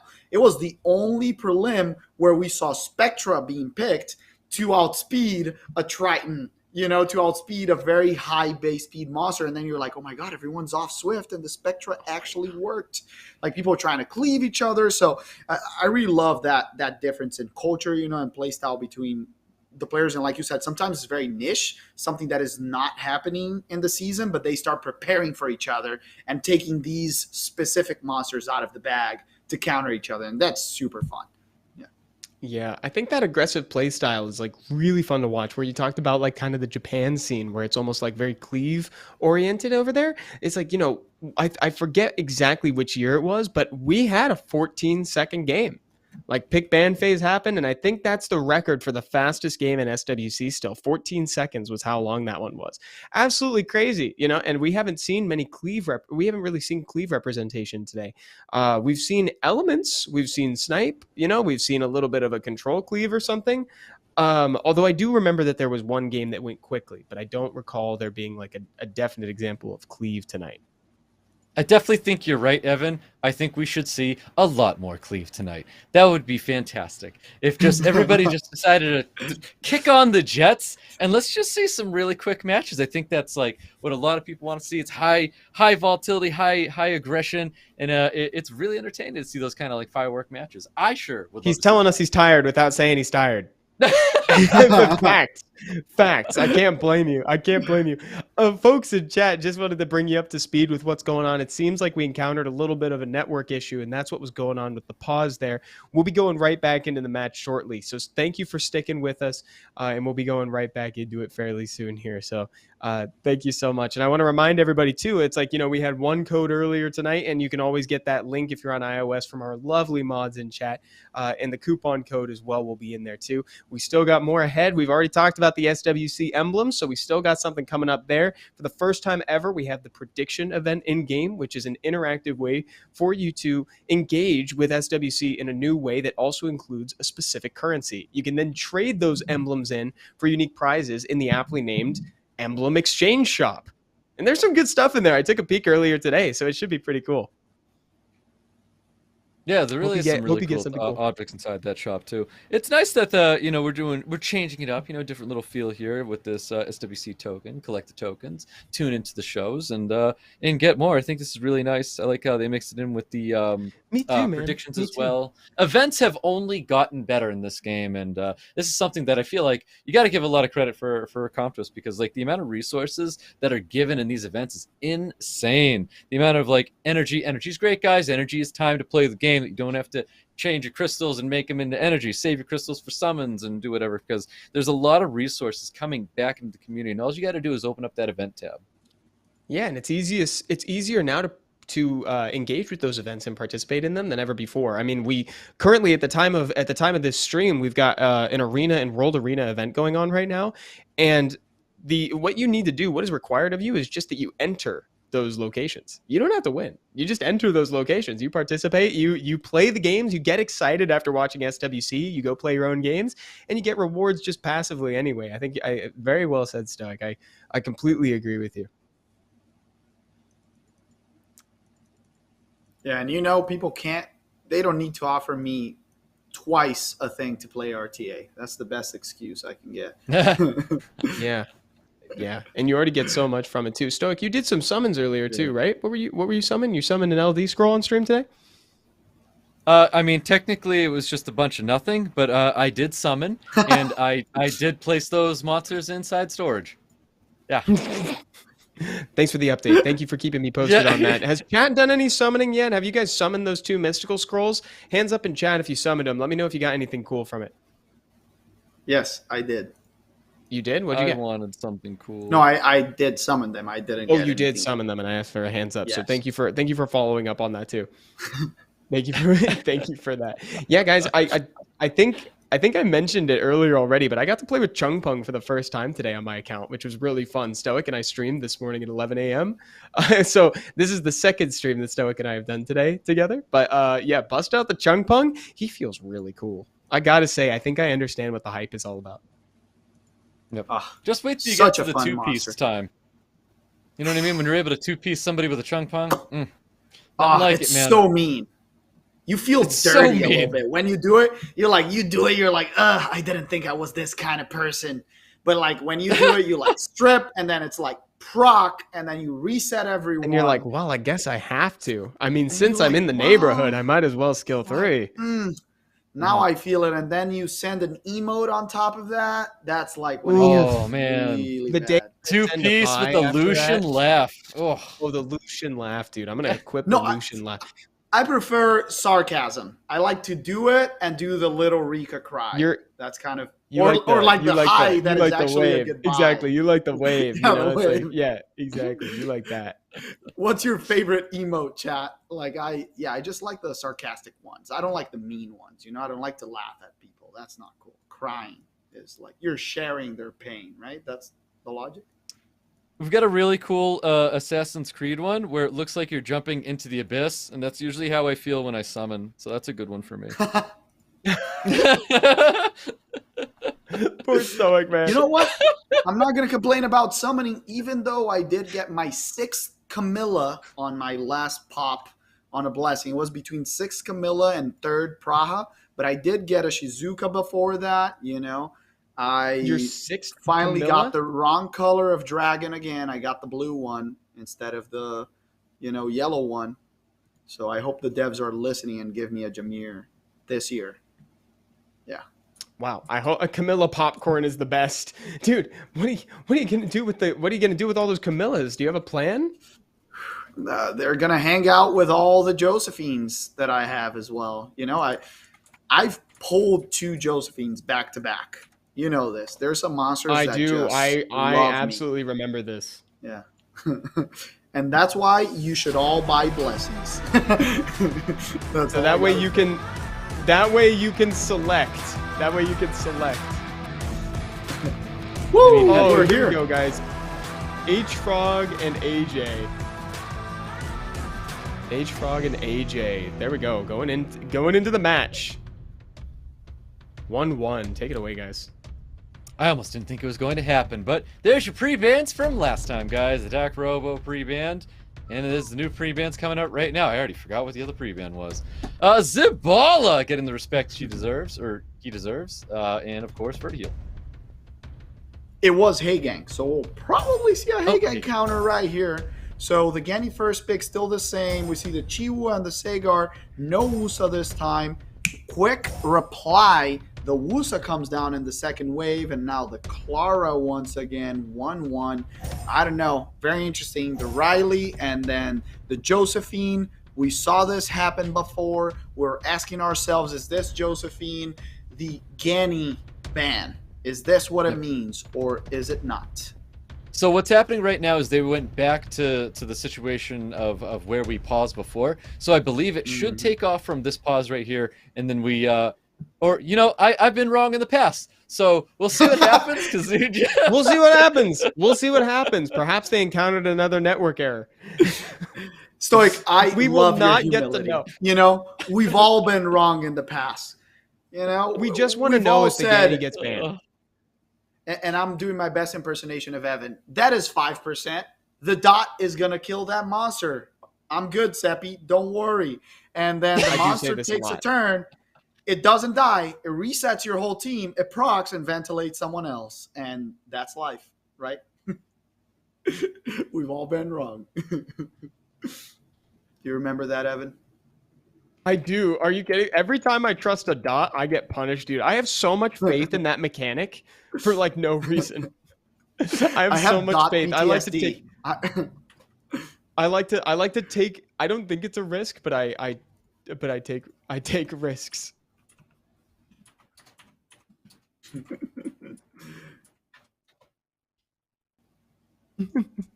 Summoners were in a nutshell. I know, dude.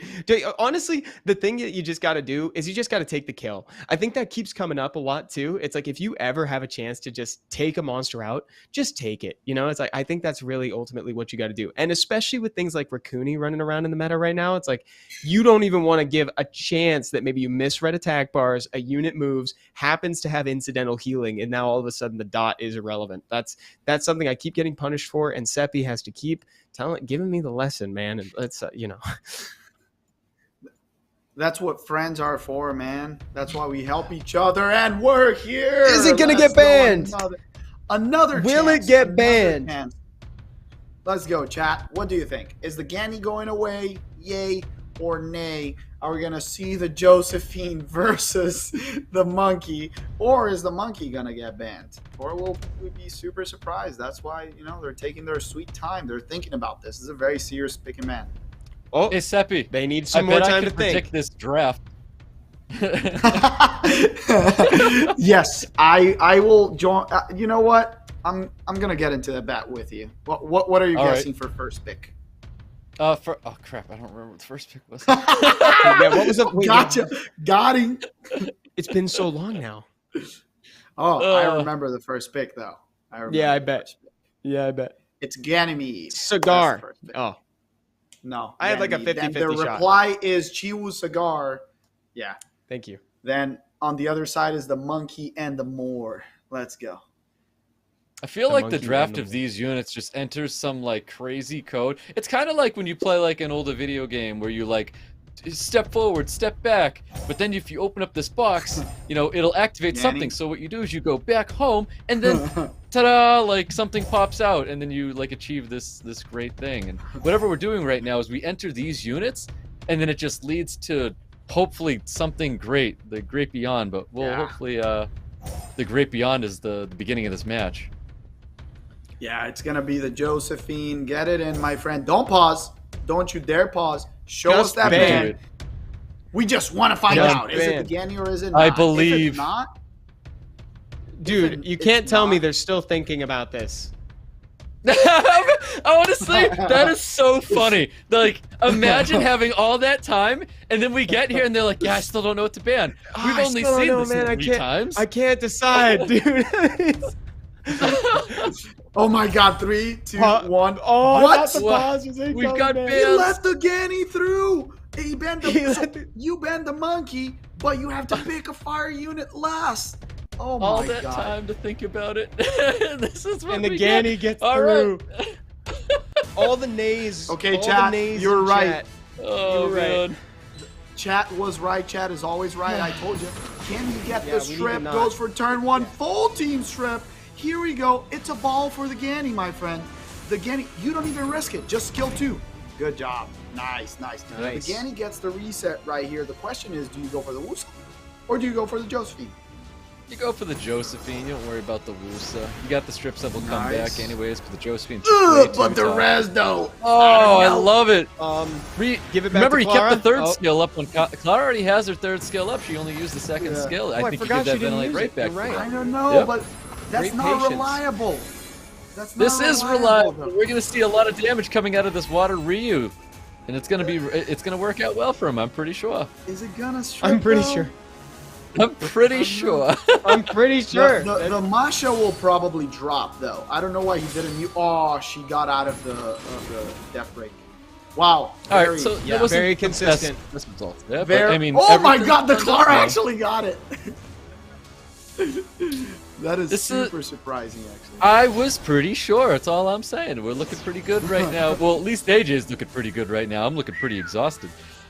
We've got a third skill coming out of Cigar. Cigar looking to lock down this Ganymede. Does get provokes across the field, though. I don't know. Very, very interesting choices so far. Like, you can try to drop this Masha, almost a proc, perhaps? Yes, classic Riley. Big procies. Now gets the heal. Proc on this side, too. Can't do anything. I mean, he's desperately trying to get rid of the Ganymede right now. The Ganymede's just way too Yeah. impactful. I think the dismount's way too big here. Is trying to go for the dismount, which is definitely the right target. That is still a thick little cloud right there. Staying alive. Drop him! You gotta... Or do you Wait, just no, I ventilate? think he goes. Does he need to ventilate the water Ryu? Does he not have second skill Yeah, available? ventilate the water Ryu for the AoE. He has the damn, got AoE. it. Wow, Nice well counting. done. Ganny prevails, my friends. That's why. Now with the Masha gone, how do you even kill this Ganny? Sagar's gonna have to proc a lot. And that does not do much. So was Ken chat's Josephine consent here. here that Ganymede needed to be banned? That's what chat was saying. No, like everyone agrees with us that it needs to be Yeah. banned, but they said that the player was not going to ban it. That's what they Oh. thought. Well, chat nailed it. Yeah, the chat got it. chat pretty much. They said the nays were heavily favored. Nice DiMaggio. And now you have a Ganny versus 2 water units with a water Ryu, and Ganymede takes it home like we called it. Let's go, Ganny. Thank you. Good job, AJ. I mean, AJ, it goes forward. back to that draft though. Like it was so. It feels so obvious. Like I always say it like, well, you're not in their shoes to look at the draft and then see how it feels. Well, he got to see the draft 3 times, and I think Ganymede should have been banned. Yeah, it was a solid draft. I think they had enough time to think about it. AJ deserves the win. And now we're going to see how Tars does against his, nemesis, the person that dropped him down. It's not often that you get the chance to avenge yourself. It's not even like your best friend. Well, even maybe he's his best friend. But, it's a great opportunity to show he's still the champ and for his opponent to show, you know what? This was not a fluke. I can do it again. So AJ won the first time around with H.FROG, and then he won the second time around with H.FROG. So Wait, now that we've AJ got... Yeah, Actually, AJ I already was gonna played say- H.FROG. That's the second time. It did. He didn't actually. AJ didn't? played. Oh yeah, he did on the first one. Yeah, he right? did. His very first match. So our first match was FH and Mushroom, and then it was AJ and H.FROG. And then we again had AJ and H.FROG meet, and AJ once again. Oh wait, no, I'm sorry. No, AJ H.FROG lost. won on the first one. Yeah, Yeah. Oh, H.FROG jeez. won. So big redemption. That's turnaround. even bigger. Congrats for AJ. Yeah. Yeah, awesome. he flipped it around. Good for him. Yeah. Very good for him. And yeah, now we've got our second rematch coming up here, like you said, between Tars and Lin. Oh, Yes. very Second rematch interesting. here. Which is And, pretty huge because now H.FROG Tars got a gets the 2-1. yeah. Oh, now sorry, Tars gets the chance to get some revenge on the person who sent him down here to the redemption bracket. And honestly, I believe that was Taz's fault that he's down here in the first place. That first match that he played against Lin that he lost, that was heavily his fault in my opinion. Agreed. It is a fact, my friend. You're totally right about that. So maybe he learned a thing or two. He played very seriously the match after that, you know, with a CC from Ganithor and then the Monkey Raccoony showing. So maybe he has a couple cards up his sleeve in the second way around. Oh, he's got a lot of LD5s up his sleeve is what he has here. So let's see what happens. I'm very, very interested to see a different play style because, you know, all right, conspiracy theory. Maybe he wants to be down here. I don't think Taz wants to be down here, in my opinion. But are we going to see a different play from Taz than he did in that first match with Lin? I think we're going to see a different Taz, personally. Yeah, I mean, we can see how confident he is going into these games, and maybe if his playstyle is significantly different, then, you know, maybe your conspiracy theory holds water. Yeah. And if he banned that Wusa, that tells us that he's trying to go for some type of CC. Picks up the strip, picks up the Sager. Crazy that Sager's being picked over Chung Peng. I'm frankly shocked about that. Brings in the Vertihill to counter the Etna. Very good against the Oliver as well. The question right now is what rounds this out? Some LD unit, some type of control. That pause screen comes up and my hat just dropped and I was like, no. Okay, chat. You know what? Let's have a conversation. Story time. Evan, these drafts are taking a long time and pauses are happening, but nothing comes close to that 2.5 hour pause in a Legend tournament. I don't know you remember that a friend, you know, someone that won in there even got a nickname because of it. You know, the pause was so long. I do. I remember this. I remember the nickname they too. got a nickname. So if you know it in chat, please write it. Let's see if someone in here yes, knows exactly. lore. It's part of Summoners War history by this point. It's part of Legend tournament history. You know, it's part of the Summoners War competitive culture. I'd say at this point, that's a really good callback, and it's definitely reminiscent of that. I'm loving what you're talking about right now. Yeah. Yeah. I was gonna say it, but I won't say it. Yeah. I gotta say though, I'm loving the question cigar. for I've been Bleed. on the cigar hype for a long time. I don't own one, so I've never been able to put it into practice. But I've always thought that he was a really cool monster. So I'm glad that he's kind of getting some representation here tonight. And we're back. The segment comes back. That tells us maybe there's a second speed lead as the last pick, Stoic. And now is the opportunity for Lin to answer. The ragdoll finally comes out of the cage. Yes. You know, oh my God. Isn't a bad time for a ragdoll per se. Like I think it's okay. Yeah. I don't know if I like the ragdoll is the mantra, though. impactful unit that we wanted to see right now, but I think it's fine. Yeah, I agree with you. Not super impactful, but doable. The Masha, though, I really like that pick. Very strong. Now, the question is, do you just get rid of the Etna and bring in a very strong water unit? And then how does he deal with the double water and the Vertihill attack bar gain? The Praha, I like that. That's a very strong water Praha. unit. There's sustain. There's strip to counter the Shizuka. Yeah. Correct. Shizuka is definitely going through here. I think what's definitely going to happen, I think the Ethna gets the ban. Ethna's the tone setter, and I think that's going to be happening because both players have speed leads through, but I don't think Taz is in a position that is demanding that he takes turn 1. And he's demanding Oliver. turn 1. That is interesting. You know what? Or the Oliver. That's fine. He thinks he can get turn 1 with this. We'll see, because an Etna generally with a swift set, even without a speed lead, might take it. That is a very fast Moor, but you're going to give him attack bar because there's a Ragdoll on the other side, so not that bad, my friend. Crits win. Excellent. The reset, though, is coming in and misses it. Gets resisted on Shizuka. So right there, usually that kind of really sets the tone. Like Taz's back is right against the wall. They're not having that reset right now. And just look at the position his cigar is right now. It's not like it was a segment where you miss the reset. Oh, let's go and try next turn. Like, no. Like that skill is on cooldown right now, and we have a defense broken. Less than 50% Cigar right now who's looking to get destroyed. We've got Pra that actually stepped everybody in the team, which is really big though. Yeah, the 2-piece from Pra to save the Cigar was amazing. Then the Cigar gets a beautiful provoke, but the proc from her like kind of just nullifies it. Another proc from Pra. So procs for both sides, okay? This is fair. Yeah, good back and forth. You like to stay back and forth for sure. I think this Water Ryu is insane though. There goes that yeah, there was a unit over there. Did you see that additional damage? What was that? You can just get rid. You gotta go for the Cigar right here.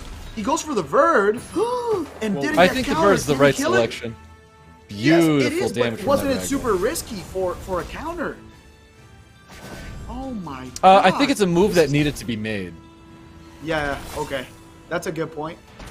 Great proc right here. Because if he gets a proc from Shizuka, can bring back no proc from Shizuka. She's going to leave the field, and everything's on Masha to kill the Cigar right now. Misses it. Can the Ragdoll? Is that? That's 5%, right? Do you confirm? That is 5%, by the way. Yeah. Does the Praha lap and heal though? Because of the slow. I think he's got to take the kill. Yeah, yep. you got it. Yep. You can't play around that stuff. That's the play.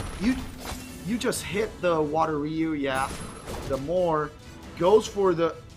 This is the moment where you dismounts big. He's got to focus. He has to focus on the Masha. There's no way you touch that Ragdoll right now. Huh? Oh no, I think that might have been very risky because now the Moore is dead. No! Why did he do that? Yes! He's got to, honestly, he's still focusing out the Masha. You have to focus the Masha right now. Why did he do that? I think he goes after the Moore and procs, no? He should have! He should have went for the Moore!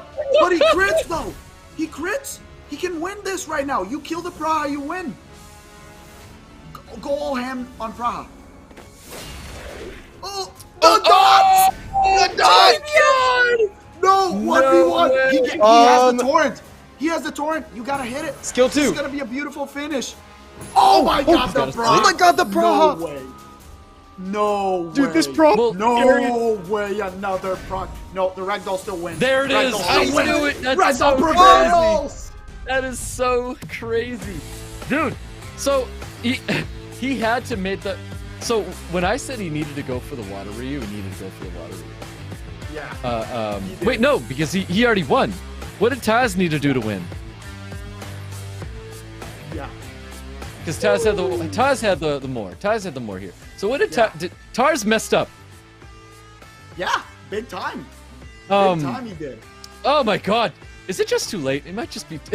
I am that tired. Like, all I know is Tars had that match won, and it happened again. It basically happened again. Hey, and I just gotta tell you something. MVP was Ragdoll.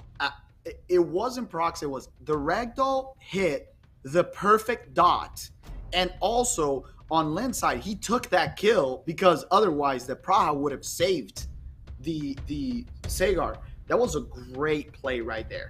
And then Ragdoll, at that certain point, you didn't have enough damage on Praha to get him killed below the threshold of the torrent, and he saved the torrent on purpose, but even though he got had to. So correct. He had to. So just as a Ragdoll owner, in the moment of when it was so low and he was trying not to hit the Ragdoll, and he chose to use a third skill to heal himself up, there's no reason, there's no world that you go and you say, I should probably heal myself up to full, because if I put him in Torrent, I get one shot anyways, period, game over, that's it. What he needed to do was keep hitting with skill 1s and get additional turns. I think if he skill 1 proc killed, and I think that would have been game. There's no world that he uses a skill 3 to heal himself up to what, just get one shot at after that? Ooh, I really like these picks from Lin. I really like what Lin's doing right here. If he has an Etna last pick, or a, you know what? I would take a Hagang. Oh, something's changing. A Hagang would have been good, but let's see if something changed. Jackson. I don't know. I don't feel like this draft from Tars is enough. It doesn't look very strong. You ban this Jackson right here. You pick a very strong wind unit, and the Oliver can't carry. Yeah, that's it. the Oliver can't carry. He's gonna probably ban the Moore right here. He's got to ban because out the it's Jackson. Yeah, There's he has to 3 ban units out Jackson here on the other enabling a side. Jackson right now. Jackson's insane right now. Jackson's the easiest ban right here, and you're versus 3 water units and an Oliver. It means you kill the Oliver, game's over. Yep. Ban the Jackson, but I think the Moore's going because then you don't get the speed lead on the Wind Robo, or does he just ban the Wind Robo? It doesn't deal with that because we know this Dark Robo is not super fast. Yep, there's the Bans ban. the Moore, as And the Moore- expected, and bans the Jackson. That makes sense on both sides. Yep. Obviously going with the Let's Jack do this. speed lead here. 33 speed lead for Taz. This is I don't know. This is another one for Taz. I just don't think Taz has it. Yeah, I really like Jackson's draft. Even though Tar's gonna get the double reset in the beginning and everything looks good, he's gonna put immunity, but now Ganny can just ventilate, you know? One of the Robos, and probably the win one, get the strip, and it's gonna be very interesting to see what's gonna happen with that. Ooh, their reduction's actually not great, because maybe he laps now with the Robo, and the Han can go after if he gets lucky. Nah, the Han still will win first. Close enough. Yep, he's still using third skill. I think he's got to deal damage. He only skill I one agree with touch. you. I would have used We'll that see. also for, yeah. Oh, great strip. He still has the reset, but now the Ganny will have a little bit of an opening. The Shizuka will protect the team. Let's go. One more turn for the Dark Robo. Yeah, he should have used the Han skill. I think so. It just more damage is more damage right now. Yeah. In a position of not being able to deal damage. So, Yeah. like And he he's had in that ventilate. exact same situation he was in before. Now does he use skills? No, he's still gonna skill one, which is just interesting. Like if you're not gonna use the skills, like you're not putting yourself in any better situation. So it's no different than just clicking bottom left and moving on to the next match, anyways. Yeah, the Oliver came in really oppressive. There's an opening.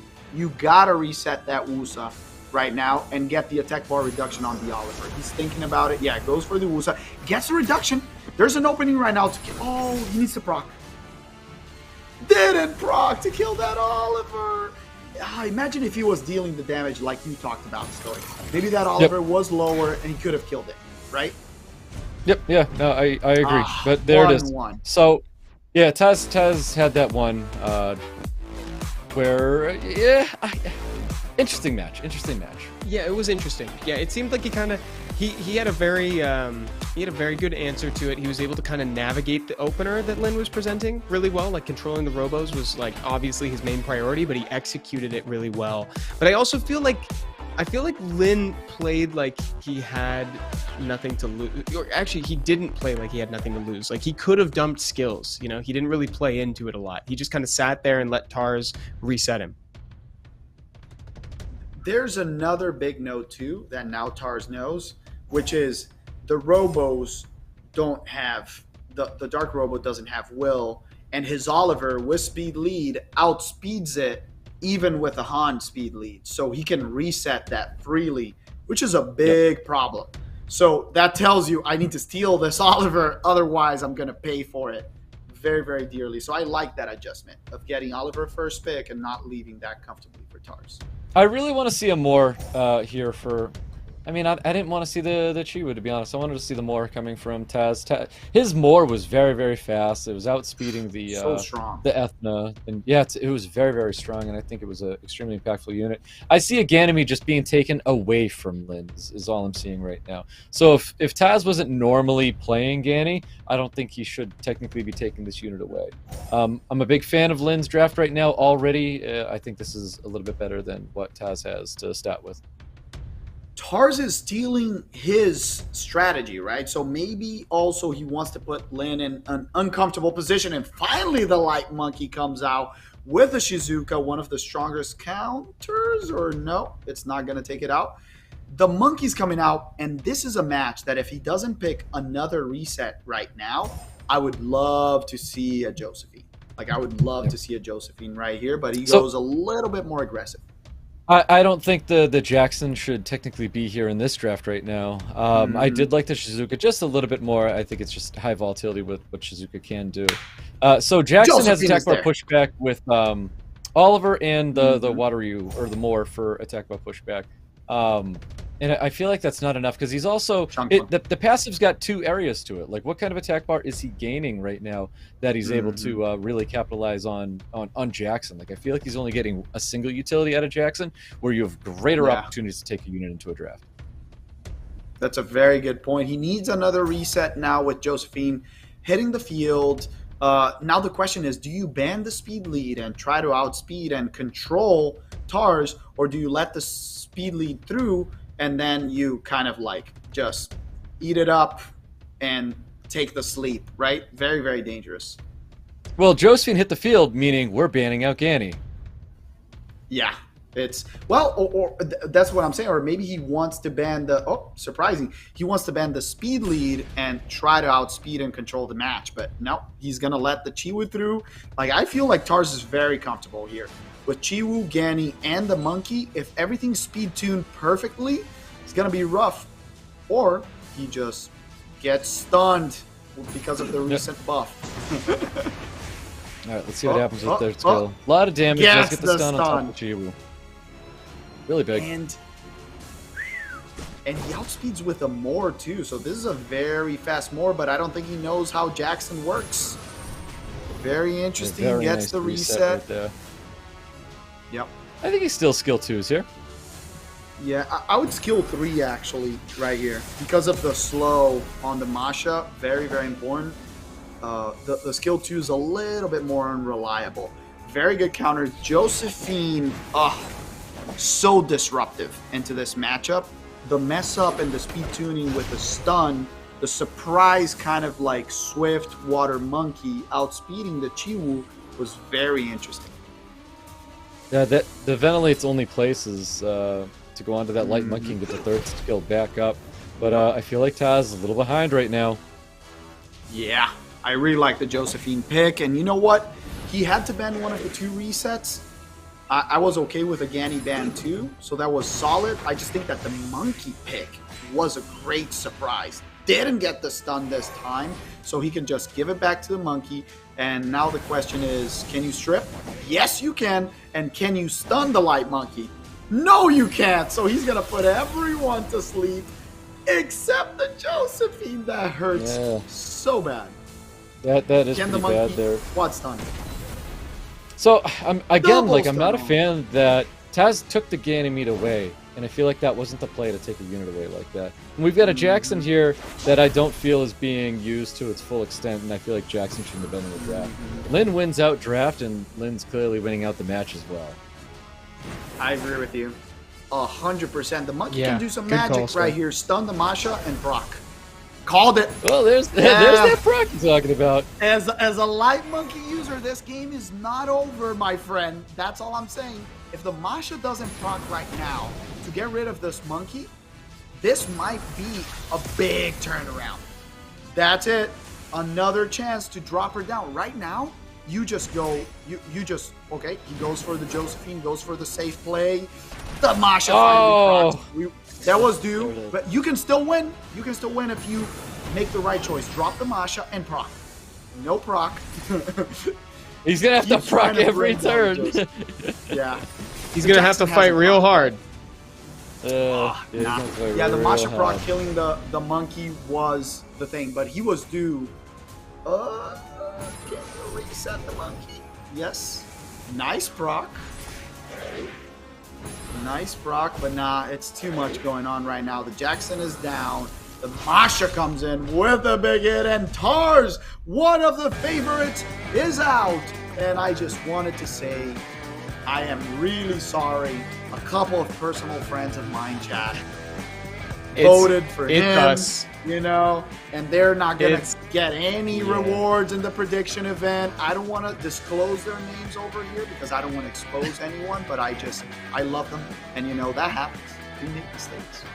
All right, as someone who chose Taz, I will admit, so, okay, I wish I voted he FH, has history. to be honest with you now. because FH looks phenomenal throughout the tournament. So I if I could do it again, I would probably vote for FH, seeing like how clean he was. Not seeing, because in my opinion, Taz had some interesting play today. I'm gonna leave it at interesting.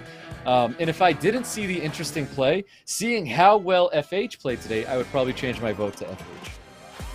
Yeah, same. I think that's probably good. Given what I've seen today, hindsight being 2020, I think FH has given the strongest showing just across the games today. But Tars had the history.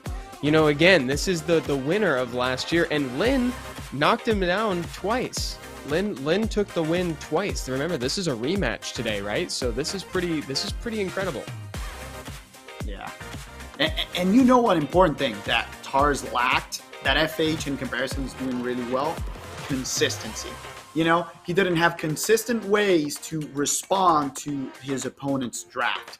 He kind of changed everything, got a little bit desperate, stole a couple units. It didn't really fit the team synergistically well. So got out of his comfort zone, and that creates a lot of problems. So I'm sorry, Lin had his number the whole night, and Lin this did. is it. This You're shows right. it. And Stoic, you All were also deserved. calling that out too with the unit stealing. You know, it's like sometimes unit stealing can backfire. When you try to take a unit to get an additional ban, quote unquote, I'm using air quotes, right? You know, it's like when you try to take it just to get an additional ban, sometimes it ends up hurting your team synergy. Yep, 100%. Yeah, I wasn't a big fan of that. And yeah, it comes down to team synergy, because we've watched Taz, like Taz's wins today were big wins where you look at him and you're like, yeah, that was well drafted, well played, and didn't have anything to do with like, oh, we took that away from X, Y, and Z, and that's why he won that match. It was like, no, he made his draft, played his match, and won. Yeah, now, and then I just got to tell you something. Yeah, go for it, second. Evan, everyone's talking about FH, but now we're going to find out, is it FH or is it less? Or is it less? That's going to come on top on the winner's bracket, the champs bracket. And you know, chat, I know everyone is saying FH, but the old champ still got a couple punches in him. I'm surprised, and I think he's going to bring another pick, another thing that we haven't seen tonight yet. I'm pretty sure he's been preparing for this Juno Volantis nonsense, okay? I'm saying Hagang's going to be really strong this next match, and he's going to pick something else that we're not expecting. This is one of those highly anticipated matches, you know? Like, we've been waiting for this one. Lest, FH. Honestly, it's the two big names that have been performing today, so we're having it right here. Veronica banned, Sega getting banned as well. The respect. FH consistently drafting these two units, man. Same comp, Stoic. Let's see if he prepared, and he brings the water monkey. Once again, Evan, the principles are there. One unit of each element. We see how diligent, well, not intended wordplay, how diligent Lest has been right here. We see the 4 units. The Hagen comes out. As I said, now let's see if there's a surprise unit. Asuma. Let's go, baby. That sounds like a Juno unit, right? That sounds like a Juno ban, right? Is Asuma the unit, Seppi? I don't know. I really like this comp. I think that right now, if whatever FH picks, if you ban the Wedjet, doesn't matter what else comes out. That is the ban. You can pick, well, let me not say that unless something super crazy comes out. I'm good with the bird. You ban this Wedjet, I think Lest has a super strong draft right here. You don't need to ban the Juno. What are your thoughts? Why? I feel like the Wedjet is still something scary, and I feel like we're banning out Wedjet. It's the Verd. No, the Hagang obviously comes off the table. The question now is who has fastest Swift set? Now it comes to like the run and gun. They're 1 point away in RTA from each other. 2026, 2027. The outspeed comes from the Chiru. Oh my God. Reduces, misses on the Volantis. Does he risk it to get the stun so the Chunk can reduce attack bars on everyone? What do you think, my friend? I think he does. He has to go for it. He does get the strip as well. He misses it though. The strip, that's a big risk. Oh, the glancing on the Estima as well, but not on the Chung Pung. Oh, can the Asima Oh my God, the do Asima. anything Wait, with this this is it. This is it. For Glancing is healing. For Volantis. Glancing Is is it? healing. Yeah. Kill it. Oh, he saves it to not give the heal Interesting. because of the Juno, but now He's got a is script. everything on the monkey's back. Everything is on the monkey's back. Misses the monkey. Oh, wow. Go for the kill. Oh! 1 HP. Stuns. Oh my god. Beautiful damage. Juno, though. Yeah. He's gonna wait one more though. This Asima will come online if she doesn't die right now. She needs 2 more turns. Great stun on the Wusa. Controlled. He's got a prio Asima. Has to. Oh! Beautiful. She laps. She lapped the Juno. You can go full damage on the Juno. 1 more on the Juno. No, the counter. Oh, the counter! Oh, no. How do you account for that? Oh, Oh my God, my the Juno lord, doesn't- Oh. another one. No The Juno- way. no, and a oh, block nice. from the dish from Wusa. her, too. That Holy hurt so cow. much. Okay, he shouldn't have hit. He shouldn't have hit. That counter was too hurtful. Juno's insane. Oh. Woo. Yep, more additional damage, more damage coming into the Chiwu. I think Chiwu should be, you know, one unit to focus out because Boost is trying to keep everybody alive with the skill 3, of course. So the targeting does feel right for FH. This is a very, very good match. Oh, very well played from both. You know what? Can the monkey get The rid monkey of this? can. The Yes, monkey yes, the monkey can. can. The monkey can, Seppi. The stun though, Alright, I don't know. If there was a despair stun on top of the water monkey, I think FH confirms it. I gotta the tell noise. you. Oh, There it is. Oh, wait. You gotta kill the wedge at. It's almost dead. It's almost dead. You reset. And skill The 3. monkey. Done. And despair stun? Once Dude, despair again. stun Chung Pung's been so Last- good. Oh my wow. gosh, the monkey. Wait. Oyamakaku. Oh, and then he goes third. He doesn't even need to go Oh third. my god. He Oh, that's it. kills right now. It's over. It's over. Last once again. And the monkey was on violent? The monkey just Wow. procced for the first time in the whole match. Did you guys notice that super fast monkey on violent? That's- Yes, I saw that. The monkey was Impressive. so fast on Violent. I'm telling you, dude, the monkey solos. This is now that was a great game. This is the set to watch. So far, match of the night, in my opinion, right now is this. Oh this yeah, match if right you're now. gonna watch This one was set, this is the one. Like these players are at the top of their game. They've been showing it all night, and here they are. They finally get to fight each other. It feels like this is like, you know, the real challenge for both of these players. They are each other's biggest obstacle in this tournament. Yeah. Oliver, I first just pick, want yeah. to say amazing pick and ban for both players, but I do think that Lest adapted very well, even though I disagree with the ban, but I didn't know that the Chiwu was that fast. That's the thing. He trusted his Swift runes. Right, guys? That's right. Yes, Trusted yes. the Swift turns. Veronica coming out. Great pick right here. And the Nikki. I kind of love that. So the thing, too, is this is the first time he's made an adjustment in the whole night. Stoic.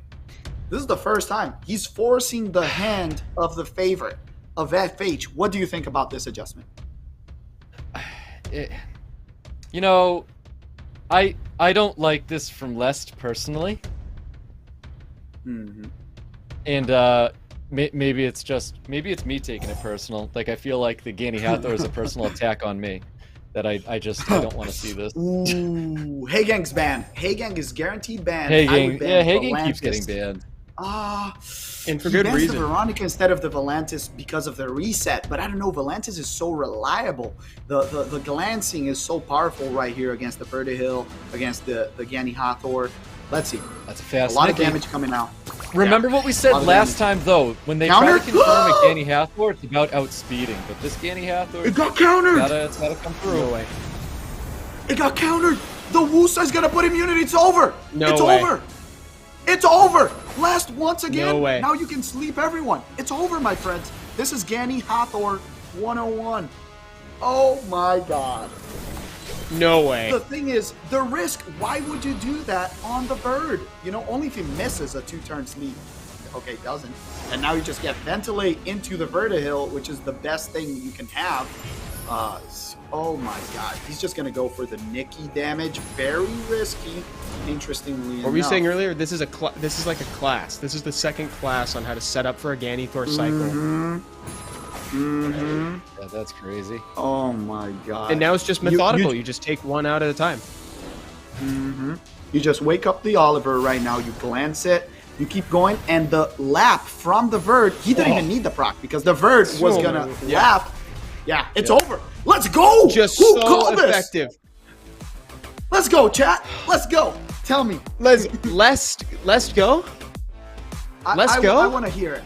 I want to hear it.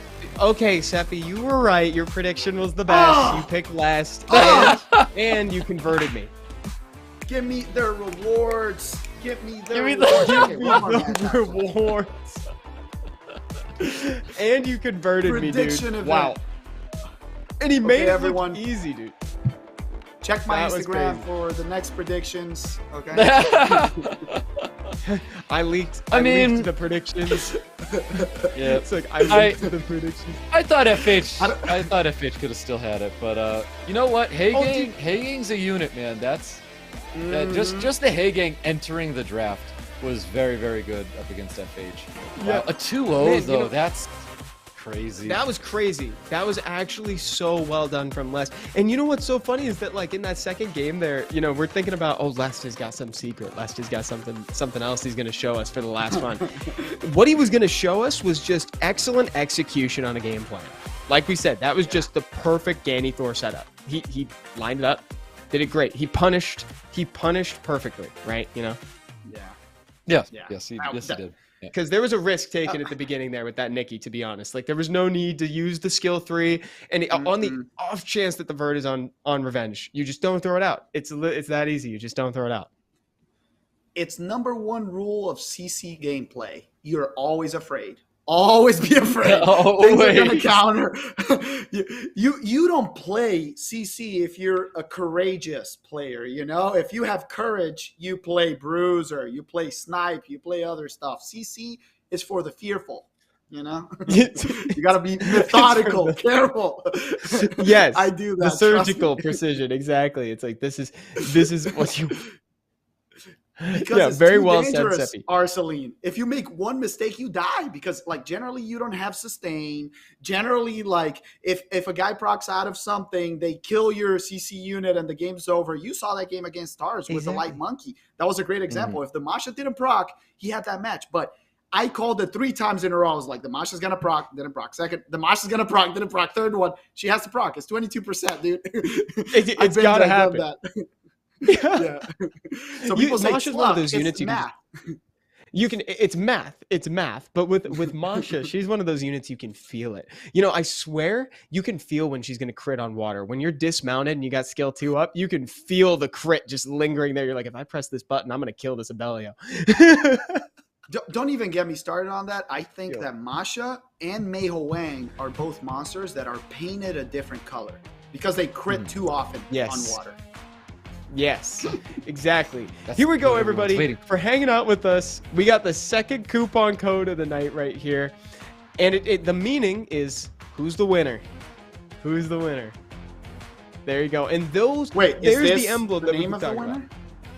about. No, we don't know who the winner is. You know, arrangement. Yeah, I know. That's why, like, I'm trying to. This is just who's the winner in Chinese. Oh, don't forget Perna. Yeah, that's a really good comment, actually. Perna is another one of those monsters. Dates back to the meme, the Elemental King passage, secretly lingering on Perna. So strong. Lan and AJ, my friends. We're going to find out the 2 underdogs. Lan, the champion slayer. And the winner of this does play less. Yeah. No. Plays FH, right? That is in the loser's bracket. Oh, now. that's right. FH bumps down. So yes. Winner of Lin and AJ plays FH. Correct. The Ganny continues to come out consistently for Lin and steals it away. Are we gonna see the Sagar to substitute it. Oh, interesting. Dark Robo and Nefty's gameplay. Yeah, I don't know. Is Veramos coming out? I mean, it worked last time. I know I'm not the biggest fan of it, but it did work last time. Love the A gang, though. Yes. Oh, and the Verd is great, too. Good counter, but the Chi is considerably strong against a Verd. Oh, Juno better. Yes, like that. Yeah. I got to tell you, I'm Veramos' biggest fan, but where he really falters is in the face of attack bar reduction. Of course, yes. Good point. Let's see. It is 2 units to bring it up. And speaking of attack bar reduction, will he risk it all? There's still one last pick. Diana. This is very interesting. And wow. Tiana. Tiana's a great pick because it counters the Hey Gang. But the Diana, I don't know about that. You just pick a fire unit right here at the end. Is it an Antares game right here, guys? What do you think? I'm in. It's never been. Oh! Oh, hey. It's Rika! We asked about this today! Yeah. Oh my god, this is the cherry on top. Please lock it in. We need that. It's the freaking... No! Oh. Wait! Kind of hype still. Whoa. Kind of hype, but... Kind of hype. Kinda hype so still, he's but confirming not as- ban on Neftis, though. Yeah. It's got to be Yeah, Nefty's. It has to exactly. be. It has to be. Arda solo calling it already before it I started. think I would have Stoic, preferred and a this game is for Veramos you. ban Dark Robo. I don't know. I like this. I think the Diana was a very weird pick right here. Especially really the fact that it's interesting. going to be critting and activating Artel. Yeah. There's no follow-up, too. That's the thing. Like, if he gets a stun right now here on the Tiana, oh, no stun. You can't. You have to go for the skill 2 or skill 1. Yeah, good job. Damage. Glanson's going to be stopping him from transforming. Yep. And now the thing is that the follow-up, I don't think is too strong, to be honest. If this Dark Robo probably Despair.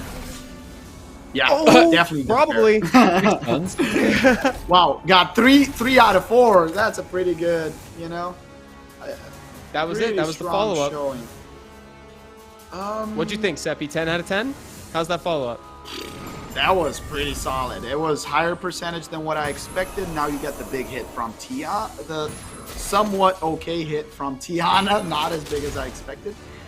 But the Wusa does have the immunity, even though not for himself. Great proc. Now sleep the Diana. Didn't want to risk. Yeah, it's definitely got to keep pumping this Wusa up. Wusa there. No proc from the Gani, interestingly enough, yet, and he probably only has 1 bio unit right now with the Gani left. Kind of got to get rid of this Robo, and you win it. Reset the Robo. Yeah. Yeah, I wasn't a fan of Ada in this draft, to be honest. Like, I don't see Ada solo whatsoever. There's just too much attack bar reduction here to stop this guy from gaining any turns.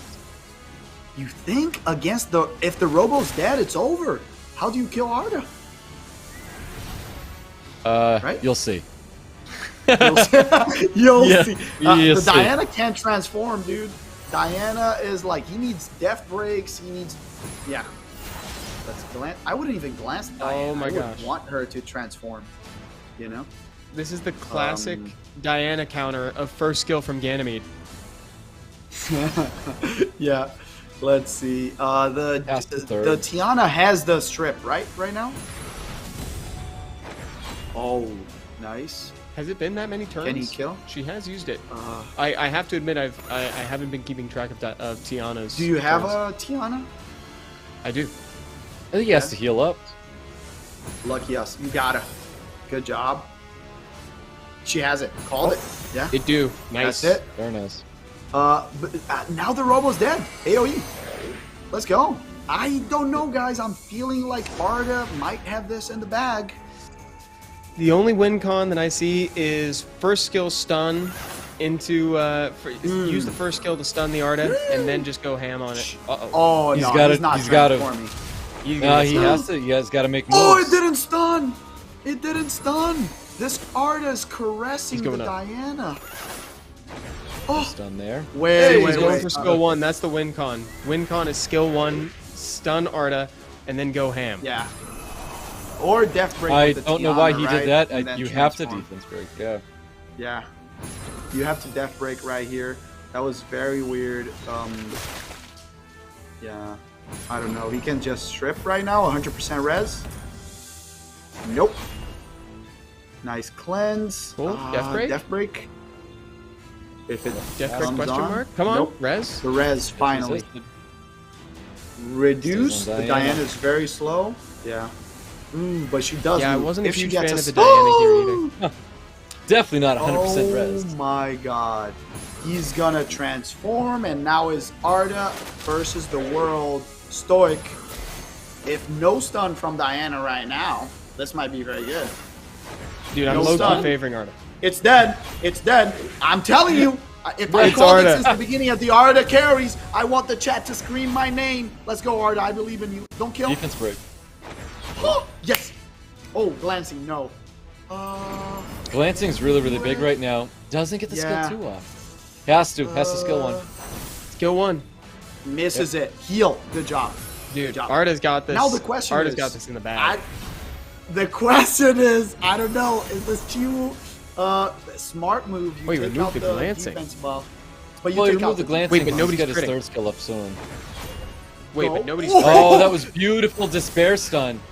Let's go, chat. Reapplies Let's go, glancing. chat. Oh, Does it reapply release. glancing? Is that what wins it right there? Resisting everything else. Counter. Skill 2. Yeah, he has to skill 2 to stop the defense buff. Oh, nice kill. Ah, That doesn't a kill. Tiana? That doesn't kill. Stun Arda. Stun Arda. Oh, no don't, way. Don't die. Oh, Heal, Artemio. Heal. You heal. You have to heal. You have to heal. He has to heal. Even if you don't get. No! He's done! Or- Oh my god. That You was so know, greedy. why didn't he heal? Why That was didn't the he best heal? play. Why didn't he heal? No, just because of the death buff. He She missed left. waves. Just because of the death buff. No. No, chat. dude. No. This It was was looking so the chat. The chat was gonna scream my name. It was gonna be the best moment of the chat. Okay, you know what? You guys tell it. Do you Wow. agree that it was Dude, a okay, here's the thing, though. interesting Here's the play? thing. Let's call it an interesting play. It wasn't. No, it was leave it as interesting. interesting. And I'll take it one more. I'll say it was wrong, but it was not a throw.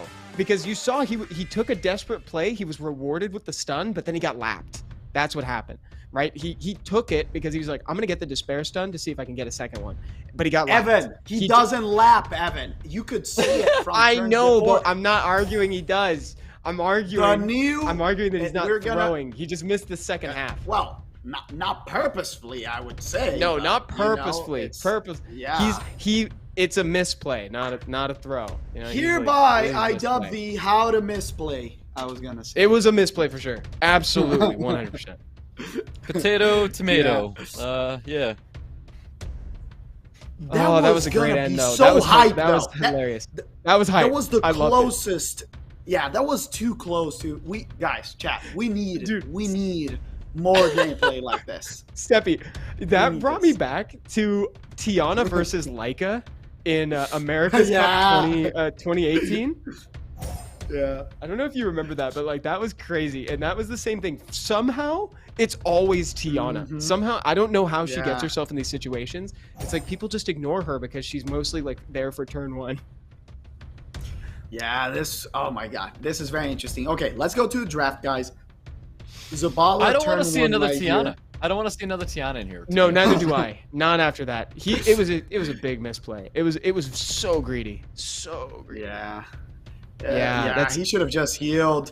And the heal was so strong at this point in the game too, because the Arda has low HP and high defense, right? So Right. yeah, And very- she didn't have skill 2 either, so she couldn't like fully capitalize on the defense break after he healed either. She just used it. Yeah, Maybe so it's I'm getting I'm late in- over there too. perhaps. let me check on Google real quick. Yeah, Time in Siri- hey, Siri. China right now. It's 5 p.m. Stoic. Don't come up with Dude, that's so late. They got to be getting 5 tired. p.m. Yeah, I'm sure. They're getting hungry. Dinner's arriving, friends. Okay, let's talk about this very seriously. The ban right here is Zabala, right? Everyone agrees? What'd yes, you say, Zabala? yeah. Then if you said Zabala, I agree. Glad we've had this conversation. Yeah, and So on the it's other side, Zabala the and bad- Ethna. I think you get rid of Ethna, the two exactly. volatile units. Oh, That tells me, that tells me that by non-banning Etna, I see advantage for our friend Lin on the right side. Ooh, I because got the that Etna's Barber going to death take match. the advantage here. Yeah. Can you get the Robo or Oliver? The Robo. Nice! A lot of damage. Then you get the counter from Verd. Strip into reduce, but he needs reduced for the Ganny. Not enough. Not even stripping Not the enough. buff off of the Masha Yeah. either. Masha, beautiful defense break, smashes that Ethna. That's what we call the post ban. That's what the post ban. Yeah. Ooh, that hurts. The Verd needs a crit right here. And one glancing, one crit. You can, just ventilate. Now you go on the Ganny again. Need to kill the Robo. Need to. Ugh, doesn't. Oh my god. So short, just short. That's such a This shame is a too. problem. The Oliver does really well here in the late game against the Moore too. which Oh is a my bummer for god, did you guys see them. that greed? And it He worked. was able to Yes, get I did. He went for the attack bar on Verd, got punished Oh. for it. Wait. That but no, he didn't because the counters both glanced. He got lucky. I could have You gotta sworn one of keep- them got crit. Yeah, I thought they both glanced it and was unpunished, but the Verd still has glancing right now. Why is he One not going crit. into the Masha? Right? Like I You feel need like to all this drop damage should Smosh. be going. Oh my lord! I agree with you, my friend. But he wants to get rid and go the 2v2 right now. do it. It's And Well, so He almost did it. He almost is did it it the again. with the Verd. glancing that he's worried about? She would, Oh I mean, my there's nothing God. to worry about. And Yeah. as this game gets further and further, the Oliver just ages better and better. Like he ages really Yeah. well into the late game here. Well, MVP gotta tell you, definitely Masha, and I agree with Stoic. If he put all of the damage on the Masha, he would have won this. Like the Masha would have been close or dropped by now, but the damage was spread all around. We talk a lot about that in RTA, how little pokes make a big difference later on, and the Masha just destroyed 2 units. Well, sorry, 3. Updated count. Updated count live. That's brought to you hot off the presses. Masha's body count keeps increasing, chat. And it's There it is. AJ. Is AJ the guy to take down Lest? Dude, Lest is. I think Lest, it's gonna be I'm convinced he's FH the and only one- Lest again. I'm gonna. Dude, say I that. think Lest is the only one who can take down himself. He's his own worst enemy. Yeah. It's only Lest. Seppi convinced me. Lest all the way. I'm telling you. AJ's had really good play as well. Ever since AJ got into the bracket down here, he's been forced to play a lot of matches, and I think he's played probably the best out of anybody that's that's a seen good point. the bracket down there. So He turned it on. Totally As soon agree as he with got down here, he Yeah. a switch definitely flipped. And mental toughness. He's been down 1-0 and turned it around twice. So that tells you that this is a guy that doesn't feel beaten. Once he's with his back against the wall, he comes back swinging even better. So right now, very dominant. We're not going to talk about Arda. funny enough here, okay? Funny enough, All right, back he's in in chat. 2019, hold on. Back in 2019, there was one player who played the most amount of matches it took to get to the final, and it was actually Lest. There was no player that played more matches than Lest to get to where he was in the final and then win it. Wow. So he earned Meaning it. he went down every into a step of loser the way. bracket, won out, and then every step of the way, he took the longest route to get there. And no players played more matches than Lest in SWC. Oh my goodness. Yeah, That's I pretty remember wild. it was And- definitely a surprise at the time because he beat like heavy hitters like Llama. I remember he played Llama. That was one of the games that he brought out the Bella Dion. He beat Thompson, like a lot of favorites. And yeah, very interesting. Let's see. It's going to be a fun Yeah, let's match between FH. Yeah, and I'm AJ. excited So, to see more FH letters. gameplay. I mean, we've been talking about him a lot, but I feel like I feel like we've barely seen him. He's had a more or less like kind of casual approach through the tournament bracket up until this point. Now, any excuse to see more of him, I'll take it.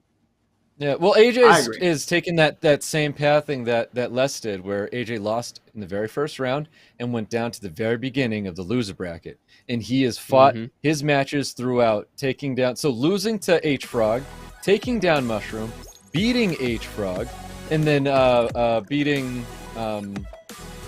Tars. Tars, yep, beating Tars, and then again the match that we just saw him winning, and now he has to go up against FH. Beating Lin. Tars lost to Lin. Excuse me, beating Lin. Oh, correct. Yes, beating Lin. Yes. So now, if AJ beats FH, this really is like one of those repeat things where he's following in Les' footsteps.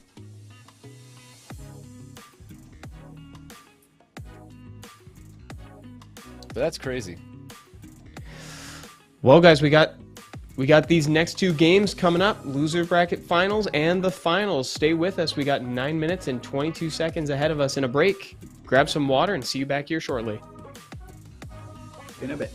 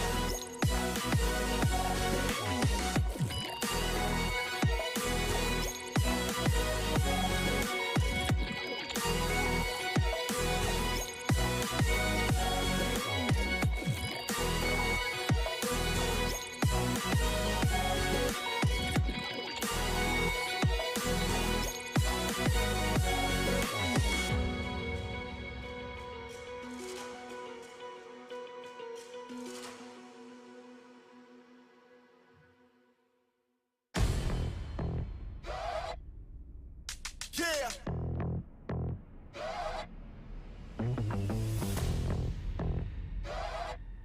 Tell them this yeah, my time it is now. Nobody stops me taking the crown. I did a lot, they changing the style to do what I did. They making me proud. I'm young and I'm free. I got a lot to achieve. They wanna stop and leave. People are looking at me. It couldn't be. Better believe. This my moment. I said it's my moment. I came here to own it. Man, it's my moment. Man, it's I said it's my moment to shine. I used to take it a day at a time. I used to wait, but I'm making it mine. Was at the bottom, but able to climb. And look how I rise up. At the top, you gon' find us looking refined, not how you define us. Can this beat get a moment of silence? This time I'm fired up. I give it my all. I said my moment is now. No laying around. I put my stick in the ground. Just so you know, ain't no mistaking it now. Forget what you make of it. Got my eye on the prize. I'm taking it. Got the fire inside. Ain't shaking it. And I'm turning the tide. Ain't changing it. I'm the main event. This my moment. I said it's my moment. I came here to own it. Man, it's my moment. Man, it's my. I said it's my.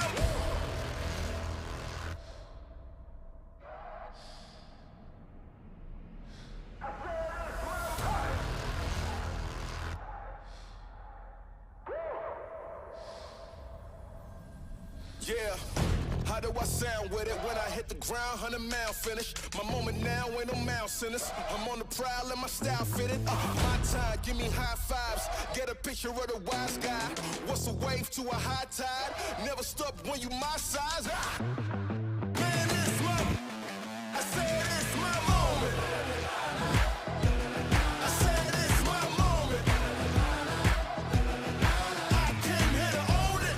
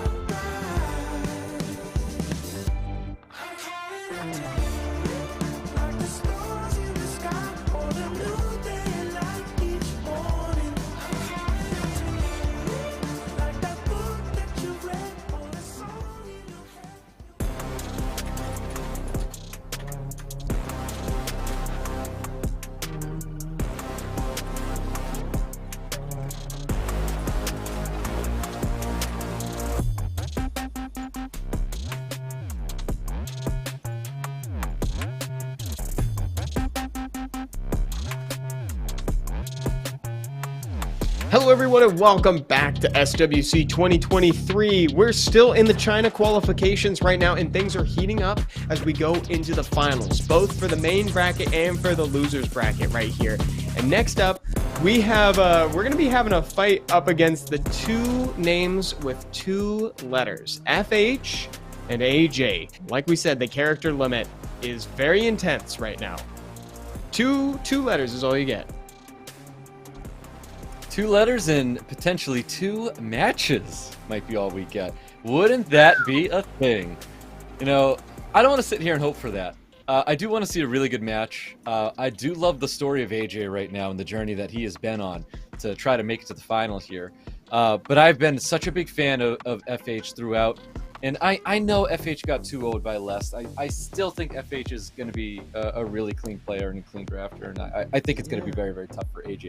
I'm with you. I think that we truly only stand to gain in terms of a quality finals. We only stand to gain from this next match here, because like you said, if AJ takes it, there's a great narrative there with the journey that he's been on to get to that point. But if it's FH, we get the dream rematch so that he can try to have a better set up against Lest in the finals. So truly, this is going to be a really neat match, and no matter how it ends up, we're going to have an awesome finals, which is literally all I could ask for after coming this far down a bracket, guys.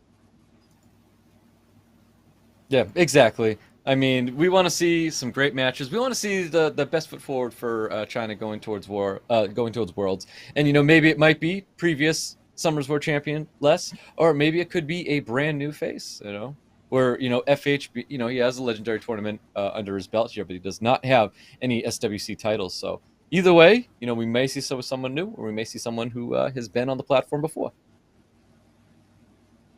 Yeah, that's right. So Seppi, between the two-letter players here, which of the two do you favor between FH and AJ, if we're being honest? To be completely honest, I will favor FH. He has drafted very strongly. He has a comp that only one player in the whole day could adapt to and deal with. And I don't know if AJ has the experience and the box to deal with that. Maybe if he surprises him on match 1, if he has learned from the things that have happened today, we can see something like that. But I think it's kind of a smaller chance. Yeah, I think so too. As beautiful as the narrative is, FH has been one of the two people that we're talking about the most today, between FH and Less. Those are the two names that we've thrown around the most. And of course, Tars was up there as well, but I feel like FH and Less are the titans of this bracket here. So AJ's definitely got his work cut out for him here, but I wouldn't be surprised if he could get a win here. I mean, at least one win. I mean, given what AJ's done, we were talking about this too. I mean, Stoic, you talked about this before the break as well. AJ has played a ton of games tonight. Yep, by far out of anybody in the tournament today, AJ's played the most matches up to this point here. And I think that's extremely admirable for anybody, especially when it comes to Summers War. Like, a lot of RNG going back and forth, and this man's able to keep his composure together to stay in there. So it's quite exciting, and I give a lot of credit right now to AJ.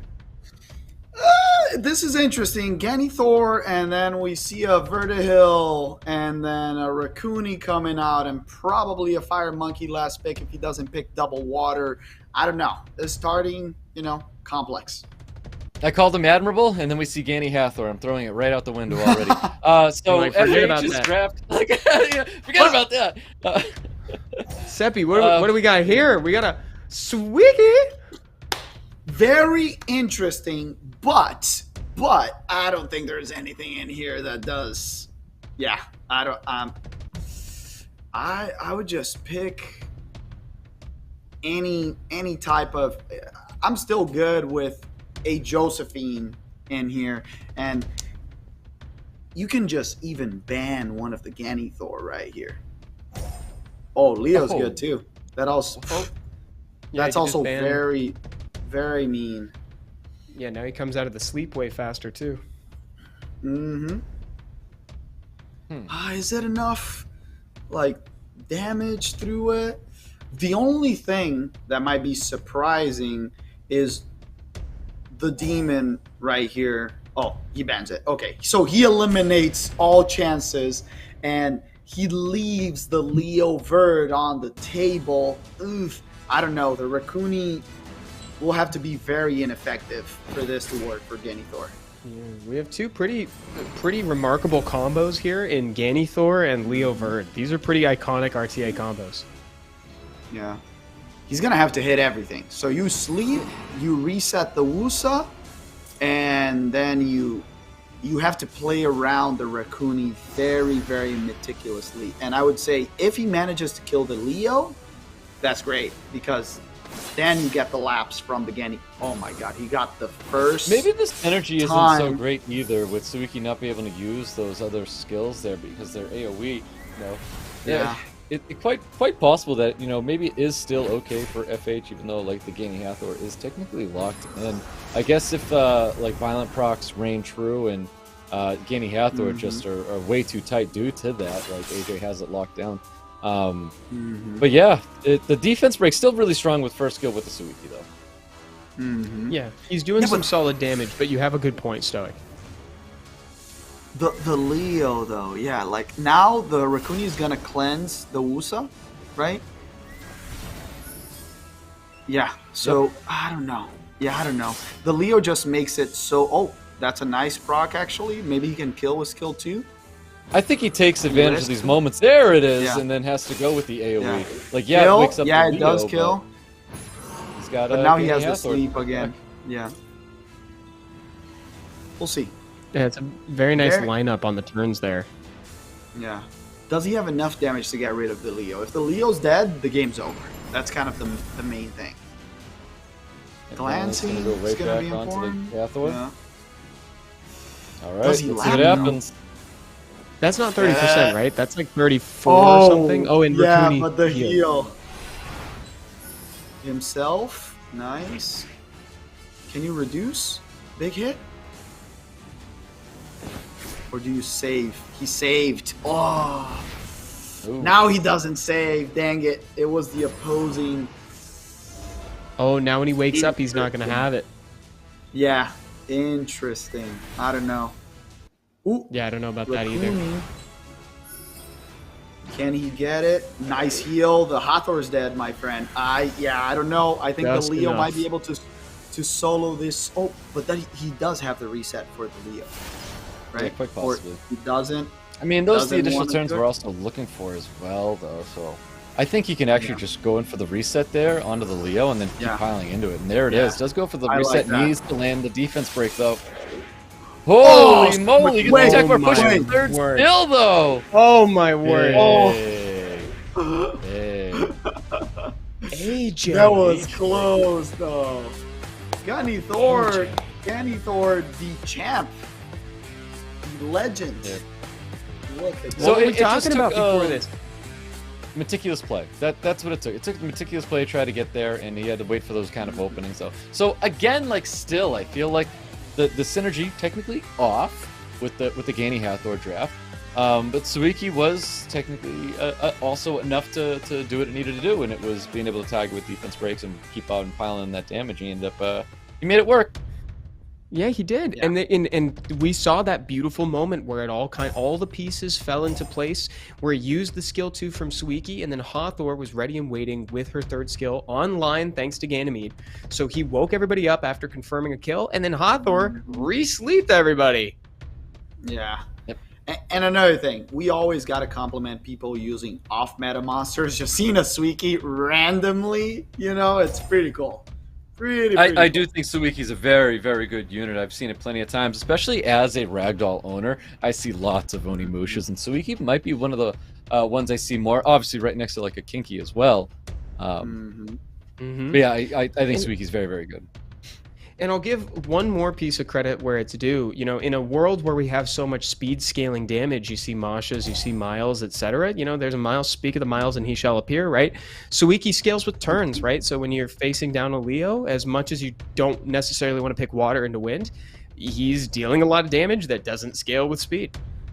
We're having a really interesting moment actually right now. FH just went from taking a draft where he was very comfortable, like something that he used in the past as well. And I think this is like really where players start to like waver, where they went from comfortable and confident And we saw Oliver comes out totally fine, showed the Veronica, and then totally backed off and went to a draft that he doesn't normally bring here. And we've seen this draft before, and it's kind of like one of those safer styles of play where it's double Sky Surfer Raccoony.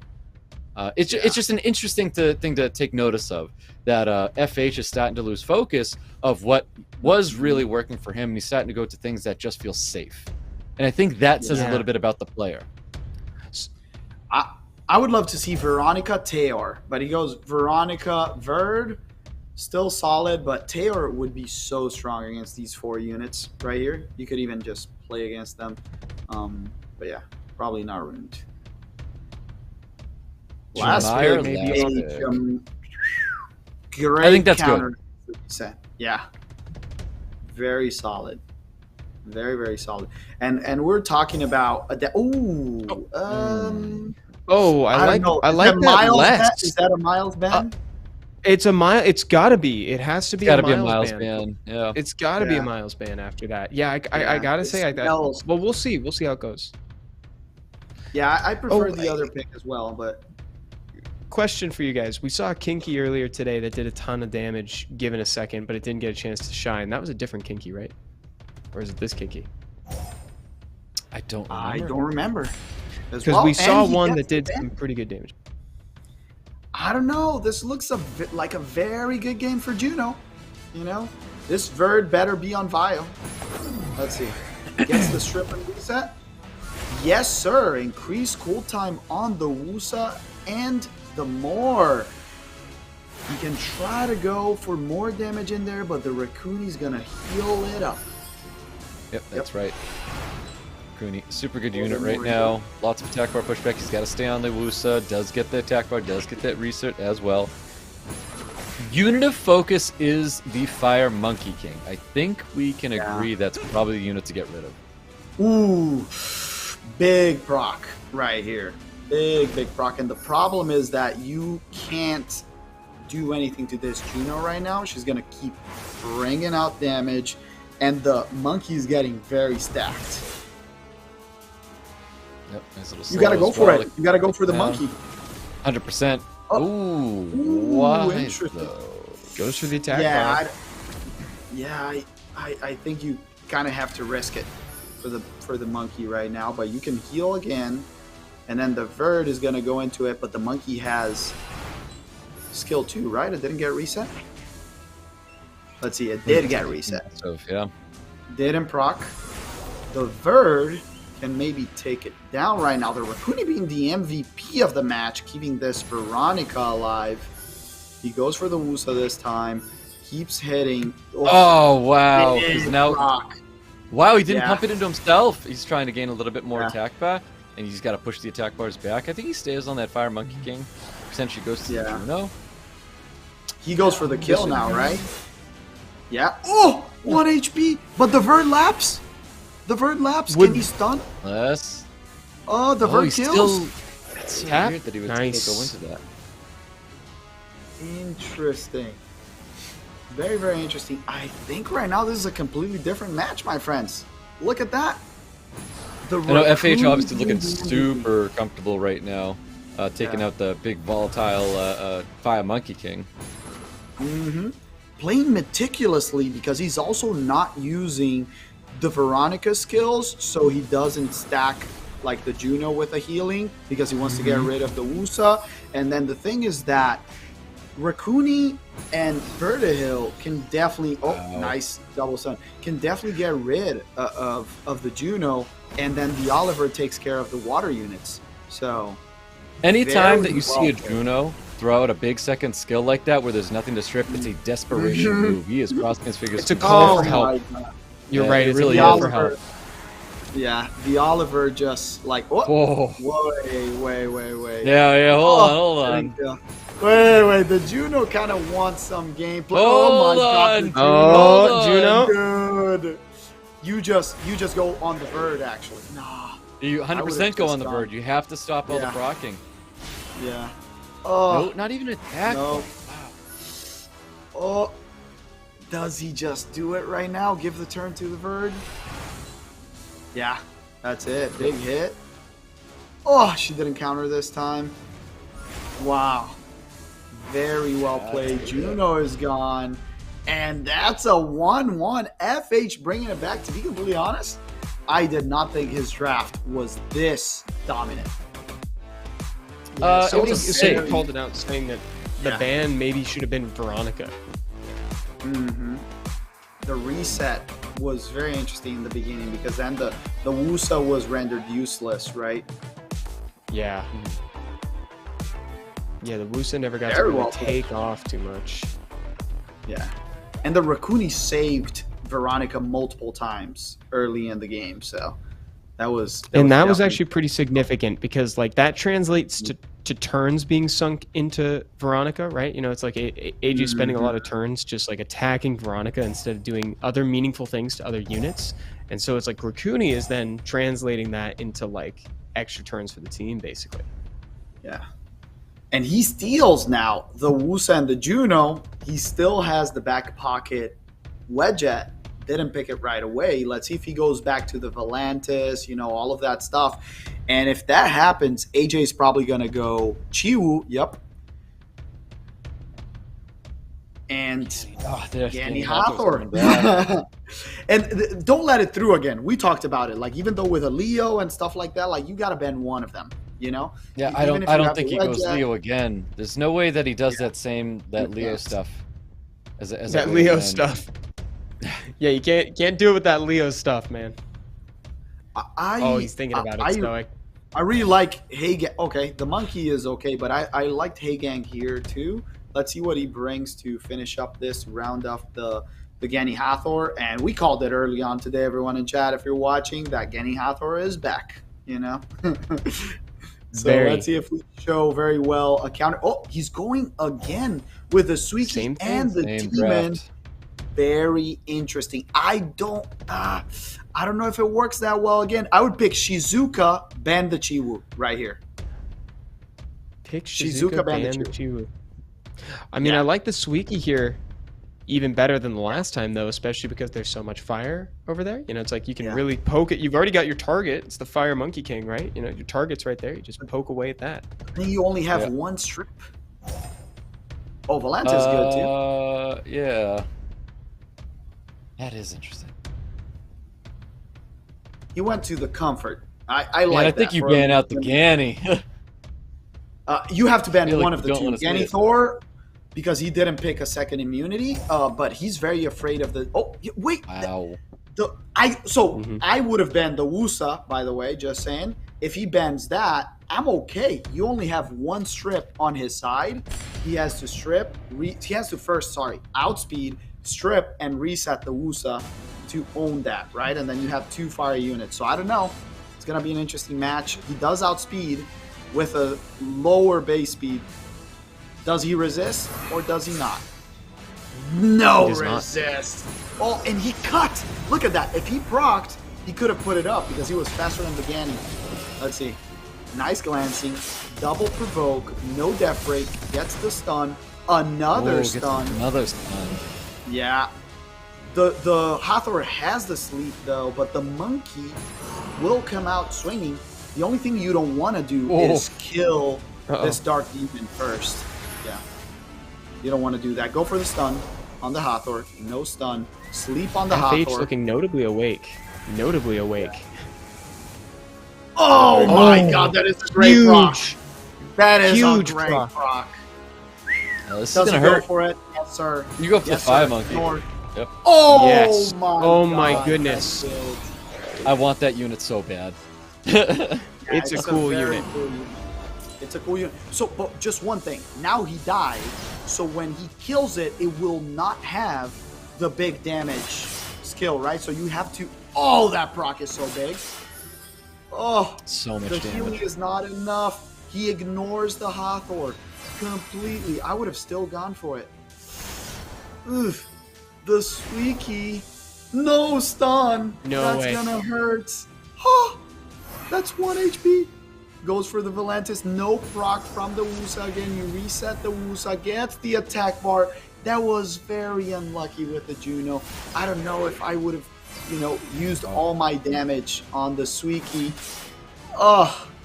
AJ about to give us a huge upset right now. Big I think upset with I like the Kenny story Corbin. continuing of AJ. Well done, dude. It's If a this great is how it's going storyline. down, it is. Yeah. We talked about the underdogs coming from the bottom bracket. Goes for the other reset. Oh my god. Oh, so much That is damage. it. Yeah. So I see Wow. everyone in chat ruining their Sweekies right now because congratulations for AJ to making it for the finals of the China qualification. Oh my god. Wow. With Get a your Sweekies ruined, solid, friends. yes, a solid draft with some great and a known factor when it comes to like Ganithor, right? We know that combo works, and then he supplements it with off-meta picks, so that way it makes up for any weaknesses. Like a Suiki there was such a cool idea. Yeah, kudos to him for giving us a treat on his way up to the finals. We're in for something really cool here. Lest versus AJ. And this is going to be our first best of 5 of the night too. So now we really get to see what these players are made of. Yeah, like I had brought it up before, AJ's taking the most amount of matches to get here. And back in 2019, someone did that exact same thing, and that somebody was Lest. Lest, too, took the most amount of matches going into Worlds and even winning out Worlds. Nobody played more games of Summoner's War in SWC than Lest. And AJ right now is trying to follow suit, but he's got to take down the guy that did it first. So this is neat. It really is. Yeah, I'm curious. Chat, who you have for this one? Lest, one of the favorites, or AJ, the underdog, making his whole way through the redemption bracket? You know, 2 champions down. Now you just got another one to beat. Yeah, one more match. You know, AJ's done it the whole night, right? He's fought every single match, did everything he can, and now it's just one more. Ignore the fact that it's the most difficult player you fought yet. This is the biggest obstacle in your way yet. But by this point, we already know the players that are going to APAC. You know, we've got our 2 players. So, you know, this is like for us, which is great how they're going to proceed. This is awesome. And you know what's very cool is that we saw a lot of rematches, players losing against each other and then playing each other again. But Lest has played only the same players because he stayed all the way in the top bracket, and now he gets to play against a player he didn't play in the beginning as well. So one more unique match. Let's see if he's been learning from observing AJ, understanding like how to deal. Are we gonna finally find out how to counter Ganithor? Is this the moment? We're having to see it. rediscover it right now. People are kind of playing around with stuff right now. It's like, oh, is Leo Verd maybe the way? You know, it's like we've seen a couple things. It's like, you know, there's got to be a Wusa involved. We're on to something here. I gotta We're tell onto you, the best something way here. to counter it is ban one of them. Ban one of that's them. No, seriously though, that's so funny that you say that because we've said that almost every pick ban phase, and yet the combo has made it through. Like bar none, I think 100% of the time. Actually, I think they've made it in every single time they've been picked. Yep. Yep. And it's Unless only someone lost picks another half. once. Right. And I believe it was Taz that beat it when someone drafted, and Taz just went for an outspeed. So it's like it showcased that Taz knew what to do when he saw the Gainy Hathor. So it is funny how everybody else seems to not do so well when the Gainy Hathor comes through. Yeah, outspeeding super viable. You bring an Etna into it, and you lock one of them down, and then you either reset it with an Oliver, or you find some way to apply a defense break or something. You put a Masha, put a Masha in their face. That'll do it. I like Right with Masha. Franklin. The only problem, and that's why he's bringing a water damage dealer, is that he's ready for those counters, right? The Masha, the Juno, the Mei Hoang, and the complex thing too is that he has the Pocket Dark Demon. That is a very volatile pick, right? That pick just weird things out. He had full control of the match, then he just procced with 1 HP and sent the monkey home. Yeah. So yeah, very difficult. Yeah, exactly. Yeah, I really like the Suiki as a supplement to the Ganithor. That's kind of like we were saying on the way out of there, right? It's like he takes the known combo, and then he gets the niche picks that are off meta, and that's where like you can see that he's really trying to explore new options. It's like, where's the weakness to this? Like, what's happening when I pick a Ganithor? Am I experiencing a lot of Masha? So what do I need? I need a tried and true. And it's like also the thing I like about Suiki is what am I getting a lot of? I'm getting a lot of turns because everybody's asleep, and so Suiki's just stacking in the background while they're going. Yeah, 100%. I mean, I know I said I didn't like it and the synergy seemed like kind of off, but again, I feel like this is like the showcase of why those Onimushas are so good in that first skill being like defense break and additional damage. Like in the moment of when he's ready to wake somebody up, like the Suiki's insane. He's able to do exactly like why he was brought there in the first place. But I now like I did really like the synergy that he was bringing to this field, bringing a Suiki where he was trying to keep everything asleep in the first place. Really good point. Yeah, totally agree. Actually, really looking forward to this finals. I think it's going to be fun to see this matchup that hasn't happened yet, because, you know, Seppi, you briefly mentioned that too, right? Like, all these players have played against each other a couple times by this point. You know, it's like we saw Tars fight a rematch. We saw all these players fight a rematch, and so now this is our last chance to check surprises. And in a moment here, we're gonna be going to the interview section real quick here. We're gonna hear from our two players in the finals right now. Let's see what they have to say.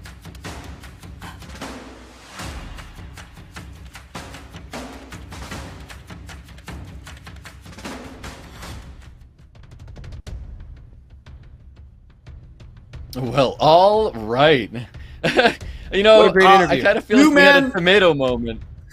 It's two men, a few words, my friends. They're like, let's fight. That's what they said in the interview. No talking. No time for that. Some people spent like an hour pause, so let's fight. AJ has two letters in his name and not a lot to say. You know, it's like, you know. and I four letters appreciate as well. it. Yeah, exactly. That's Les just has less to say. Got. Les just has less to say, man. Okay. All right, this draft here, from AJ Les. and Les. Yeah, it's looking like This is some something fire. from 3 seasons ago. I really like Les draft, but the thing is, AJ is going very aggressive, is going turn 1. There's no speed lead on that side. So Les with interesting picks at the end right here. I don't know if it can stand on his own. He'll need some damage to take care of this comp. Who are you favoring the ban on the side of Les, Stoic? On the side of Lest, I feel like Juno might be the one to bite the bullet here. Oh my lord! But the Daphnis, what is that Daphnis telling you? First Daphnis of the day. For me, it's Daphnis ban. Love seeing it, but it's Daphnis ban right here. No questions asked. And I agree with you. It's either the Juno or the Cardinal. The other units don't bring as much trouble.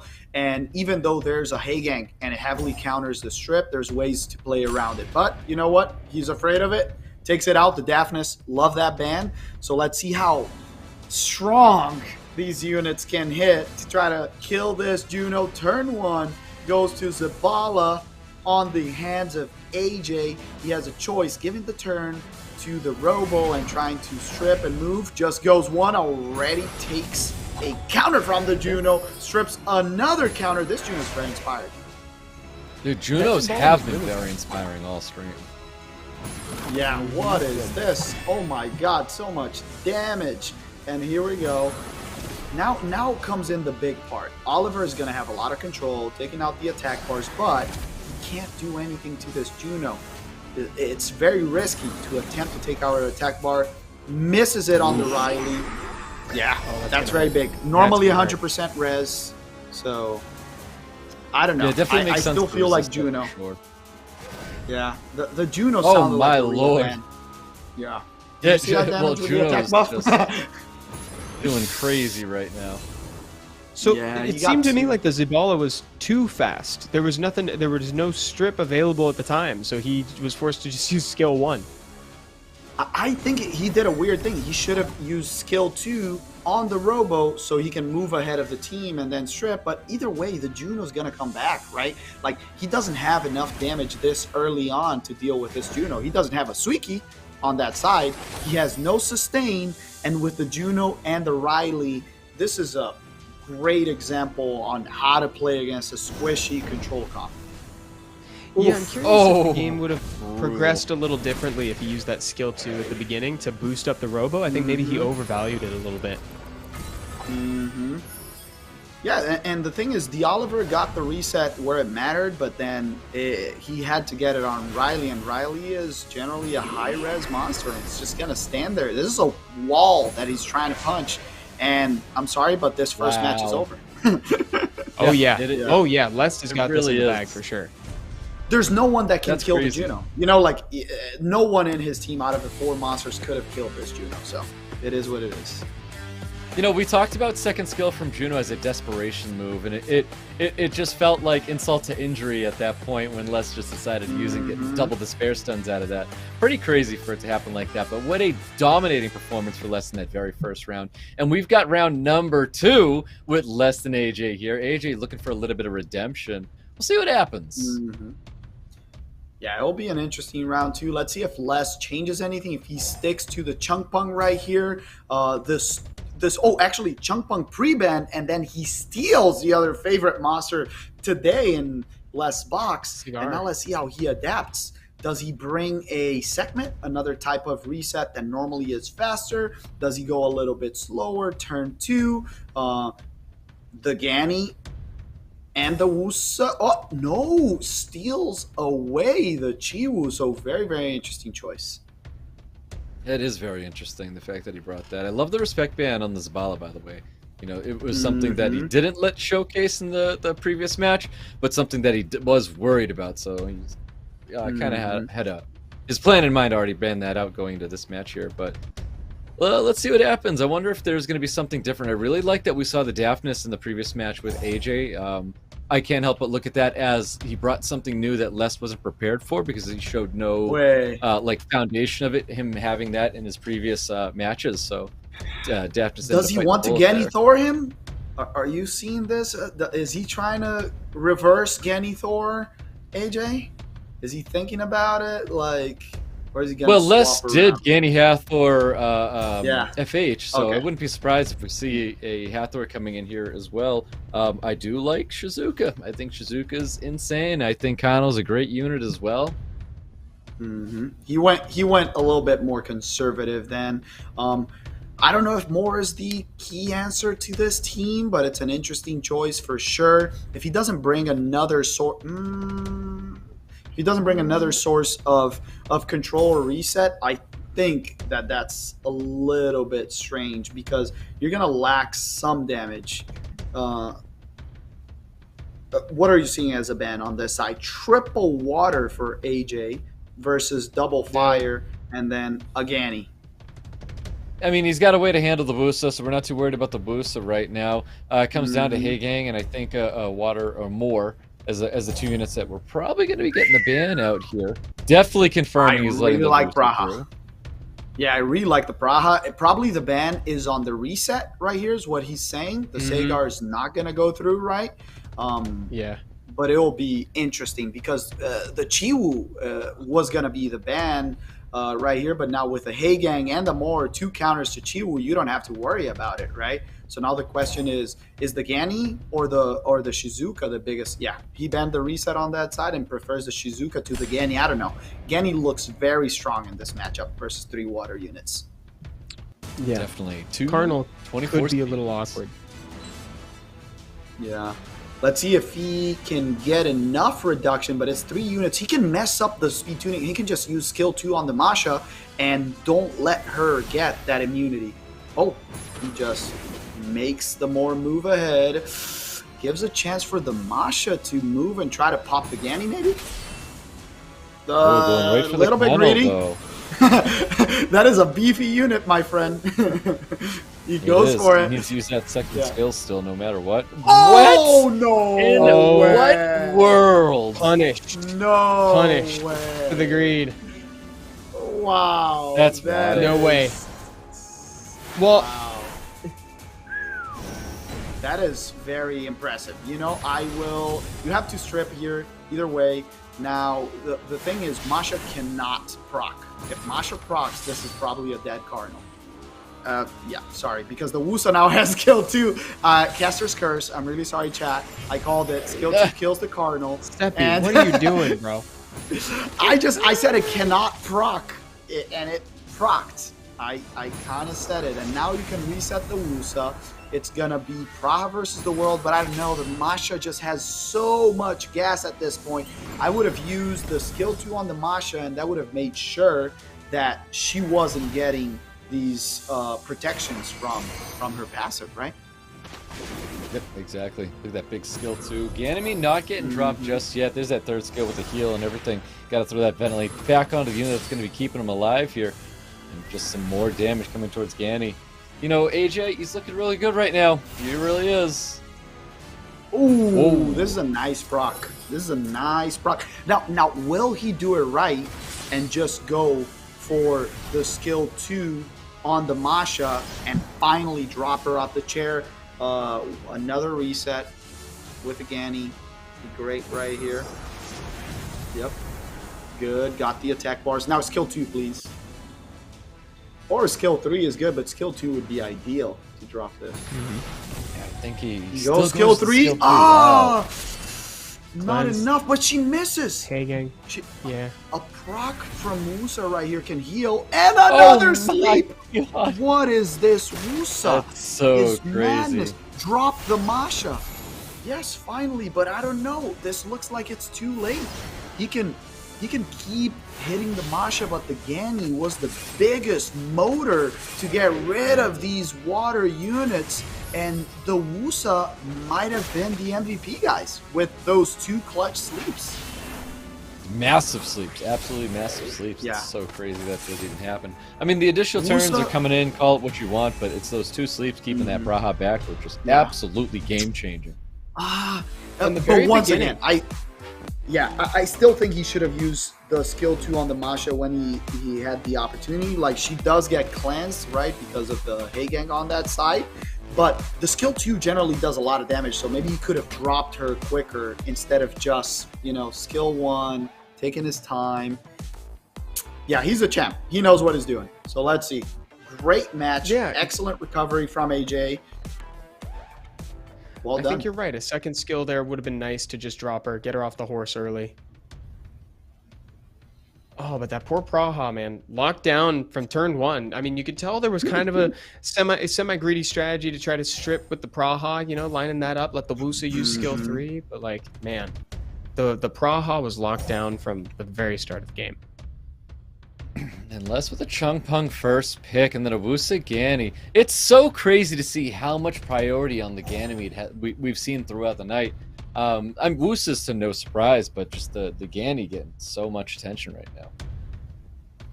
Very good point. Yeah, I'm loving now this change of pace with less going for that turn 1. Once again, are we going to see the Heigang? Heigang's really strong against the Chung, but we see a swap going turn 1 with the Etna, but no speed lead so far.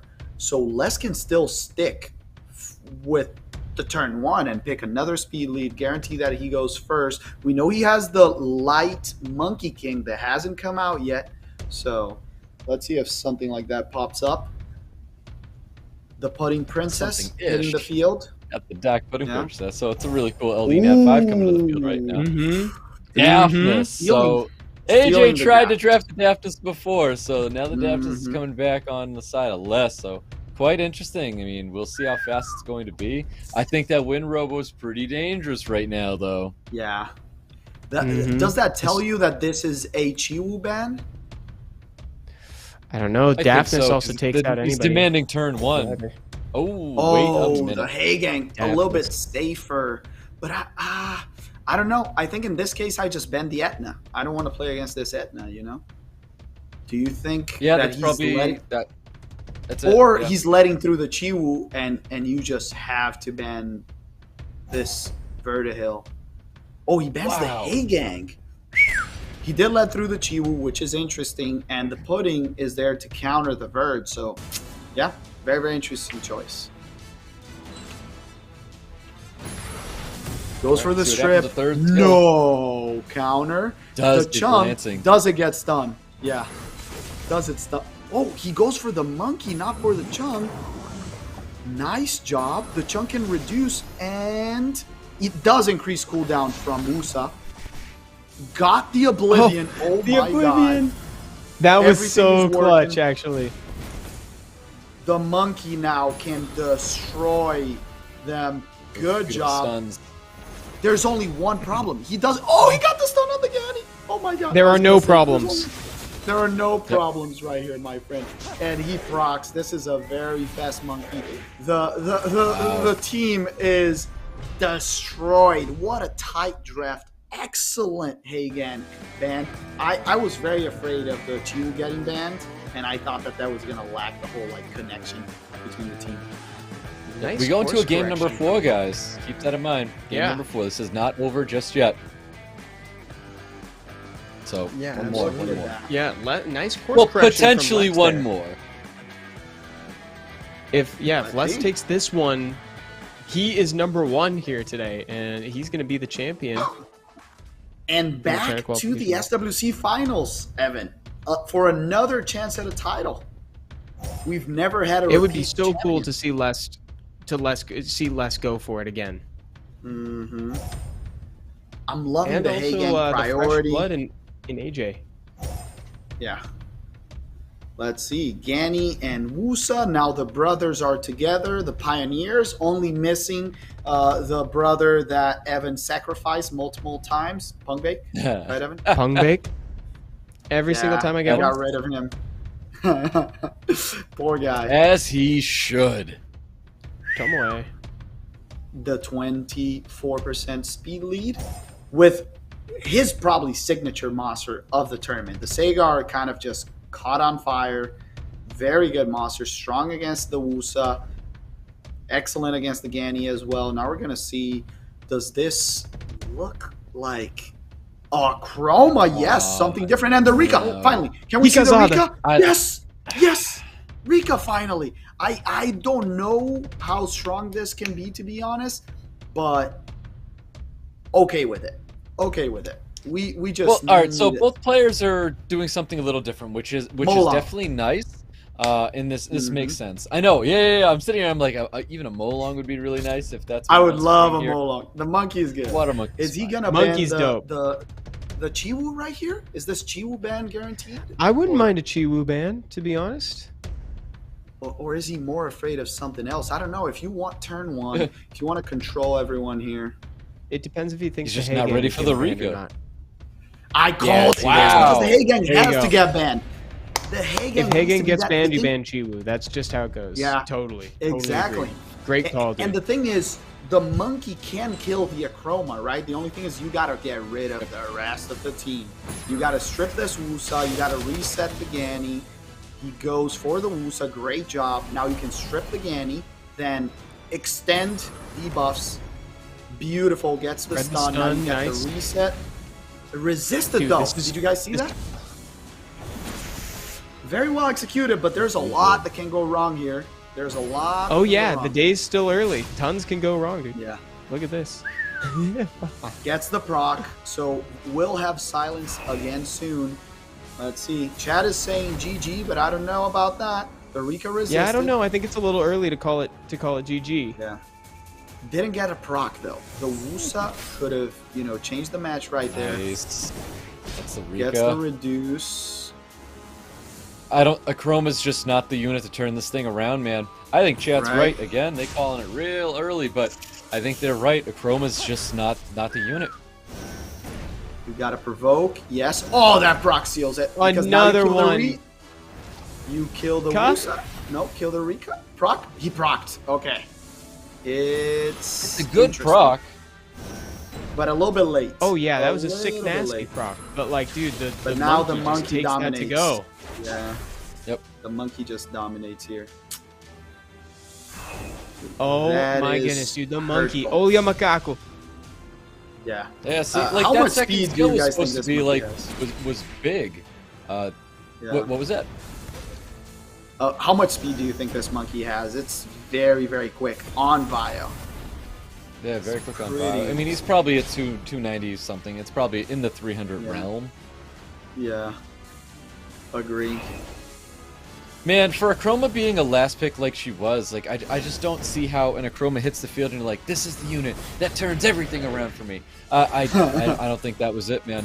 Ooh, yeah, you're totally right. And with that, Les, oh my God, is the champion. Who would have thought, guys?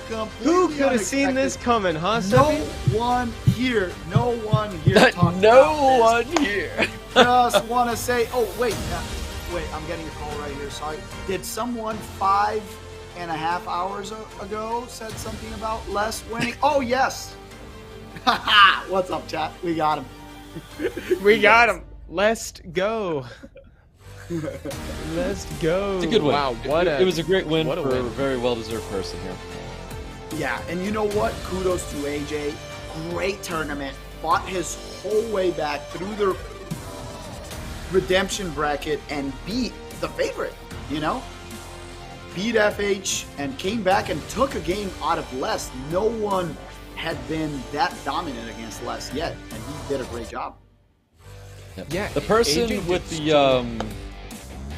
the person with the most traveled matches in the form of AJ, and then the person with the least traveled matches in the form of Les. Les ended up coming out on top. So, for those conspiracy theorists in there, take the quickest way to the top, not the long route. Nobody wants to take the long route. It's a long journey. Too risky. Risky down there. Yeah, it's way too risky down there. Tars went down there. It didn't go out. It didn't go too well. Yeah, a lot of high quality players today, though. That was something really cool to see. Variety, unexpected monsters. Did you guys wake up today and say, "Oh, I'm gonna see Velajul, Suiki"? Today, like, I was not expecting that kind of stuff. So No, I wasn't expecting that. What a nice surprise. The Dark Pudding Princess, yeah, a lot of cool stuff. I'm hoping to wake up tomorrow. Yeah. That's the end of that sentence, huh, Stoic? Yeah. Long days of rest. And guess what? Oh, man. man. We have one more code, Evan. We do. We've got one more code. We got one more code to give away before we go. Look at this. The bracket. This is how far we've traveled during this tournament tonight. And what a journey that AJ went on, that Les went on. Like we said, the road less traveled. Haha, look at that.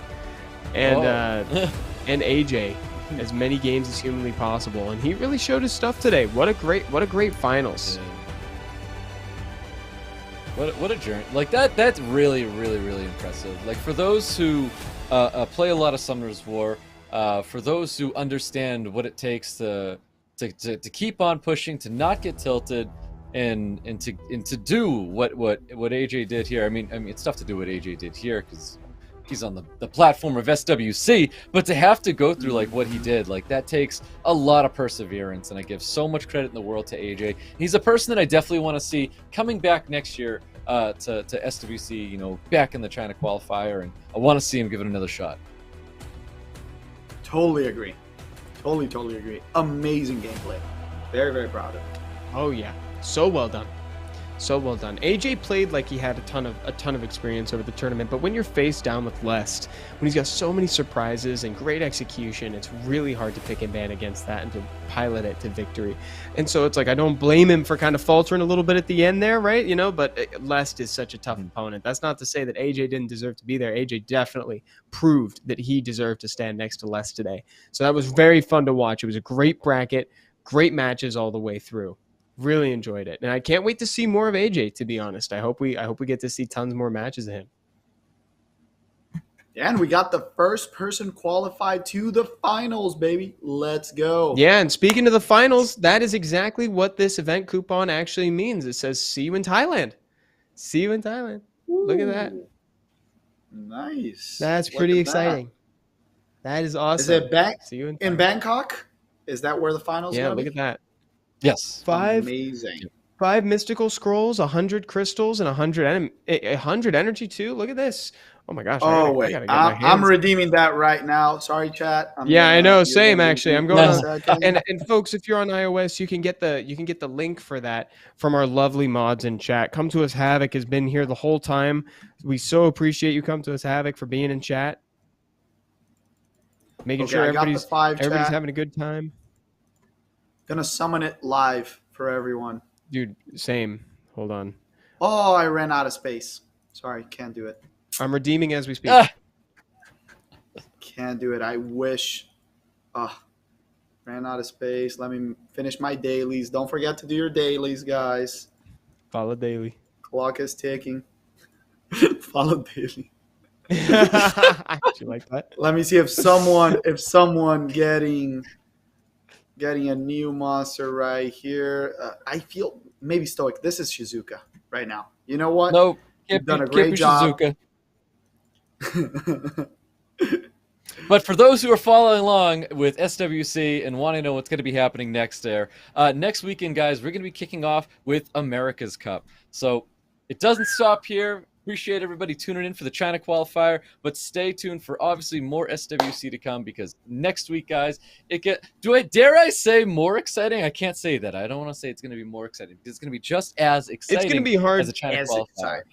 It's going to be hard to be more exciting than watching Lest, tear his way through and watching AJ take the longest road possible to get to the finals. But boy, do we have a lot more at SWC America's Cup prelims. Like you said, next weekend. So there's going to be a lot more, and it's going to be at a different time. It's not going to be this late at night if you're in our time zone. I'll have a bigger smile on. That's for sure. And wider eyes. Stoics clocking in at a crisp 7 in the morning right now. 7 a.m. guys. We did it. Very crisp. We did it. Crisp 7. I can smell the coffee. Someone got Reika in chat. Oh, dude, I got the water golem. Nice. I got the water golem. Man, that's crazy. I live here in LA, lol. Then, dude, you better be at the LA America's Cup. America's Cup's going to be in LA. That's right. Obviously, people who tuned in for the entire time for the China qualifier, you got to see all like the cool things. Obviously the great setting, the stadium that they got, the players got to partake in and to play all their matches. So like these really, really cool events. Don't miss out on these kind of things, guys. So stay tuned. Make it to the Los Angeles. I was going to say meetup, the LA final, because it's going to be a very, very incredible experience. These are experiences that you don't want to pass up on. We haven't had one of these kind of things in a very, very long time since 2019, because otherwise, we had a period of time that not a lot of people want to remember that shut all that stuff down. So it's coming back, guys. It's going to be a big one. Definitely try to attend it. And I'm going to tell you, there's going to be 3 bearded guys casting that there. Stoic, I, and bearded Evan. So if you guys want that, I'm gonna have to grow one. Evan in chat. We got have time. to grow a we got beard. like a month. It starts here, Evan. It starts here. It starts with the mustache. Stoic found that in his pocket this morning. That was just in his I don't know how pocket. that survived the wash. He's like, it's a mustache. And it was somebody, he's like, but I've got a mustache. So why do I have a fake mustache? I've got some time, guys. I'll try to see if I can grow in the connectors and try to match you guys in the beard department. That'd be great. Oh, GZ for the Okeanos, and someone got the Wind Mermaid. That's basically a segment. So congratulations. That is. Well, it's been a beautiful night with everyone. Everyone over here, look at that. The winners. Is this going to be everyone being congratulated, or just the top 3? FH right there, getting probably the medal. Look at that. Yes, bronze, baby. Congratulations. Very nice glasses. I love the style. Stoic, people in chat are just waking up, my guy. I'm right there with them. I'm looking for my second wind. I'll be waking up soon. Make some breakfast, brew the coffee, and sit down and try to maybe fall asleep after having a cup. All right, that's sounds like a good plan. Try to fall asleep right after having a fresh pot of coffee. A little bit risky, right, Evan? But we don't judge over here. But we like risks. We saw a lot of risks pay off in gameplay today, so I think it's fair for Stoke to take the risk on that. Didn't we, dude? A lot. It was an interesting day. Did you guys have a favorite match from today? It's a good question. FH Lest was our favorite match, and I think we named at the time. I said we called it the best match of the night, and I think it was the very first interaction, first one, the first round. I agree. Thank you. Yes. I was gonna echo the sentiment, but I was gonna specify the first round of that set was my favorite. The hype of that, Great point. and there was intensity there. Oh, and there's the Les. champ right there, a huge surprise. No predictions could have ever imagined this. You know, None. amazing gameplay. Let's go. Back Predictions at all. to the SWC finals. Is someone happy over here that maybe got a couple rewards that he didn't expect? Yes, probably. Actually, to no surprise, guys, just like my predictions, my summons again did not go so well. You're very good at predicting this stuff, huh? I'm impressed. At least I'm consistent. all right, everybody. Thank you for hanging out with us this whole time, watching history happen. We'll see y'all next weekend for the America's Cup prelims. Bye bye, everybody. Bye bye.